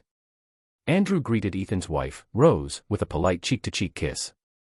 She wore a light yellow jacket, tight blue jeans, and black knee-high boots. Her figure was curvaceous, with none of the post-pregnancy weight many American women tended to carry. I've heard Ethan talk about you for years, but I've only seen you on TV. Thank you for everything. Andrew laughed warmly. Well, blame Ethan. I've wanted to visit for a long time, but he never gave me the chance. Now I see why. It's because you're so stunning. If I had a wife like you, I wouldn't be inviting other men over either. Oh my, such a charmer. Don't just stand out there, come on in. Rose smiled brightly as she took Ethan's briefcase and welcomed them inside. Tony, wouldn't you say this place feels like home too? Ethan smiled at Andrew. Haha, come on. I've only been here a few times. It's just sitting empty anyway. Better it gets used than wasted. Andrew settled onto the sofa, watching Rose move about with a relaxed smile. Honestly, Tony, my whole family owes you. If it weren't for you, we'd still be stuck in that war-torn place. Ethan's voice was heavy with gratitude. Oh come on, Ethan. If anyone should be thankful, it's me. Back at that militant base, you helped me without hesitation. After joining the company, you solved the energy problem for the Hellfire armor, something money alone couldn't buy. Besides, we're friends. And you don't put a price on friendship. You're right. I got a little emotional there. Rose, has Annie come home yet? I just called her. She'll be home in about 10 minutes, Rose replied, walking over with a smile. Tony, Ethan, can I get you something to drink? Andrew's eyes briefly drifted to Rose's chest, where her blouse hugged her curves, and the way her jeans outlined her shapely figure. Then he looked at Ethan's bald head. He couldn't help thinking how lucky Ethan was to have such a beautiful wife. Rose was easily on par with that stunning flight attendant Sophia from the Boeing 747, maybe even more attractive with her mature elegance. Soda water, please. Rose turned to the fridge and bent down to search the lower shelves. As she leaned forward, Andrew's eyes were again drawn to the perfect curves accentuated by her jeans. The sight was so captivating that he instinctively took a long gulp of the soda when she handed it to him. Gulp, gulp, gulp. As the fizzy bubbles hit his throat, Andrew sighed inwardly. People love to criticize the legendary rogue Chow Chow, but deep down, don't we all kind of want to be him? Mom, I'm home. A clear, cheerful voice rang out from the doorway. This girl, still such a kid. Her voice always arrives before she does. Ethan said fondly. Andrew turned his head and saw a familiar figure, little Annie, the girl he had recently rescued like a gallant hero saving a damsel in distress. Today, she wore a light green short-sleeved sweater and a white school uniform skirt in classic American style. Two slender, flawless legs stretched out beneath the skirt, standing close together like polished ivory. Her white ankle socks barely reached her calves, revealing soft, fair skin without a trace of fat, smooth and firm. Youthful and radiant, the very picture of blooming youth. Oh! We have a guest. Annie noticed the suited figure on the couch and shyly stuck out her tongue. Go wash your hands and help mommy with dinner, Rose said gently. End of chapter. Chapter 88, Between Mother's Wisdom and a Daughter's Crush. Our Rose helped her daughter take off her backpack and hung it neatly on the wall, giving her a gentle pat on the shoulder. I got it, Mom, Annie said softly. She wrinkled her cute little nose and craned her neck, trying to catch a glimpse of the guest sitting in their living room. To her memory, no outsiders had ever visited their home. Just as she was sneaking around the edge for a better look, Etheris turned his head and made a goofy face at her. Ah! Annie jumped with a startled cry. It's you, Uncle. Delighted, she skipped over and plopped down next to Etheris, hugging his arm tightly without a care in the world. Even her two little teddy bears were squished in the process. You two know each other. Ethan's expression changed the moment he heard his daughter speak. It was one thing to be friends with someone like Tony Stark, but if his daughter had any personal connection with the men, that was another matter entirely. After all, this was the Tony Stark, a globe-trotting billionaire and famous playboy. What parent wouldn't feel uneasy? Annie hesitated, unsure what to say. If she told the truth, that she'd been tricked by a classmate into going to a concert and nearly robbed, her parents would surely blow up. But realistically, how else could an ordinary college student like her have met someone like Tony Stark? Haha, Ethan, Etheris chuckled, quickly stepping in to save her. As a Goodwill ambassador for the World United Organization, I attend charity events now and then. Just last week, I met your daughter at the Youth with Love event. She was representing her school. Oh, I see. That's nothing to be embarrassed about, Ethan said, visibly relieved, patting his daughter on the head. Humph, I just didn't want you to overthink it, Annie huffed. You don't understand, Iron Man is like a dream prince at school. My dorm mates have posters of Mr. Stark all over their walls. She clung even tighter to Etheris's arm. He couldn't help but admire how strong Rose's genes were. This girl clearly inherited the best of the family's traits. At this rate, Annie's future kids wouldn't ever go hungry. Her mother would never need to worry about them drinking tainted milk again. By the way, Mr. Stark, Annie grinned slyly, what brings you to my house today? Annie. Ethan scolded. You're not a little girl anymore. Why are you clinging to Mr. Stark like that? Sit properly. Oh, okay. Annie pouted, reluctantly letting go of Etheris's arm and taking her place beside her father. Etheris simply smiled and didn't seem bothered at all. Annie, come give me a hand in the kitchen. I'm swamped in here, Rose called from behind the kitchen door. She had been keeping a close eye on the living room and jumped in just as Ethan began chastising their daughter. Coming, Mom, Annie replied and shuffled into the kitchen with a pout. Rose looked her up and down, curiosity twinkling in her eyes. What's the matter, sweetheart? Who got under your skin? Rather than ask directly about her relationship with Etheris, Rose chose to gently probe. It's nothing. I'm just annoyed with myself. Annie sounded distracted, her mood noticeably off. Mr. Stark is still out there. Are you planning to go back to the living room with that gloomy face? As she prepared dinner, Rose teased her daughter, who was standing nearby rinsing fruit. Having a daughter is a gift for any parent. Daughters are like soft little jackets, sensitive to warmth and cold, always caring and thoughtful. And when a daughter is not only beautiful and kind but also talented and well-behaved, she brings even more pride and joy. But if a daughter is too beautiful and exceptional, it becomes a source of constant anxiety. Pretty flowers always attract bees and butterflies. Beauty brings trouble, a truth passed down from generation to generation. Watching her beloved daughter grow more beautiful with each passing year, Rose felt both immense pride and an undercurrent of worry. When teaching Annie how to protect herself, she always had to tread carefully, lest her well-meant warnings backfire. It's Dad's fault, Annie grumbled. I just wanted to spend a little more time with my idol, but he got all strict and pulled me away. Rose chuckled. Are you sure he's just an idol? Nothing else going on? If Mr. Stark asked you to be his girlfriend, would you say yes? Annie's face flushed crimson, and her feet shuffled awkwardly in her sneakers.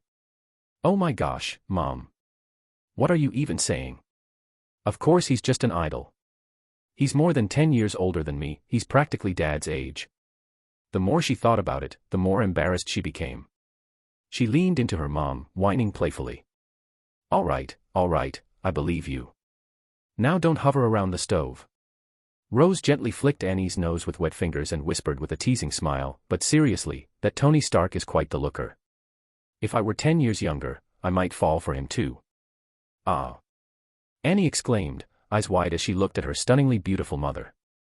Rose's golden hair was tied up in a casual bun, making her look years younger. Her delicate neck had only the faintest lines, which added to her mature charm rather than aging her. Silver earrings sparkled against her ears, highlighting her elegance. Mom, you don't even need to be 10 years younger. If you stepped out right now, you'd have those older guys falling over themselves.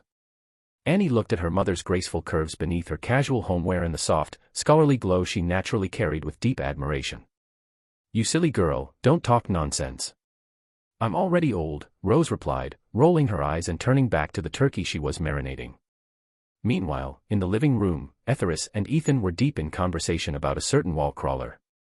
That kid's heart is in the right place, Ethan said, pulling out a pack of Baisha cigarettes and offering one. Since I came to New York, I've seen him on the front page of the Daily Planet almost every day. Sure, they call him a public menace, a masked vigilante, but everything he's doing is for the greater good. He's really trying to serve the people. No thanks, I can't handle those, Etheris declined politely. He took out his own pack of Hauntishan, pulled one out, and lit it with practiced ease. Mind if I get a light? Ethan leaned in to catch the flame from Etheris's silver Zippo and took a deep drag. Soon, the room was filled with cigarette smoke as the two veterans discussed Spider-Man's future. But don't you think Peter's a little too caught up in it all? He's only 20. His values, worldview, they're still developing. Dedicating himself entirely to this whole, saving the world, thing, it's not exactly healthy. Chapter 89, Heavy Words. Andrew wasn't speaking from personal experience. His insights came from dissecting countless superhero films. I'm not saying I don't support him doing heroic deeds. But there needs to be a condition. The person doing them has to be strong not just physically, but mentally, emotionally, and with a stable foundation. I refuse to let anyone on my team spill both blood and tears. If that's the price of being a hero, I'd rather walk away. Ethan said nothing. The cigarette between his fingers burned slowly, turning to ash before his eyes. After a long silence, he exhaled deeply. But this is Peter's choice. He's an adult now. Shouldn't we respect his decision? You're right. He is an adult, and his decision deserves respect. But do you know he still has a 70-year-old uncle and aunt waiting at home? He's not an orphan. He has family. Even though his parents died unexpectedly when he was young, his uncle and aunt raised him like their own. Andrew's tone tightened with emotion. They never had kids of their own. Peter is their son. Have you ever considered that if something happened to him, they'd have to bury their only child? Isn't that the most heartbreaking tragedy imaginable? If he wants to be a hero, he must first be a human being. Ethan went quiet. A thought suddenly hit him: if it were his own daughter making the same choice as Peter, would he still be able to say, with conviction, I respect her decision? Just moments ago, when she'd shown the slightest interest in Andrew, he was already on edge. And the truth was, his daughter Annie had just turned 18. By traditional standards, she could already be married, he might even be a grandfather by now. But in the end, we're not his parents. And even if we were, we wouldn't have the right to decide for him. Ethan rubbed his temples in frustration. Raising children felt more difficult than writing his doctoral dissertation. Guiding and mentoring always sounded noble, but only after becoming a parent did he realize just how bitter and complicated it really was. I don't care about anyone else. Right now, Peter works for me. That makes him my responsibility. It's my duty to guide him. If he can't accept that, then I'll have to let him go. Andrew took a long drag from his cigarette, then crushed it in the ashtray. The half-burned stick continued to smolder stubbornly, just like that little spider who refused to give up. Spider-Man wasn't some irreplaceable hero. What Andrew needed were people who could see the bigger picture, follow orders, and act with discipline. Like during the final battle against Thanos, when Wakanda's warriors charged into battle with spears held high. That's the kind of person he needed. Grapes, anyone? Annie's cheerful voice broke the tension as she walked in with a platter of fruit. The gloom that had hovered over Andrew and Ethan's conversation lifted, as if a beam of sunlight had pierced through a cold, overcast sky. What's this? Ethan picked up a round, dark fruit that looked like a peach. I'm not exactly sure. Mom got it from a roadside fruit stand. The vendor said it's an imported fruit called a black prune plum. Annie handed a bunch of grapes to Andrew. Here, uncle, have some grapes. Hee hee, such a sweet girl. Andrew took the grapes casually, but his eyes wandered briefly to Annie's chest. He couldn't help but wonder between these and the grapes, which were sweeter. PFFFFTT. Ethan bit into the mysterious fruit, only for his face to contort as his eyes began to water. What's wrong, Dad? Isn't the black prune plum sweet? Annie had been focused on Andrew, but her father's pained expression caught her attention. She quickly handed him a box of tissues.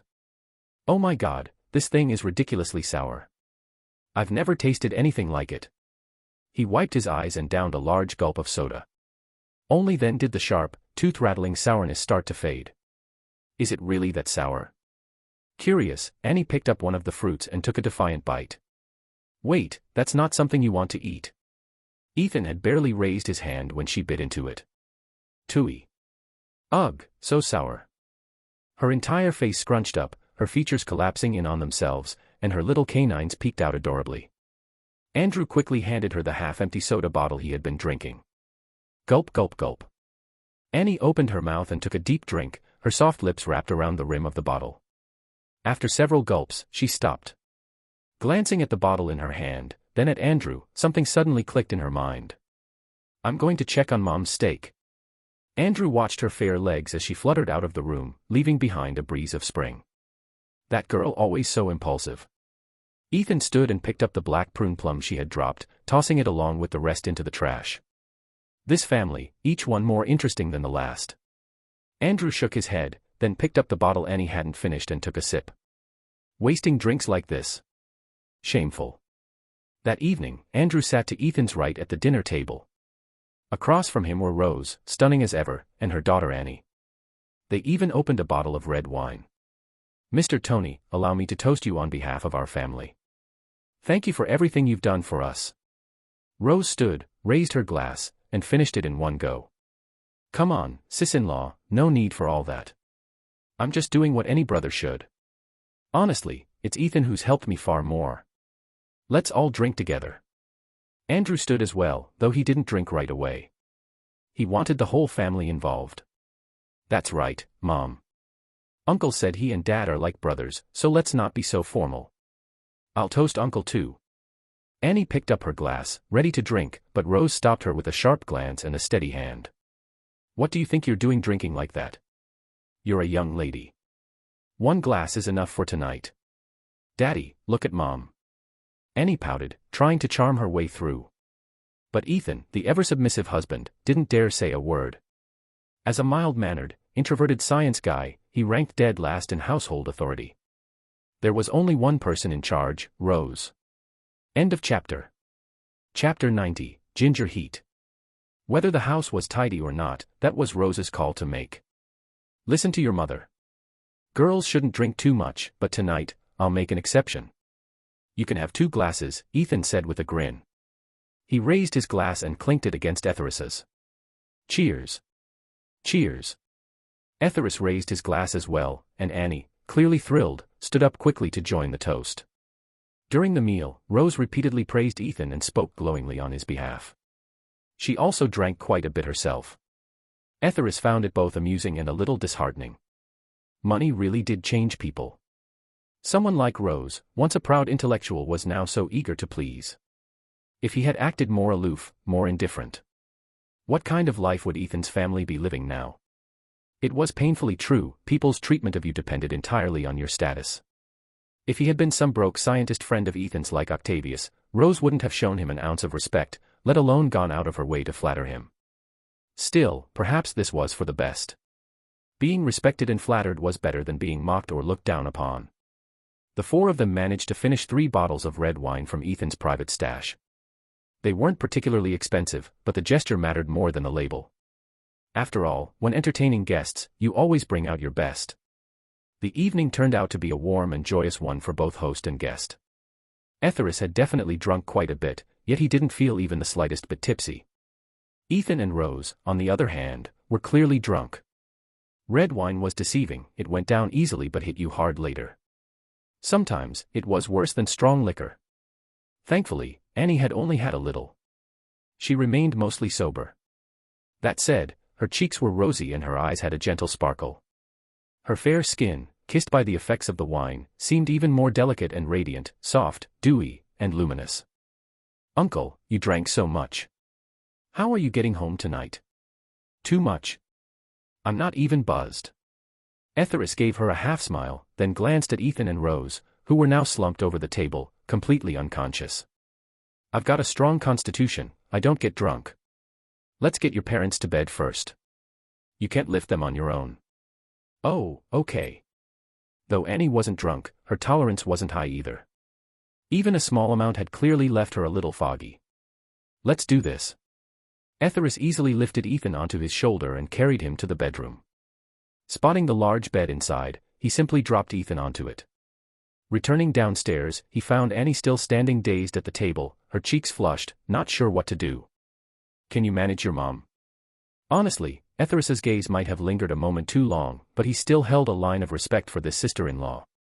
He firmly believed in one principle: never covet a friend's wife. Betty was another matter entirely. He and Blake weren't friends, and Betty wasn't married to him. From both a moral and legal standpoint, Etheris could still justify it. Annie walked over to help Rose, but the height and weight difference made it impossible. Annie herself was still feeling lightheaded and couldn't lift her mother at all. She nearly dropped Rose under the table. "I've got it." Etheris sighed and silently reminded himself, "Stay cool. Even if the sky falls, don't panic." He hooked Rose's arm over his shoulder, crouched down, and slid one arm under her knees. Then, with a practiced motion, he scooped her up into a bridal carry. "Annie, go boil some ginger syrup. Ethan and your mom will probably need it when they wake up." Annie stood there blankly for a second before responding. "Oh, okay." She turned and walked into the kitchen, switched on the gas stove, set a kettle down, and began adding rock sugar and ginger slices. In that moment, she was like a robot: receive a command, execute it without hesitation. Though Rose had a slender figure, she was still a mature woman in her 30s. She had curves in all the right places, and her tall frame, about 1.75 meters, meant she weighed over 72 kilograms. But in Etheris's arms, she felt light, like a pillow. Still, she was drunk, and her warm, wine-sweet breath brushing against his ear made his skin tingle. His heart pounded, whether from the alcohol or the woman in his arms, he wasn't sure. Drunk Rose had gone utterly soft, like a heap of cotton, completely boneless in his embrace. It took real effort to get her onto the bed beside Ethan. She was still dressed in a light yellow jacket, tight-fitting jeans, and tall leather boots. Sleeping like that in winter would be terribly uncomfortable. Without thinking too much, Etheris instinctively began removing her boots and coat. There was nothing improper about it. Sleeping in heavy clothes in winter could lead to a cold. And in America, catching a cold hit harder than Thanos snapping his fingers. He quickly slipped off the boots, revealing long legs clad in thin white socks. Then, propping her up gently, he removed her wool coat, revealing a snug black turtleneck underneath. Her collarbones and the curves of her chest were more prominent than Etheris had expected. He forced himself to look away. "Uncle, the ginger syrup's ready." Annie's sweet voice came from the doorway. Etheris froze. He quickly stood up and pulled the quilt over Ethan and Rose, covering them somewhat messily. Then he turned to Annie and saw nothing unusual in her expression. "If there's nothing else, I'll be heading out." He walked quickly down the stairs, but behind him came the sound of hurried footsteps. Before he could turn, a soft scent hit him, and something delicate crashed into his chest. Looking down, he saw Annie trembling in his arms like a frightened bird. Her eyes were half closed, her lips pressed tightly together in a faint smile. Her flushed cheeks were the color of azalea petals, so red they looked like they might start bleeding. Etheris swallowed hard. The desire that had been sparked earlier by Rose now came surging back like lava ready to erupt. "Uncle," sob, sob, sob. Annie's hands reached up and clasped behind Etheris's neck. End of chapter. Chapter 91, The Genius in the Shades. "Thank you." As soon as the elegant blonde handed him a cup of coffee, Octavius, who had just sat down, immediately stood back up. "You're welcome. Take your time." Pepper set the mug down, gave Etheris a knowing wink, and walked out of the room. "So, what do you think about my proposal?" Etheris straightened up and fixed his gaze on the man in sunglasses. Mr. Stark, perhaps you should look through my research report first. I believe I can earn a place at Stark Industries based on my own merit without relying on any outside influence." Octavius's tone was earnest, almost humble. "I'm happy to review your report." But first, would you mind taking off your sunglasses? Honestly, it's a bit distracting. Etheris smiled, though inwardly he scoffed. Wearing shades indoors? Who does he think he is, a film director? Oh, terribly sorry. I'll take them off right away. As Octavius removed his sunglasses, he explained.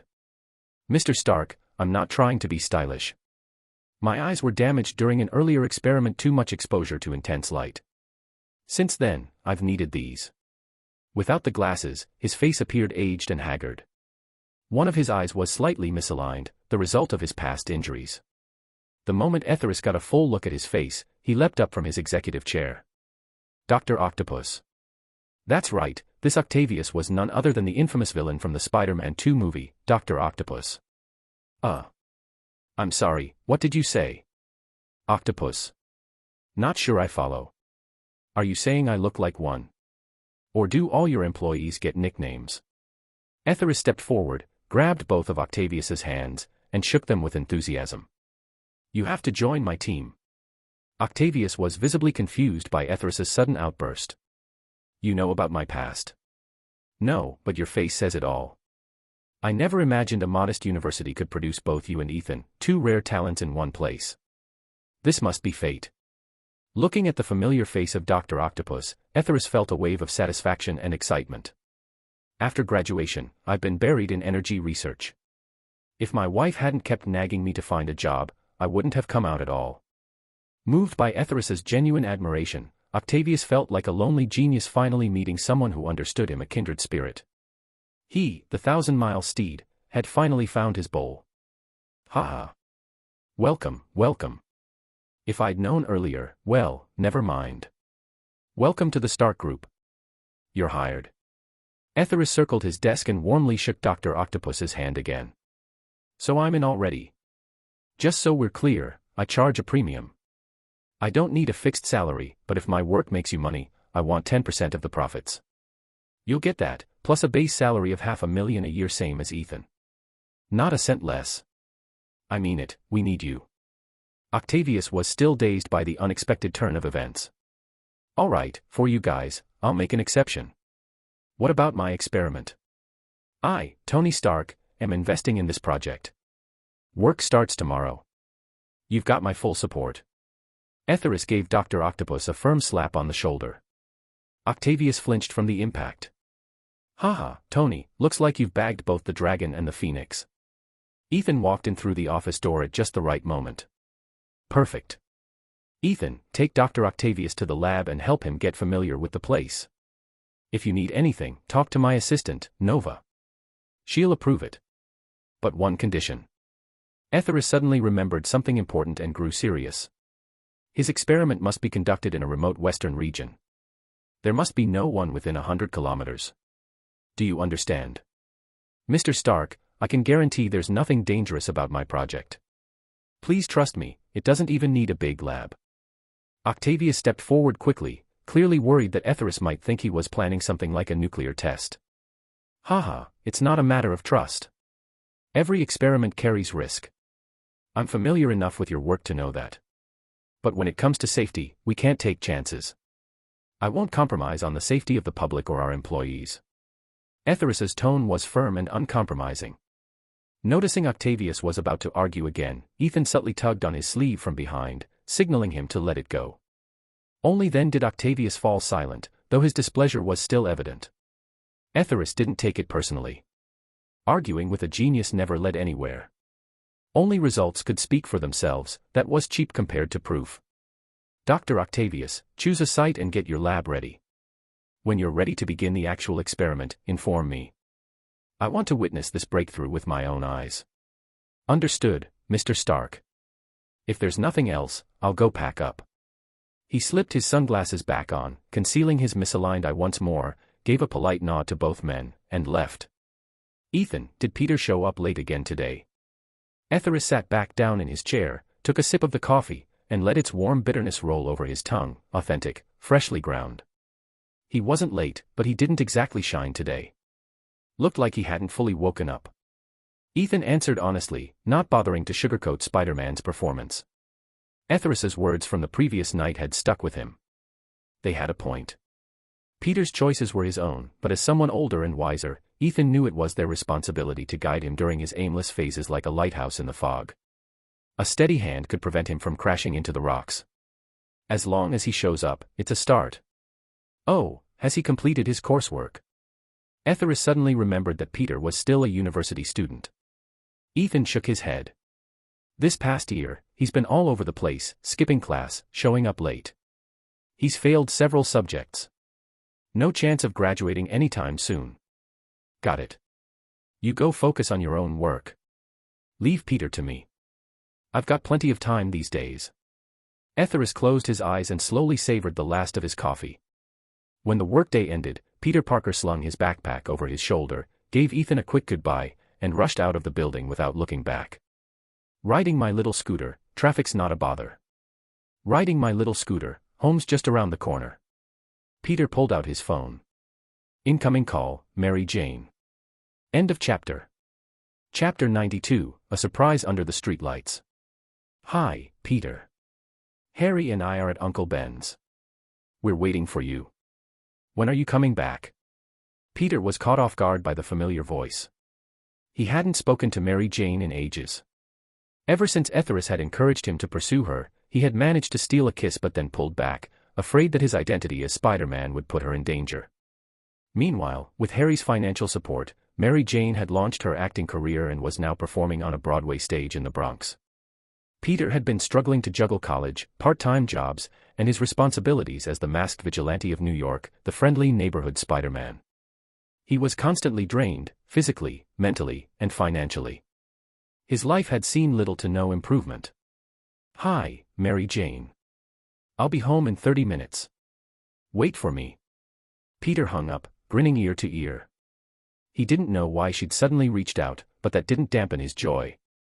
He twisted the throttle, and his little motorbike roared down the streets, belching a faint trail of bluish exhaust as it weaved through the steel jungle of New York. By the time he reached Aunt May's house, the sky had darkened. Street lamps cast dim halos along the sidewalk. Surprise. As Peter opened the door, he was greeted by Aunt May, Mary Jane, and Harry, clearly having waited for some time. Welcome home. Don't you have something to say? Aunt May was dressed in formal attire, and Uncle Ben, though absent, had even laid out his suit and tie. Peter blinked, confused. What day is it today? Oh, Peter, it's your birthday. You forgot. Aunt May asked in disbelief. Her silver hair shimmered under the lights. She cupped Peter's face with wrinkled hands and gave him 2 loving kisses on the cheeks. You little scatterbrain. Mary Jane was wearing a pale lavender dress with floral patterns. The dress hugged her waist, highlighting her figure, while the hem stopped just above her knees, revealing smooth, fair legs with faint blue veins beneath the skin. She wore simple leather flats.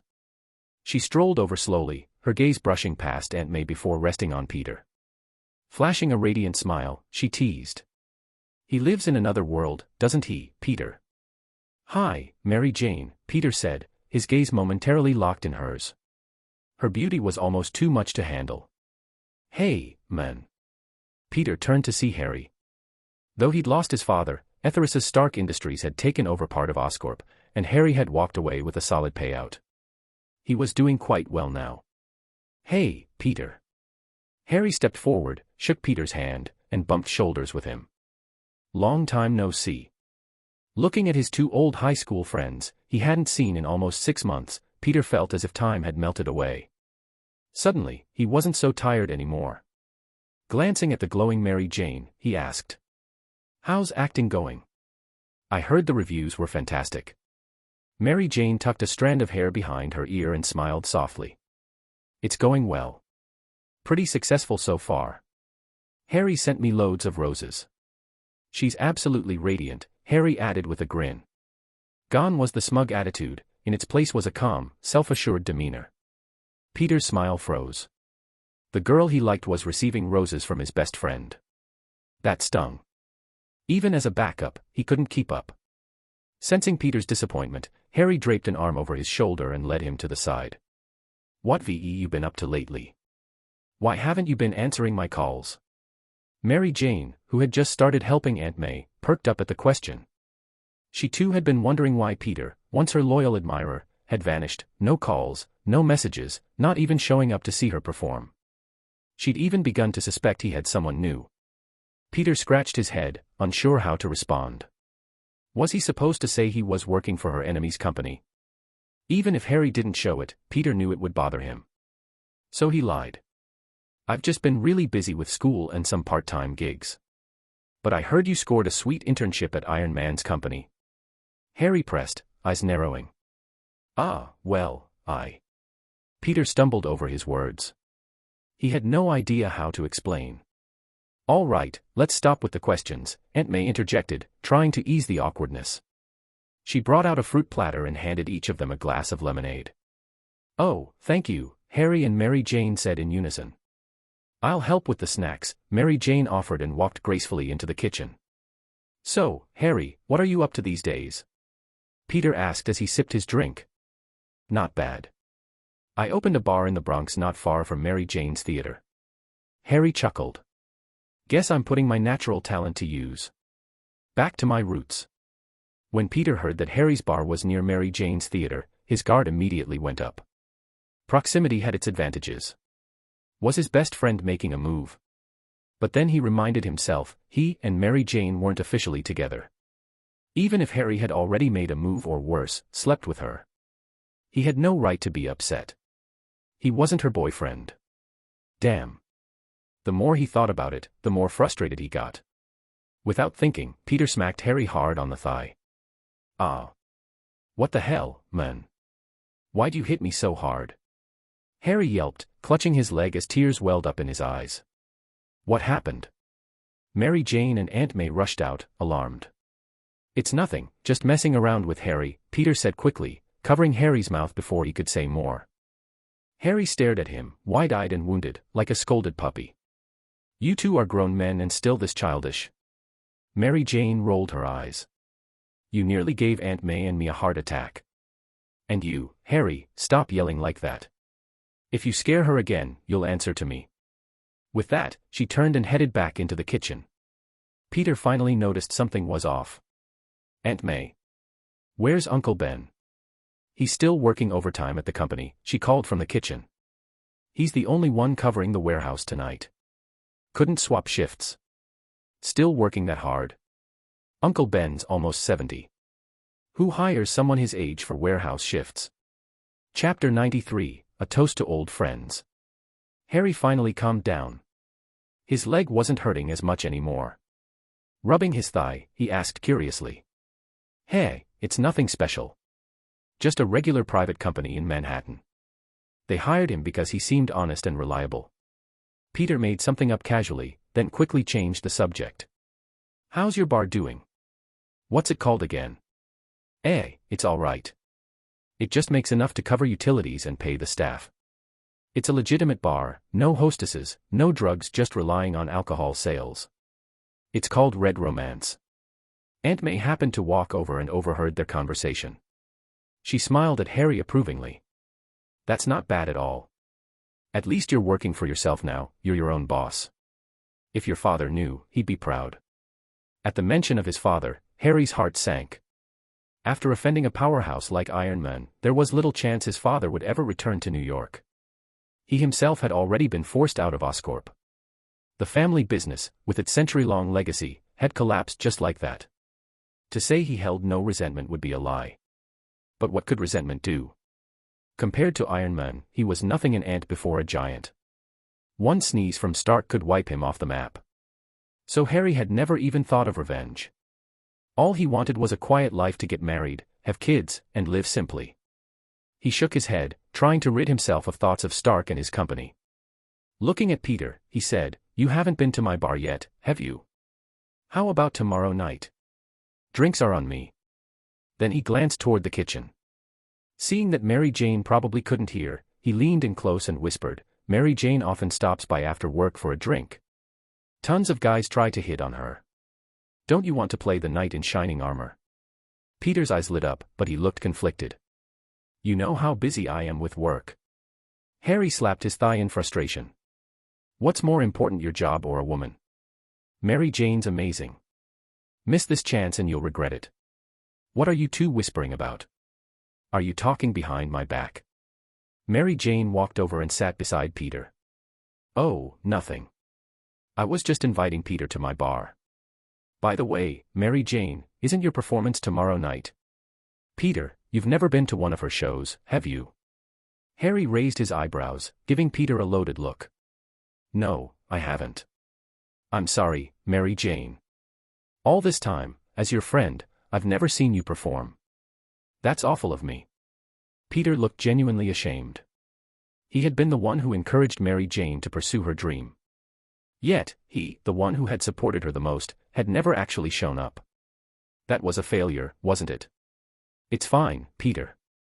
I don't mind. You're always busy with work, and I'm just a small-time actress. Mary Jane said it with grace, but the trace of disappointment in her tone was unmistakable. Then it settled. Tomorrow night, we go watch Mary Jane's performance, and after that, drinks at my bar. It's been ages since the three of us hung out, perfect time to relive the old days. Harry threw an arm around Peter's shoulders and whispered, "Come on, man. Are you even trying? Everyone knows how you feel about Mary Jane. Mary Jane, could you come give me a hand? I'm swamped in here." Aunt May's voice rang out from the kitchen. Mary Jane smiled, stood up, and walked past Peter. "Brother, this is as much as I can help you," Harry said, lazily leaning against the table, a glass of lemonade in hand. He eyed Peter carefully. "Did you see the way Mary Jane looked at you? It's different from how she looks at anyone else." Peter glanced through the kitchen glass and saw Mary Jane bustling around inside, like a devoted wife. His heart twisted with emotion. "But I don't have time to date right now." "Why?" Harry was exasperated. "What do you mean, why? Are you dead or something? You think you're busier than the president? Too busy to date? I've never heard of a scientist who stays single forever." Peter sighed silently. "Harry, you just don't understand. I'm giving up everything for the greater good. Harry, can we not talk about this? I truly hope we're real friends. And real friends trust each other. I've always been sincere with both you and Mary Jane. You're my closest friends, my lifelong friends." Peter spoke carefully, choosing his words. "Then be real with us.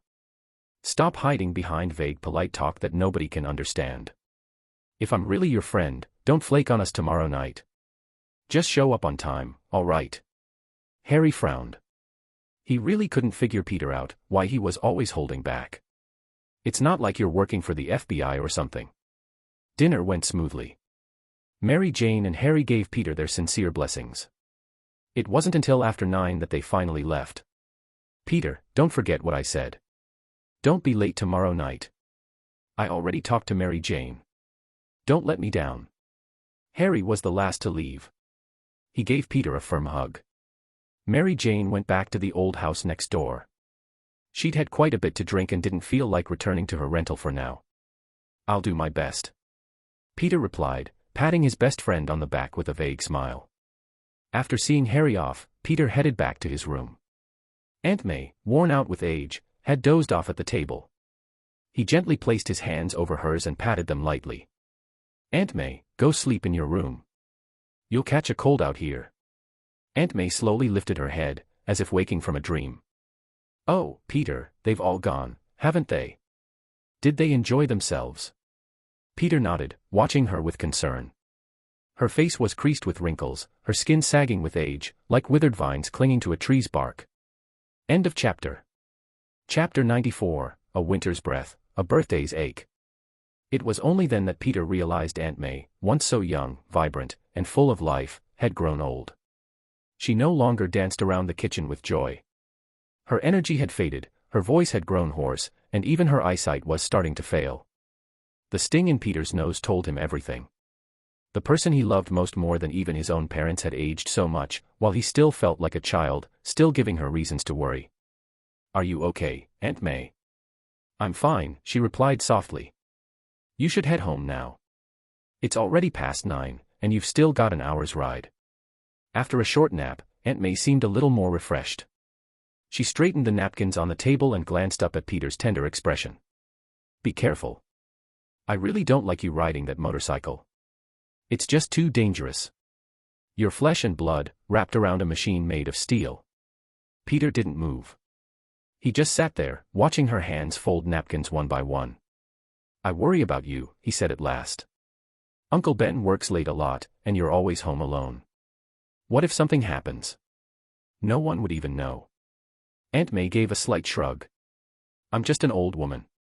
What could possibly happen to me? Even a thief would look for someone with more money. Your Uncle Ben's whole paycheck goes to the mortgage and insurance. There's barely anything left. You, on the other hand, should start saving up so you can find yourself a nice girl." She placed the last napkin down carefully. "Anyway, I'm tired. You should head home."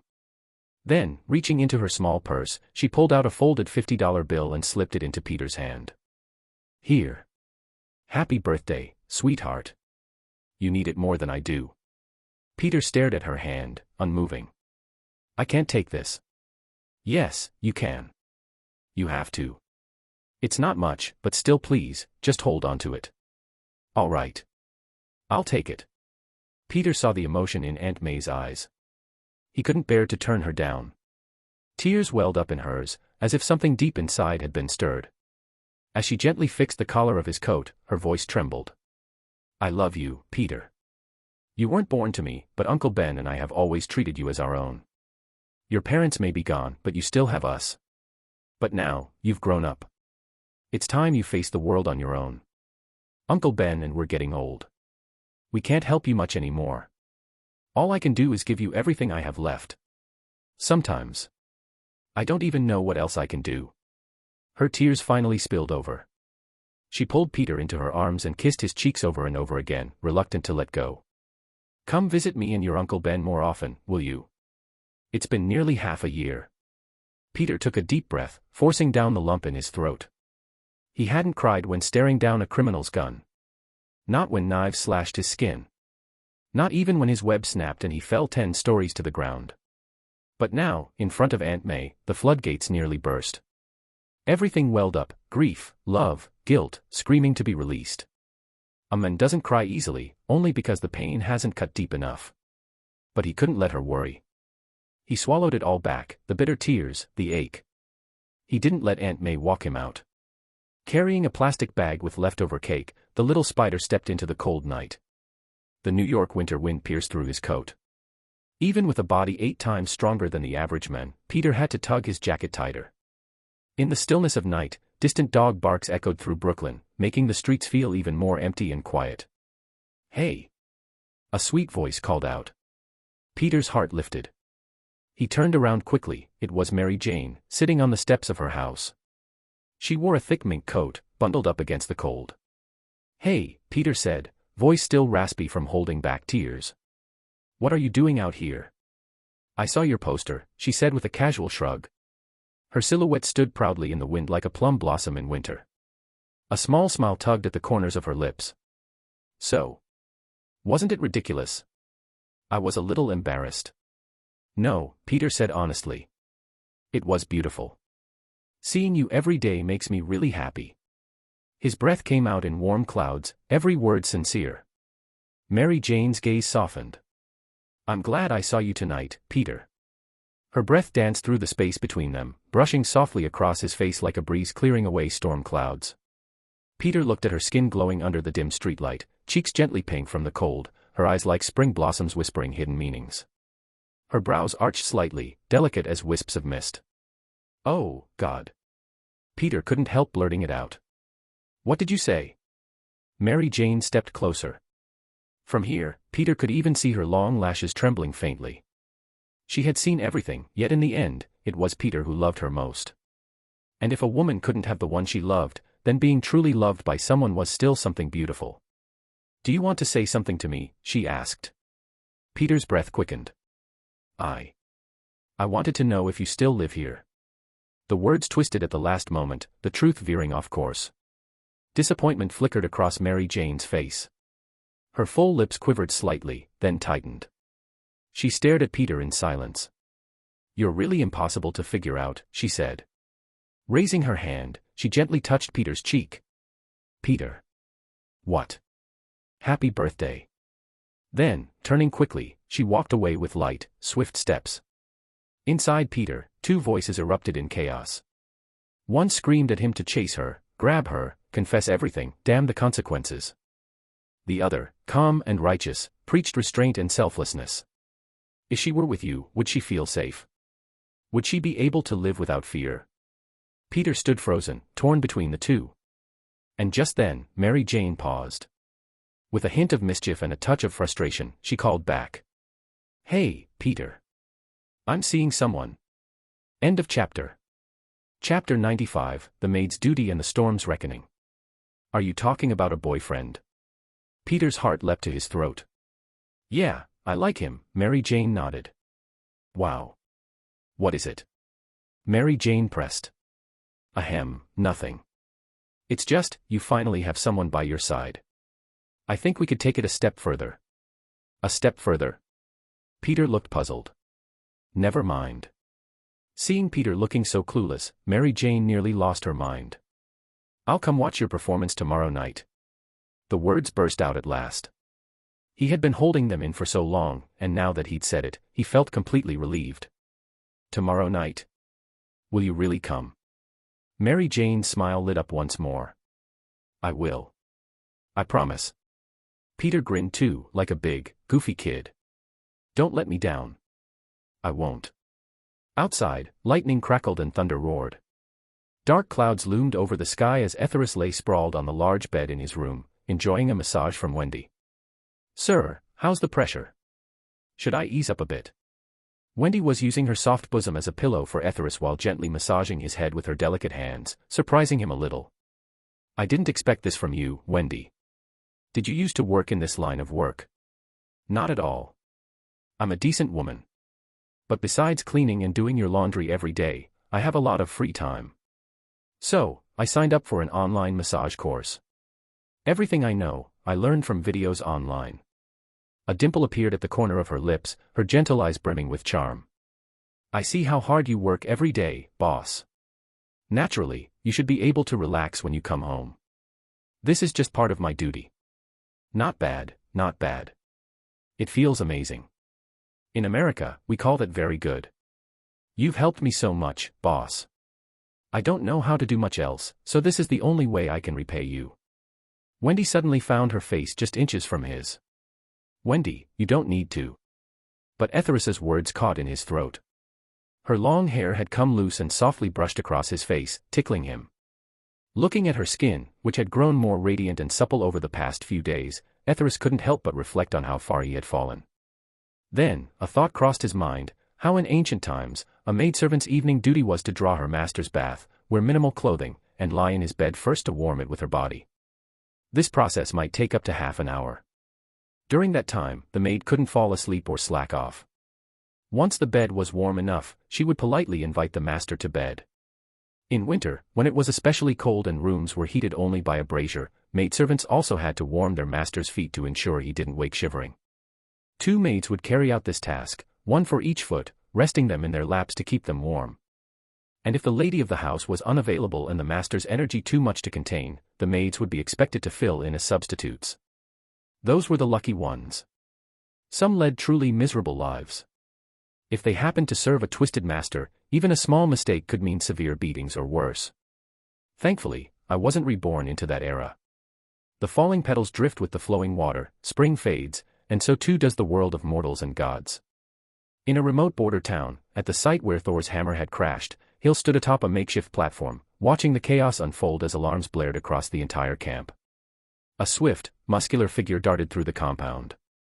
No one, agent or guard, could stop him for even a second. Just a mile away, Jane Foster lay prone on a hill, watching through a pair of binoculars. When she saw the red lights flash and the sirens wail, her heart skipped a beat. That handsome guy with the scrambled brain, could he have been caught by S.H.I.E.L.D.? Beep beep beep. This is Eric. Please leave a message. She quickly dialed Eric's number, but it was already around midnight. It went straight to voicemail. Hi, Eric, it's me. Don't worry, I'm okay. But if you don't hear from me within the next hour, please come to the meteorite crash site, the one S.H.I.E.L.D. took over. I did something you told me not to do. I'm really sorry. I truly apologize. Goodbye. She hung up and picked up her binoculars again, desperate to see what was going on in the camp. Unfortunately, Hill's team had confiscated her best equipment. The binoculars she had now were a $20 roadside purchase. Barely usable in the daytime. At night, they were little more than wishful thinking. Report. Report. The intruder has entered the southern tunnel. No. I've lost the signal. The entire camp descended into chaos. Thunder rumbled overhead. Lightning forked across the sky. The raging storm wrecked the base's communications. Out of my way. With a thunderous suplex, Thor slammed one of the agents blocking his path into the concrete floor. End of chapter. Chapter 96, The Hammer That Wouldn't Answer. Another base staff member charged at Thor with a high kick. Thor, unbothered, raised his right leg and blocked the strike midair, countering effortlessly. Bang. Their legs collided. The attacker winced in agony, while Thor remained perfectly composed. Even without his divine powers, Thor's physical strength alone was likely second only to the Hulk in his enraged form. Without giving the men a chance to recover, Thor stepped forward and landed a powerful right hook. The blow sent the staffer flying, knocking him out cold. Thud. The men crashed to the ground, unmoving. I need someone on high ground. Hill barked into her walkie-talkie. Hawkeye Barton grabbed his alloy compound bow and a quiver of arrows and sprinted out of the command room. Outside, the rain was pouring so heavily it was hard to even see straight. With one swift motion, Hawkeye leapt into the lift basket and ascended toward the base's highest point. If Etheris were present, he would have had a heart attack. Standing on a metal structure during a thunderstorm. Rising that high into the sky. If Barton had offended the heavens recently, this was practically begging for retribution. As Thor advanced toward the base's core, more and more personnel tried to block his path. But he didn't falter. As Asgard's mightiest warrior, the more opponents there were, the more alive he felt. One man launched himself at Thor with a spinning left kick aimed at his head. Thor didn't even flinch. He casually extended a hand. ZZZZT. The man shattered the energy shield but was instantly flung away like a rag doll. Thor followed with a scorpion kick to an enemy sneaking up from behind, catching him clean under the chin. He sidestepped two more attackers rushing in from either side, spun midair with a perfect 360-degree twist, and landed lightly on his feet. Hill watched the surveillance feed in stunned silence, momentarily forgetting to issue commands. She felt like she was watching a martial arts blockbuster, something from an epic production of the East. That midair 360 spin and taking down three men in one breath, was this man even human? Could this absurdly handsome lunatic really be the god of thunder? Ma'am, the hammer is emitting extremely powerful electromagnetic pulses. Our systems are struggling. The base's hardware is barely hanging on, reported a bald man with gold-rimmed glasses. I don't have time for this. Barton, keep the updates coming. Rain soaked Hill's clothes, which clung to her frame, emphasizing her curves. One of the outsourced software engineers stole a glance and immediately got a nosebleed. He silently cursed himself for being weak, maybe it was the spicy food he had for lunch. No one around noticed. Above, Hawkeye steadied himself against the whipping wind. From his high perch, he readied his compound bow, locking eyes on the rapidly advancing Thor. What's the game plan? Should I take the shot, or just keep watching everyone get wrecked? Just track him for now. Don't make a move unless I say so. Hill commanded, descending from the platform and heading toward the camp center. Whoosh, whoosh, whoosh. Thor broke through the final defensive line. Mjolnir was finally in sight. A thrill ran through him. His entire body quivered with anticipation, a wide grin spreading across his face. Thud. Out of nowhere, a massive security guard, a towering black man over 2 meters tall, slammed into Thor, knocking him to the ground. Hey, strong. But I've faced stronger, Thor said, pressing off the ground with his right hand and flipping upright. He lifted his left arm forward, right arm back, then nonchalantly brushed his thumb across his nose. I'm gonna hit you. It was his favorite line from a recent Earth movie he'd seen. The big guy blinked in confusion. Kung Fu. Thor didn't answer. He struck down with an open palm. The giant instinctively raised his arms to block, but it was a feint. Thor dropped into a deep stance and drove an iron elbow straight into his chest, using the full force of his waist and legs. Crack. A sharp crack echoed through the air. The man was launched several meters away, his heavy body crashing into the mud. We Asgardians are not the sick men of the 9 realms. Thor shook his head and turned toward the crater center, where Mjolnir awaited. Underwear. A bolt of lightning lit the camp. Thor was already standing next to his hammer. Framed by the flashing sky, he looked like something out of legend. Everyone instinctively turned to look at him. "Give the order already, or I swear I'm going to start rooting for him," Hawkeye shouted over the comms. Hill looked down at Thor, who was beaming like a child expecting praise. "Wait. I want to see what happens." The rain kept falling in sheets, draping the camp in darkness. Thor steadied his breath. That hammer had been with him for over 1,000 years. More than a weapon, it was part of him. Now, standing before it, he felt like a soldier returning home after exile. "Come to me." He grasped the handle with his right hand. Nothing. Frowning, he grabbed it with both hands. Ah. Veins bulged across his arms, muscles straining beneath rain-drenched clothes. Gritting his teeth, he gave it everything he had. But Mjolnir didn't budge. It was as if the hammer had fused with the earth. No matter how much strength he summoned, it remained still. This can't be. No, this is impossible. Thor stumbled back, staring at his empty hands. He raised his eyes to the storm above. Why? His voice roared through the camp, full of fury and disbelief. But the heavens offered no answer, only more thunder and rain. Thud.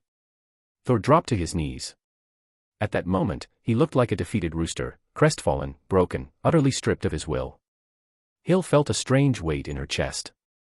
A bit of relief, yes, but also a touch of regret. God of Thunder. Thor. She had actually believed the nonsense Tony Stark had spouted. What's wrong with her? Was she, a high-ranking S.H.I.E.L.D. agent, just another woman fooled by a fantasy? She sighed and picked up her walkie-talkie. "Show's over. Ground forces, move in." Seeing Thor so utterly defeated, Hawkeye slowly lowered his bow. His expression was hard to read. That proud, golden-haired warrior reduced to this. Why?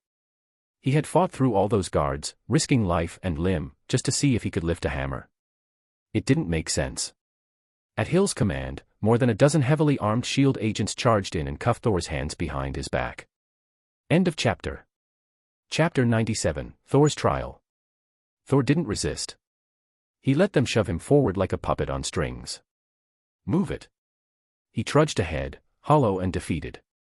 Before stepping out, he cast one last look at Mjolnir, resting less than a meter away, and felt a crushing wave of despair.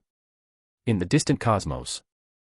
At the edge of Asgard's Bifrost Bridge, Heimdall stood tall, both hands resting on his sword. His amber eyes reflected stars and distant worlds. He had witnessed everything. Thor's early pride and courage, followed by his disbelief and eventual collapse. Disappointment. Defeat. Heimdall admired this brave and straightforward prince. But he understood this was Odin's test. Only those who weather trials and tribulations can grow into a worthy god-king, one capable of guiding Asgard toward a radiant future. Without hardship, a flower raised in a greenhouse would never bloom with true brilliance. Heimdall exhaled deeply, his gaze reaching far beyond the realm. Elsewhere, Jane Foster crouched in hiding. The previously noisy camp had gone eerily quiet. She couldn't tell what was happening. Had that wild, handsome guy been beaten to death by the guards? No, she had to check for herself. But just as she was about to move, a vehicle rolled out of the compound. Inside it was the very same Wildman tightly bound. "Thank goodness, scared me half to death," Jane muttered, clutching her chest as it heaved with relief.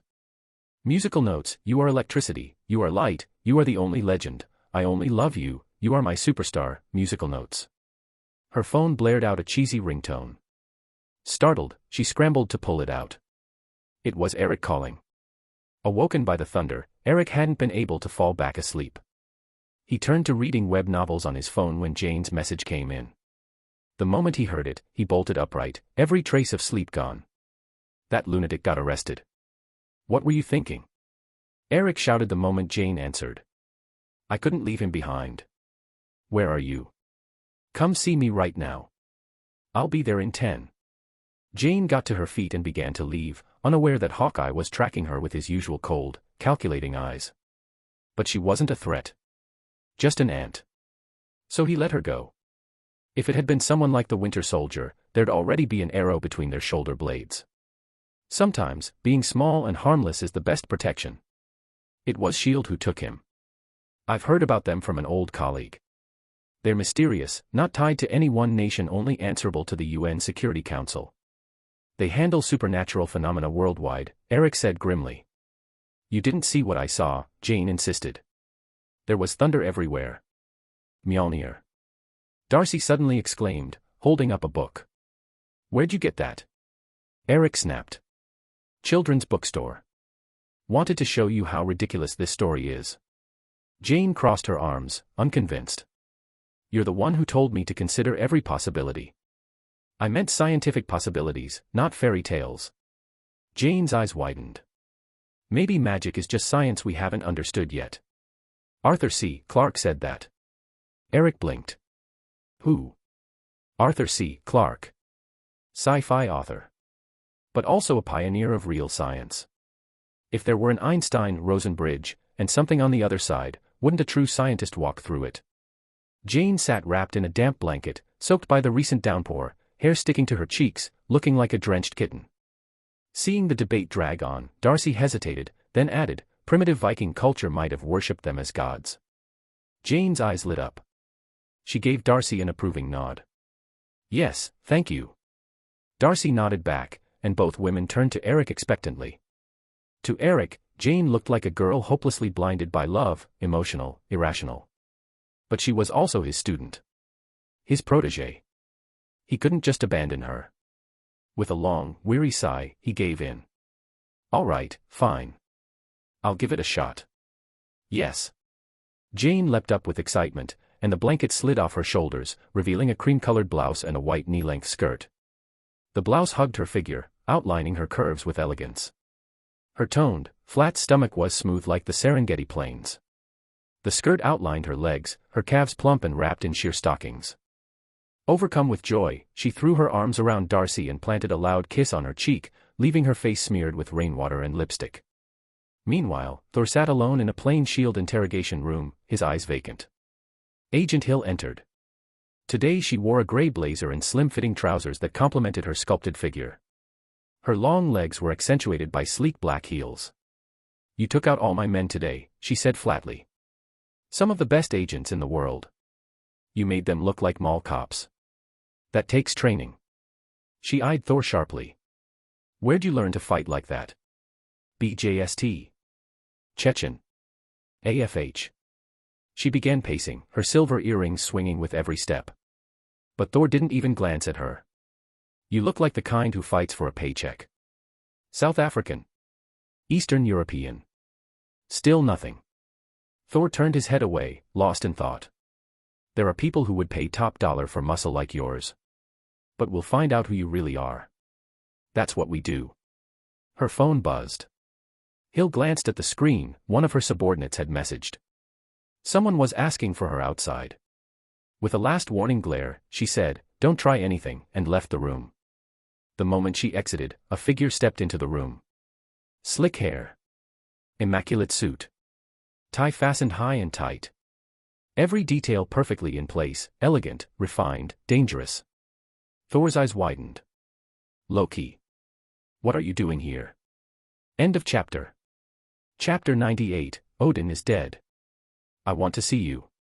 Thor's voice trembled with urgency. What's going on? Is it the frost giants from Jotunheim? I can talk to Father for you. Loki's tone was cold, his face blank as he replied in a low voice. Father is dead. What? Thor could hardly believe it. Had he misheard? His bright blue eyes filled with disbelief. Still expressionless, Loki continued. You were exiled.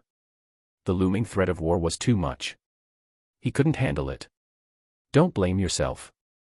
I know you loved him. I tried to make him understand, but he wouldn't listen. He left the hammer nearby, yet you couldn't lift it. How cruel. Naturally, the crown fell to me. I am now the king of Asgard. Thor stood frozen in the wake of Odin's death. A single tear slowly trailed down his cheek.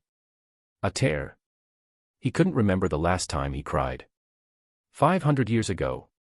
600. It must have been when his dear friend Gruth fell in battle. He had wept then, overcome with guilt. Now, once again, tears marked his face. Can I go home? His voice was hoarse, his heart as if frozen still. Could he have truly angered his father to death? There couldn't be anyone more foolish in the realms than him. Loki shook his head. The peace agreement with the people of Jotunheim was secured on the condition of your exile. Thor's expression darkened. He whispered desperately. I know, but still. Loki cut him off. Mother forbids your return as well. Brother, I came to say goodbye. I'm truly sorry. Hearing that even his beloved mother, who had always loved him most, refused his return, it felt as though Mjolnir had struck him straight in the chest. No, this can't be. I'm sorry. I'm so sorry. He gripped his hair, his heart weighed down with regret and self-reproach. If not for his arrogance and pride, none of this would have happened. His father wouldn't have died from heartbreak. Thank you for coming. Farewell. Loki turned and vanished into the wall. Goodbye. Thor murmured at the fading illusion. Goodbye. Just then, Hill entered the room and caught the end of Thor's words. I'm back. Let's pick up where we left off. Now, where was I? Thor had just endured blow after blow. His tears were still falling uncontrollably. Hill was stunned. What kind of mercenary was this? Was he moved by his own story? Regretting something? Then say it. Why are you sobbing like a child? All right, all right. If you cooperate, answer truthfully, admit to all charges, write a full confession, and accept the punishment, I promise we'll push for early release. She bent forward slightly, hands on her knees, and squatted in front of Thor, meeting his gaze. But all she got was silent sobbing. Fine. Think about it. I'll come back and ask again later. Hill had never seen a prisoner like this before. Call him stupid. He could take out a whole squad of agents solo. Call him brave. Yet now, here he was, bawling like a wreck. A god. A monster. She couldn't make sense of it. Shaking her head, she stepped out only to bump into her bald, bespectacled assistant. Boss, someone's here to see you. Meanwhile, Loki, who had just vanished, reappeared near Mjolnir using an illusion. He reached confidently for the hammer's handle and gave it a solid tug. It didn't move. He couldn't lift it. Pulling up the radish, hey yo, pulling up the radish, hey yo, still won't budge. I'm king of Asgard now. Why can't I lift Mjolnir? Frustrated, he planted one foot against the base, gripped the handle with both hands, and pulled with all his strength, grinding his silver teeth in effort. Damn it. He shouted at the sky, then straightened his creased suit and disappeared again in a flash. Outside the base, he spotted a familiar face, the scientist they encountered while confiscating meteorological research the previous day, Eric. What are you doing here? If you're here to get back the research notes and equipment, I'm afraid I'll have to disappoint you. Hill shrugged and turned to walk away. No. I'm here to see a friend. You guys picked him up. Eric waved his hands quickly. You mean the tall blonde guy built like a polar bear? Hill stopped and turned to look at him. Yes. That's him. His name is Donald Blake. Donald Blake. Hill turned and discreetly signaled to her assistant, who immediately began searching the internal database. He's actually a doctor, just like Jane Foster. A PhD in atmospheric physics. Eric added with an awkward grin. Hill stared at him. Your friend is dangerous. What exactly does he do? He's Jane's boyfriend. When he found out you'd taken all her research, he went ballistic. That work is her entire life. He's an emotional guy. He couldn't stand to see her efforts destroyed. And even more, he couldn't bear to see her cry. Eric shrugged. You have to understand why he lost it. From his perspective, some mystery organization shows up out of nowhere acting like Nazis. Hill remained unmoved. That still doesn't explain how he managed to break through our perimeter security solo. Eric quickly offered a theory. Hormones. He's into bodybuilding. Probably juiced up before he came here. Beep beep. The system beeped as the database returned its results. The screen showed a clearly fabricated ID under the name Donald Blake. It was flagged as a security threat. Hill glanced at it, then turned back to Eric. Our records say he's a doctor. Eric wiped the sweat from his brow and forced a smile. Yes, or, he was. He changed fields later and became a physicist. A brilliant one. He's a good man, just someone who's been through a lot. Hill's lips curled into a faint smile. What kind of trauma makes a doctor change careers and become a physicist? Eric scrambled for an answer. Medical malpractice. 5 years ago, at New York's First People's Hospital, Donald treated a cancer patient who needed a lidocaine shot. The patient died, and the family claimed the hospital gave the wrong injection. End of chapter. Chapter 99, A God Walks into a Bar. They claimed Donald Blake gave them penicillin. Then the deceased's family dragged the body to the entrance of New York's First People's Hospital, set up a mourning hall, and even brought in some local thugs. They completely blocked the hospital entrance and even hunted down Donald. Back then, he wasn't as tough as he is now. He looked more like that bald guy with glasses next to you. They broke 5 of his ribs. After that, Donald completely turned his life around. He resigned from the hospital, left medicine altogether, and followed his girlfriend, Jane Foster, into physics. And guess what? People who study medicine are just naturally smart. He earned a master's in physics from Fordham University in no time and is now working on his PhD. I'm actually his supervising professor. Eric grew more animated as he spoke. You asked why he's so good at fighting. It's because of that whole traumatic experience with the patient's family.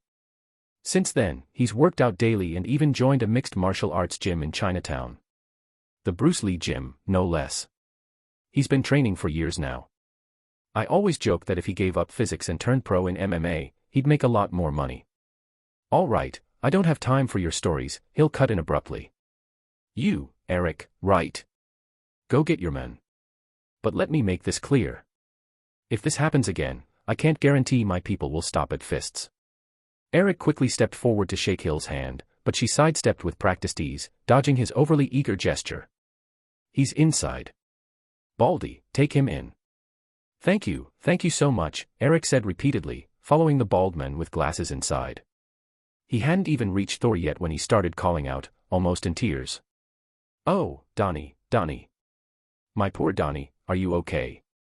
Don't worry, I'm taking you home. Eric rushed forward and helped up Thor, who was still in a daze.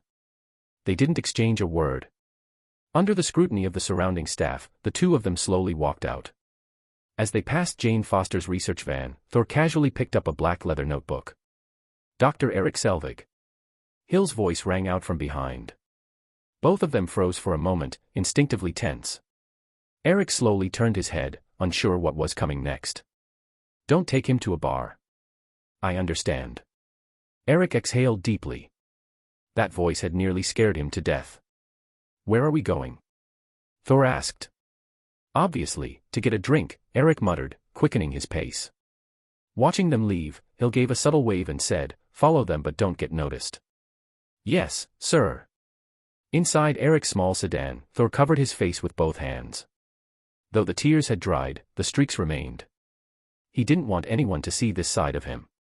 You really are something, Eric said, eyes on the road. Breaking into a shield base by yourself. Are you actually that dumb, or just playing the part? That thing inside belongs to me. I just went to retrieve what's mine. Yours. That's a meteorite. It literally fell from the sky. Thor stayed quiet. No matter what he said, no one would believe he was the god of thunder. The car screeched to a stop outside the Red Romance bar in the Bronx. How many? A scantily clad hostess at the entrance asked, flashing a perfect smile. 2, Eric replied. Do you have a reservation? No. Then please, this way. The hostess turned with a sway in her hips, her black stockinged legs drawing Eric's full attention as they followed her in. At the bar, Eric ordered 2 glasses of whiskey. You know, Eric began, I usually believe the opposite of whatever people tell me, but this time, I was totally wrong. Thor looked disheartened. The loud music and flashing lights failed to lift his spirits. Eric's gaze, which had been fixated on a dancer in the middle of the room, returned to Thor. That's not necessarily a bad thing. I know you're lost right now, and that's okay. There's nothing wrong with asking questions. Thor nodded slowly. For the first time in my life, I don't know what I'm supposed to do. Anyone who finds their purpose starts by admitting they're lost. Thor looked at Eric. Thank you for helping me. Don't thank me. I'm only helping you because of Jane. Her father and I used to teach at the same university. Our families go way back. I watched her grow up elementary school, middle school, high school, then college. Now she's my PhD student. Her father was a good man, but Jane's always been headstrong. There was both helplessness and fondness in Eric's tone. I'm the same, Thor said. My father tried to teach me, but I never listened. I thought I knew everything. Only now do I realize he was right. Eric turned toward Thor, suddenly serious. I don't know if you were just confused or deliberately being an idiot, and frankly, I don't care. The only thing I care about is Jane. I know she likes you. Thor blinked. It was as if someone had just flipped a switch in his head. Wait. Jane likes me. That stubborn girl, no, that beautiful woman likes me. I swear, I never meant to hurt her. Eric rolled his eyes. Good. In that case, one more drink and then you're out of here tonight. Thor nodded. 2 beer cocktails. Eric shouted, downing his whiskey in one go. Here you go, the bartender returned with 2 huge mugs and 2 small shot glasses. Eric poured the shots into the mugs, raised his drink for a toast, and Thor followed suit. Neither was willing to back down, they both downed their drinks in one go. Gulp gulp gulp. Eric let out a loud burp. Didn't think you could hold your liquor that well. Heh, I'm okay. Ranked 3rd in the 9 realms, Thor grinned sheepishly. Look at this guy, still bragging. There's no way I'm letting that slide. You think New York's beer god is gonna lose to some loudmouth? Bartender. Another round. Coming right up, 2 more beer cocktails. Let's go. Cheers. Another round vanished down their throats. Bro, no offense, but you've clearly read way too many comic books. You've scrambled your brain. There's no world tree, no rainbow bridge, no Odin, Thor, or Loki. That stuff is mythology. I mean, I liked it when I was a kid too, but we're adults now. Time to grow up, make money, build careers. That's how you impress women. Now completely drunk, Eric threw an arm around Thor's shoulder and slurred, alcohol clinging to every word. End of chapter. Chapter 100, by Firelight and Starlight. You're right, big brother. We really should have something of our own. Thor could only nod along with Eric's drunken revelation. Bartender, another. Before he could finish his sentence, the self-proclaimed beer god of New York passed out after just 2 drinks. Hey! Wake up. You haven't paid yet. Thor shook Eric vigorously, but the man was already dead to the world. With a helpless sigh, Thor dug into his pocket, fished out some change, and settled the tab himself. Out in the quiet wilderness, inside a camper parked on the edge of the desert, Jane Foster was engrossed in a book on Norse mythology. Bang bang bang. A series of rapid knocks startled her. Who could it be at this hour, in such a remote place? A thug? A stranger? Tossing aside the thin blanket draped over her, she approached the door, heart pounding. Who is it? It's me. Thor. Relief washed over her as she heard the familiar voice. She let out a long breath and patted her chest before opening the door. Thor had carried Eric for over 10 kilometers before finally arriving. Oh my God, is he all right? Jane stared at Thor, who stood there unfazed. He's fine. Just passed out. Thor's gaze drifted downward to the hem of Jane's loosely tied robe. What truly caught his attention were her legs, smooth, glowing, and almost ethereal in the dim light. White as snow, delicate as lotus roots, and gleaming like polished jade, her legs had the softness of silk and an allure that stirred something primal in him. Their elegant curves disappeared beneath her robe, hinting at mysteries beyond. His mind wandered. Thunk. Eric's head hit the doorframe. Oh, sorry, my friend. Thor snapped out of it, silently cursing himself. He'd been too entranced and forgot he was carrying a full-grown man. What happened? Jane asked again, stepping aside so Thor could carry Eric inside. As he brushed past her, she felt the faintest warmth graze her skin, a fleeting sensation, like a breeze over the plains. Her awareness narrowed to the bare skin of her thighs. It was as if every nerve had awakened, straining to feel that subtle contact again. She cleared her throat to shake the lingering tension from her body. What happened to Eric? Why is he like this? Thor couldn't help but glance at the two soft peaks beneath her robe. In her rush to open the door, it seemed she'd forgotten to wear a bra. We went drinking. He couldn't handle it. Thor let out a chuckle. Put him on the bed. Jane looked surprised by how familiar they'd become so quickly. Her gaze lingered on Thor, filled with suspicion and curiosity. Ha ha ha. I still don't believe you're the god of thunder. Let's drink some more. Eric, suddenly half-conscious, burst into laughter and smacked Thor on the shoulder. No problem. We'll have a rematch soon. Thor laughed and made his way toward the camper door. Jane followed close behind. He was nearly 2 heads taller than her, and in the cramped space, her petite frame seemed even more delicate by contrast. Is this your secret base? Thor asked, looking down at her with a soft smile. Her golden hair tumbled freely over her chest, enhancing her graceful charm. Noticing Thor's gaze, Jane instinctively crossed her arms over her chest, which only emphasized her curves further. Just a temporary setup. Sorry. I don't usually have guests. She turned to tidy up the cluttered kitchenette. Dishes were piled in the sink, and half-finished juice sat nearby. I mean, I never really have visitors. Maybe we could talk outside. Thor's thoughts drifted to what Eric had said earlier, Jane Foster likes you. His gaze softened with a touch of innocent yearning. In over 1,000 years, he'd known nothing but war.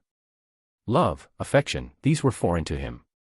Of course, he replied, a bit awkwardly. It's chilly out. Let's grab some firewood and light a campfire. Jane pulled a compact fire pit from the camper. After a bit of work, the fire crackled gently. Jane bundled herself up in a thick fleece coat, concealing her figure beneath its warmth. When I can't sleep, I come out here. Or when I need to run calculations, or when Darcy drives me up the wall. Actually, come to think of it, I spend a lot of time out here. I'm glad you're safe. A breeze swept past, rustling her hair. Thor sat quietly beside her, catching the faint scent of her shampoo. The firelight lit her profile in warm gold, and something stirred inside him. You've done so much for me. I've never properly thanked you. Her features were refined, her skin pale and flawless. She had an elegance that felt both distant and inviting. Even her slight blush carried a quiet charm. Her brows furrowed gently as she looked at him, exuding a delicate vulnerability. Jane gave a light shrug. I hit you with my car more than once. I think we're even. It's true, men enjoy admiring beauty, but beautiful women also admire handsome men. Thor's golden hair, sharp blue eyes, and rugged features, paired with his sculpted physique, had made quite the impression on Jane. She hadn't forgotten his defined abs, powerful chest, or trim waistline. As he looked at her, Thor murmured. Maybe I brought all this on myself. Oh, right. End of chapter.